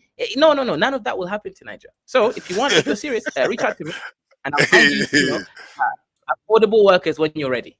Okay. If Kenya is one of those countries that definitely would like to be to visit anyway when I get to Africa. But Kenya is far from Nigeria, man. It's far. It's like traveling from Nigeria to UK, from Kenya to Nigeria. It's really far, and I don't know how much does it normally cost anyway. I don't know. From Nigeria to Kenya, I don't know how much it's going to cost. I really £400. It's not that much then. If it's £400. It's not that expensive from that point of view, because I really want to go like Kenya, go towards Southern Africa. I really want to see Africa a little bit, and I've not really had chance. If I don't do it this year, I'm going to definitely do it next year. Because if you're ready, when you're ready, let me know, man. Prioritize whatever's happening in your life. I know your wife almost gave birth, and you guys had that you don't know anything. What's wrong with you? There's nothing like that too. People just because Kesu said that doesn't mean it's true. It's nothing like that. Is that your nice babe? Is that my what? Is that your girlfriend? My fiance, yeah. Hey, are you serious? Oh, that's nice. That's cool. Yeah, She's good looking. man must go and Clearly, you do like the European looking ones. It is what it is. Okay. Niger. European. This looks like a European like features. really, No, European to be fair, features. she's mixed. I mean, She doesn't have she's purely not European mixed. features. She's African. She's a Kenyan to Niger. And she's a Kenyan, eh? You know, Yes, there's yes, this Kenyan that I met on this dating app. You know, she was like in Kenya that if you come to Kenya, then we can meet up. And I remember you guys were talking about people that do those things. You know, like white guy goes to Kenya, and you know, if you don't have money, things go wrong and stuff like that. So I was like, wow, why would I leave all the way in the UK to go to Kenya to go and start, you know, chasing women anyway? I just felt like that was a little bit too much of a hassle. Chasing tail. Yeah, what can I say? It is what it is. Yeah, that one I couldn't, you know, carry on with the conversation. But I still think that the idea that you have in terms of these things, I think you mentioned it last year. It's a good idea, but you didn't add the payment. You talked about the land one first. So that land one, I really think you should, you know, get it going. So, you know. So all the apps are just different iterations of the same core technology. So I'm mostly a back-end engineer, right? Yeah, a backdoor, get it? Because I'm a homo. But I'm mostly a back-end engineer. So for the front-end stuff, I do need to obviously employ some people when I'm trying to make a product that looks marketable, right? Right now, I'm just focusing on functionality. Once I have the functionality, then I'll bring in more people. Now, and here's the other thing to Niger, right? The reason I'm doing this myself is right now I'm still a newbie when it comes to Web3 development, you know, using blockchain and stuff. In the next year and a half, I'll be one of the best in the world because I know myself, right? If I focus on it, and you know, I'll be pretty marketable. So I'm doing multiple things at the same time. One, I'm earning valuable skills in a market that is definitely the future. And also I'm building something that will make me millions. So I like being parallel with things rather than just sort of being sighted towards one perspective. So that's the main thing that I'm really doing is that's quite good, isn't it? That's quite good that you mentioned that, because it's good to, I don't know whether you call it parallel, but I think it kind of ahead the curve so that the future is coming towards you to an extent. So definitely. Because remember, Niger, this kind of blockchain technology it is being used in everything. Patents, for example, you know, when you sell a patent, but you don't want to sell 100% of it, so you can fractionalize it and be like, okay, I'm selling 95%. Shares in companies, all these things, you can hard code it, because right now, think about it. Apple might actually, there was this black engineer on TikTok. He's a great engineer because he creates interesting products from movies, like, you know, the little, I don't know, thing that squirts water from Aquaman or something. Highly pressurized stuff. Apple offered him $5 million, right? But with this kind of technology, you can even like teach hard code teaching people that, okay, you don't have to sell 100%. You can sell 95% of that technology. Then you leave 5%.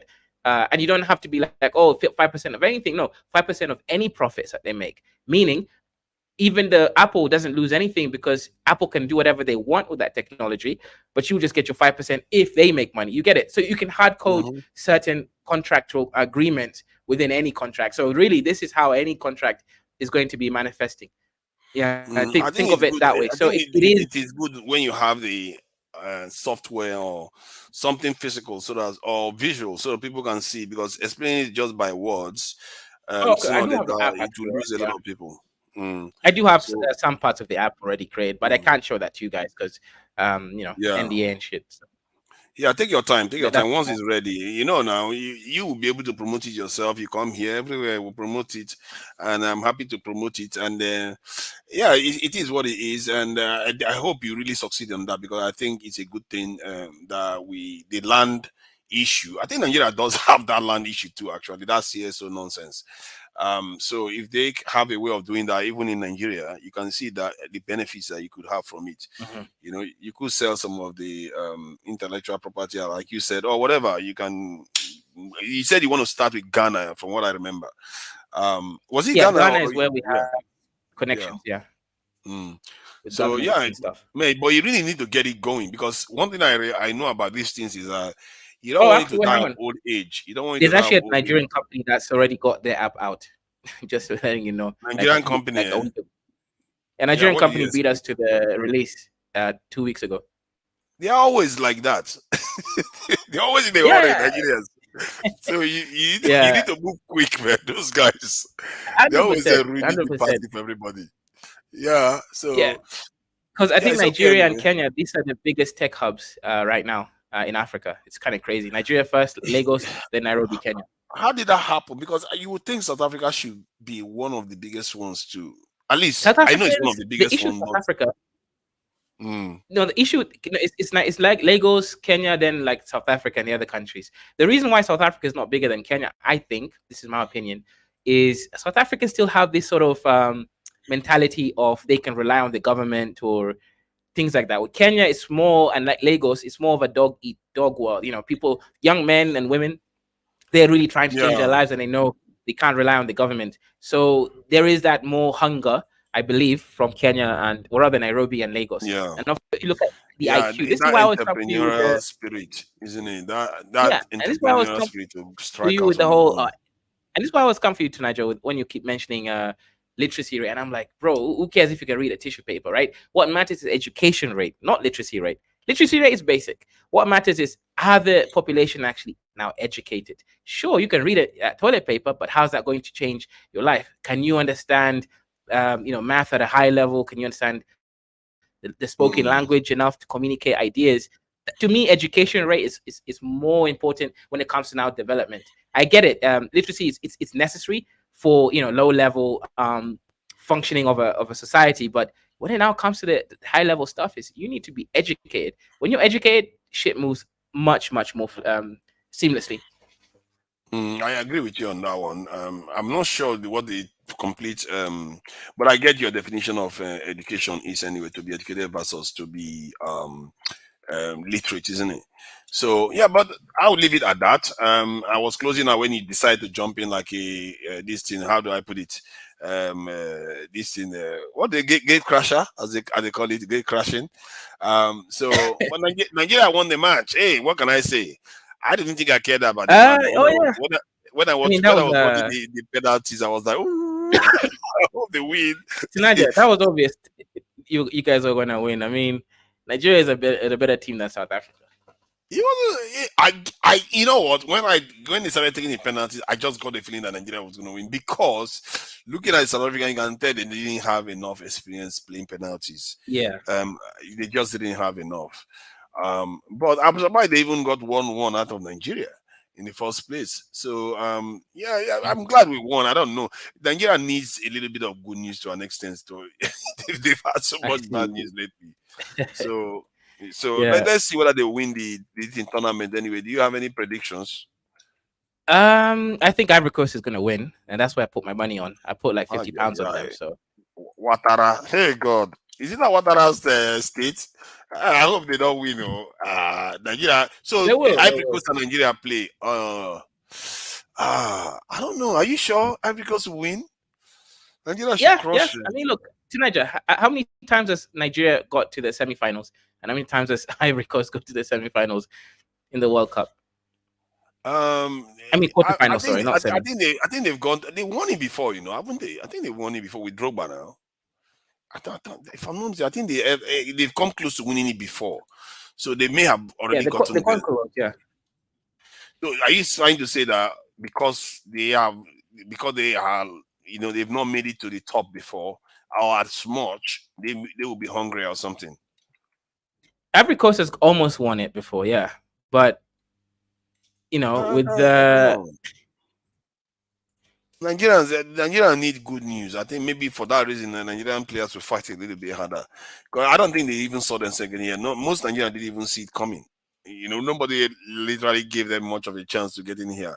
And if they can go ahead to win it, that is something that is an ingredient that Nigerians need at this stage. Something to just pull them together now and again, But then again, good thing is a good thing. I think they should win if they get it. If they can they are the better players.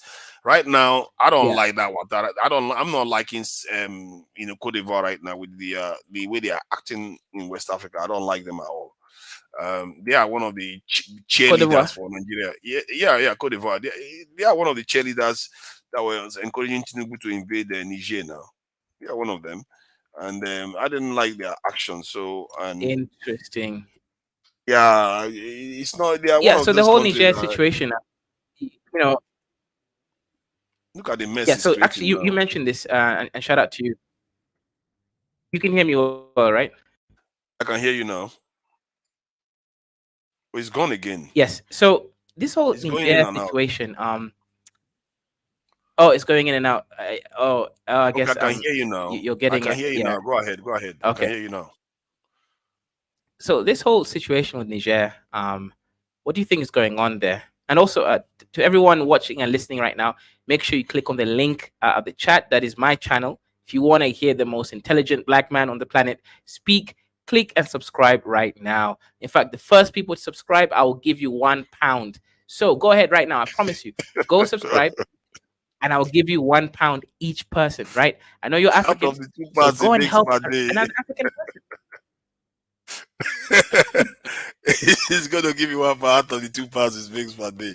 Okay, so you were saying something about West Africa. Well, go ahead. Yeah. So what's going on with ECOWAS, man? Why are you guys and Niger fighting and stuff? Because the president tried to invade them and put sanctions on them, wasn't cooperating with them, so they was like, enough of it already. We are going to go and make nice with Morocco, and so that's what is going on. I think the Nigerian president completely fumbled it, and this is why sometimes you need to act earlier. When there was a coup in Guinea, also one of the first ones, that's when they should have acted. They shouldn't have waited until you got three of them to gang up together now, and now they claim to want to leave West Africa and this union. That is, I think, if that happens, that's a disaster for West Africa. So it's a problem. Okay. I see where you're coming with this, and also Chioma, just because you don't want to go and subscribe does not mean we don't want to say I don't want to. You must understand it is not a we situation. It is a you problem. You don't know you're dusty. She's even using the dusty one. She's probably had enough of it already. Oh my goodness. I think because you've been off for a bit, the temperature has calmed down in that this is space. Our Somali brothers are not showing up as much anymore. I don't know. Where is No, there's a Mo? reason why. A lot of people have disappeared. Yeah? Yeah, it is a reason why I stopped making shows geared towards them, because they like Somalis and Kenyans are similar. They like people mentioning their names. Yeah, they do. And also, at my channel, I purposely rebranded it because if you want long-term sustainable growth, you can't have it around dust. You need to have content that is easier to do. You don't have to think too hard, and also it's more palatable to the algorithm. So what I realized, for me changing from dust to more, geopolitical analysis, I was able to make way more money. When I had the Somalis, I was making like $200 a month. At some point, I was making $2,000. So with the no rebranded stuff, right? So I definitely I understand how money works, because I can't be earning $2 a day, man. Come on to Nigeria, that's insane. I'm an educated man. I even have one whole degree, I would have thought now, because when you think about some of all those people that go and dig those lake of this is salt in Kenya, actually. No, Uganda. Was that Uganda? I saw a video of some women digging those lake of salt for salt, but they make about $3 a day, and for you to be making $2, that would have been a shame, really. But I guess I knew it was a joke. No, from YouTube, not from our businesses, just from YouTube. So you have multiple businesses going now? Of course, you cannot rely on one thing. What if one thing collapses and then you don't pay rent, and then your girlfriend leaves you for to Niger? That's not good. I have to give you credit. You know, you are literally on the ground on the continent there doing your thing. It's not everybody is doing that, and surviving it really just fine. So I have to give you credit for that. I'm about to go meet up with Brandon now. You see. Yeah, Brandon, I was on the channel yesterday now. He was really going at this thing, African American women and some of their behavior. And in short, the kind of issues that they have in there, how those things roll now. So I was talking to him. He did say that he was there, but he also said, do you know where David Hussein is? He in Kenya? I think he said something about David Hussein. I don't know. It's a Nigerian. South Sudanese. Oh, is it Nigerian? No. Okay. South Sudanese. Where is South Sudanese? David Deng. Deng sounds like a very, a Luo name from Ethiopia or South Sudan. Hussein. He's a Nigerian guy. I found out my middle name literally means praise God. My middle name is literally Oba Igwe. Literally. Oba Igwe. Like I swear. Okay. Yeah. You must be. Why do you think I call myself an emperor? It's because I am the Oba Igwe. You must praise the king. Oba Igwe, show offs. It's all good now. If you are a king, it's all good. And to be fair, you've carried yourself quite well.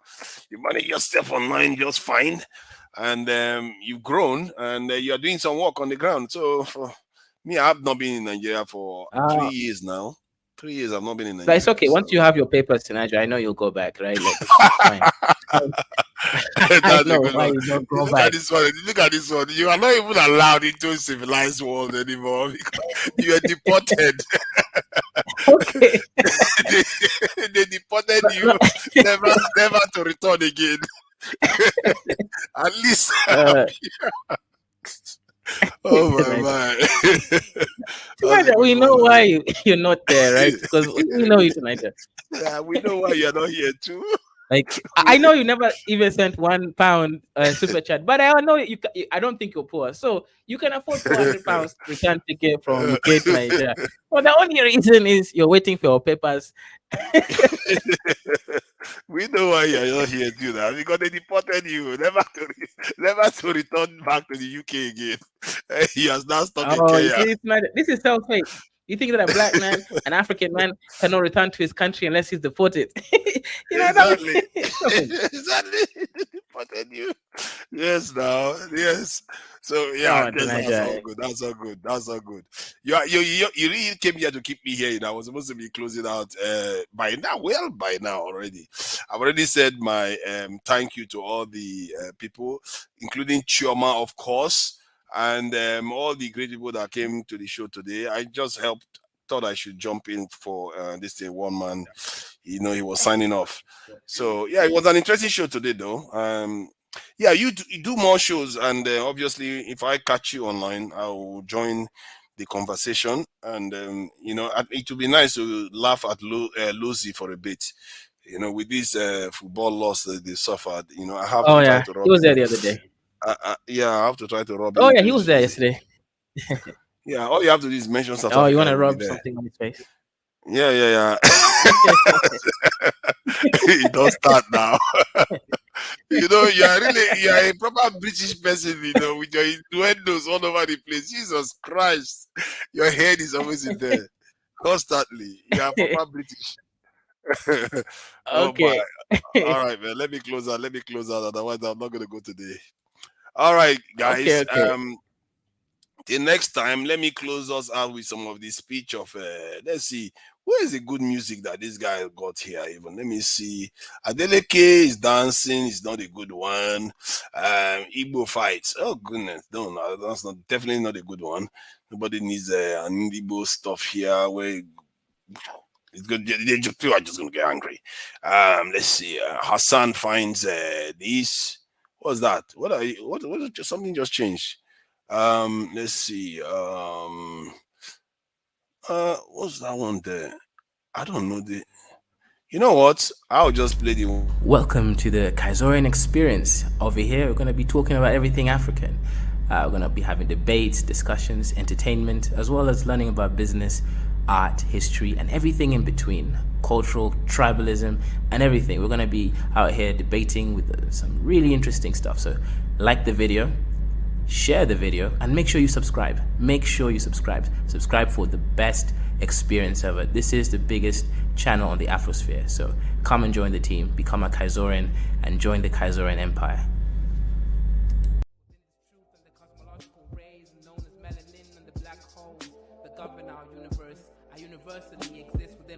Within this premise, and I exist within this bluebird in the sky. I'ma fly like the blue in the sky. I'ma fly like bird in the sky. I'ma fly like bluebird in the sky. I'ma fly like bluebird in the sky. I'ma fly like bluebird in the sky. I'ma throw my bluebird in the sky. I'ma soar like bluebird in the sky. I'ma soar like bluebird in the sky. I'ma fly like bluebird in the sky. I'ma fight like bluebird in the sky. I'ma eat like bluebird in the sky. I'ma be like bluebird in the sky. I'ma be bluebird in the sky. I'ma be free, bluebird in the sky. I'ma be free like bluebird in the sky. I'ma be like bluebird in the sky. Back again like the second coming. Strumming my vocal cords like the hummingbird in the sky. Y'all can't deny this. Real rap lyrics, it's like I ain't got no rhyming through the sky limit. What is skin tone, shade of color, but a parallel form of frequency like a ringtone on your phone. Melanin expression tied up in the universe, feeling like God. I thought that the stream was supposed to end. Is it really wrong to be diverse? It is. This is the last song. And okay, are you gonna end it?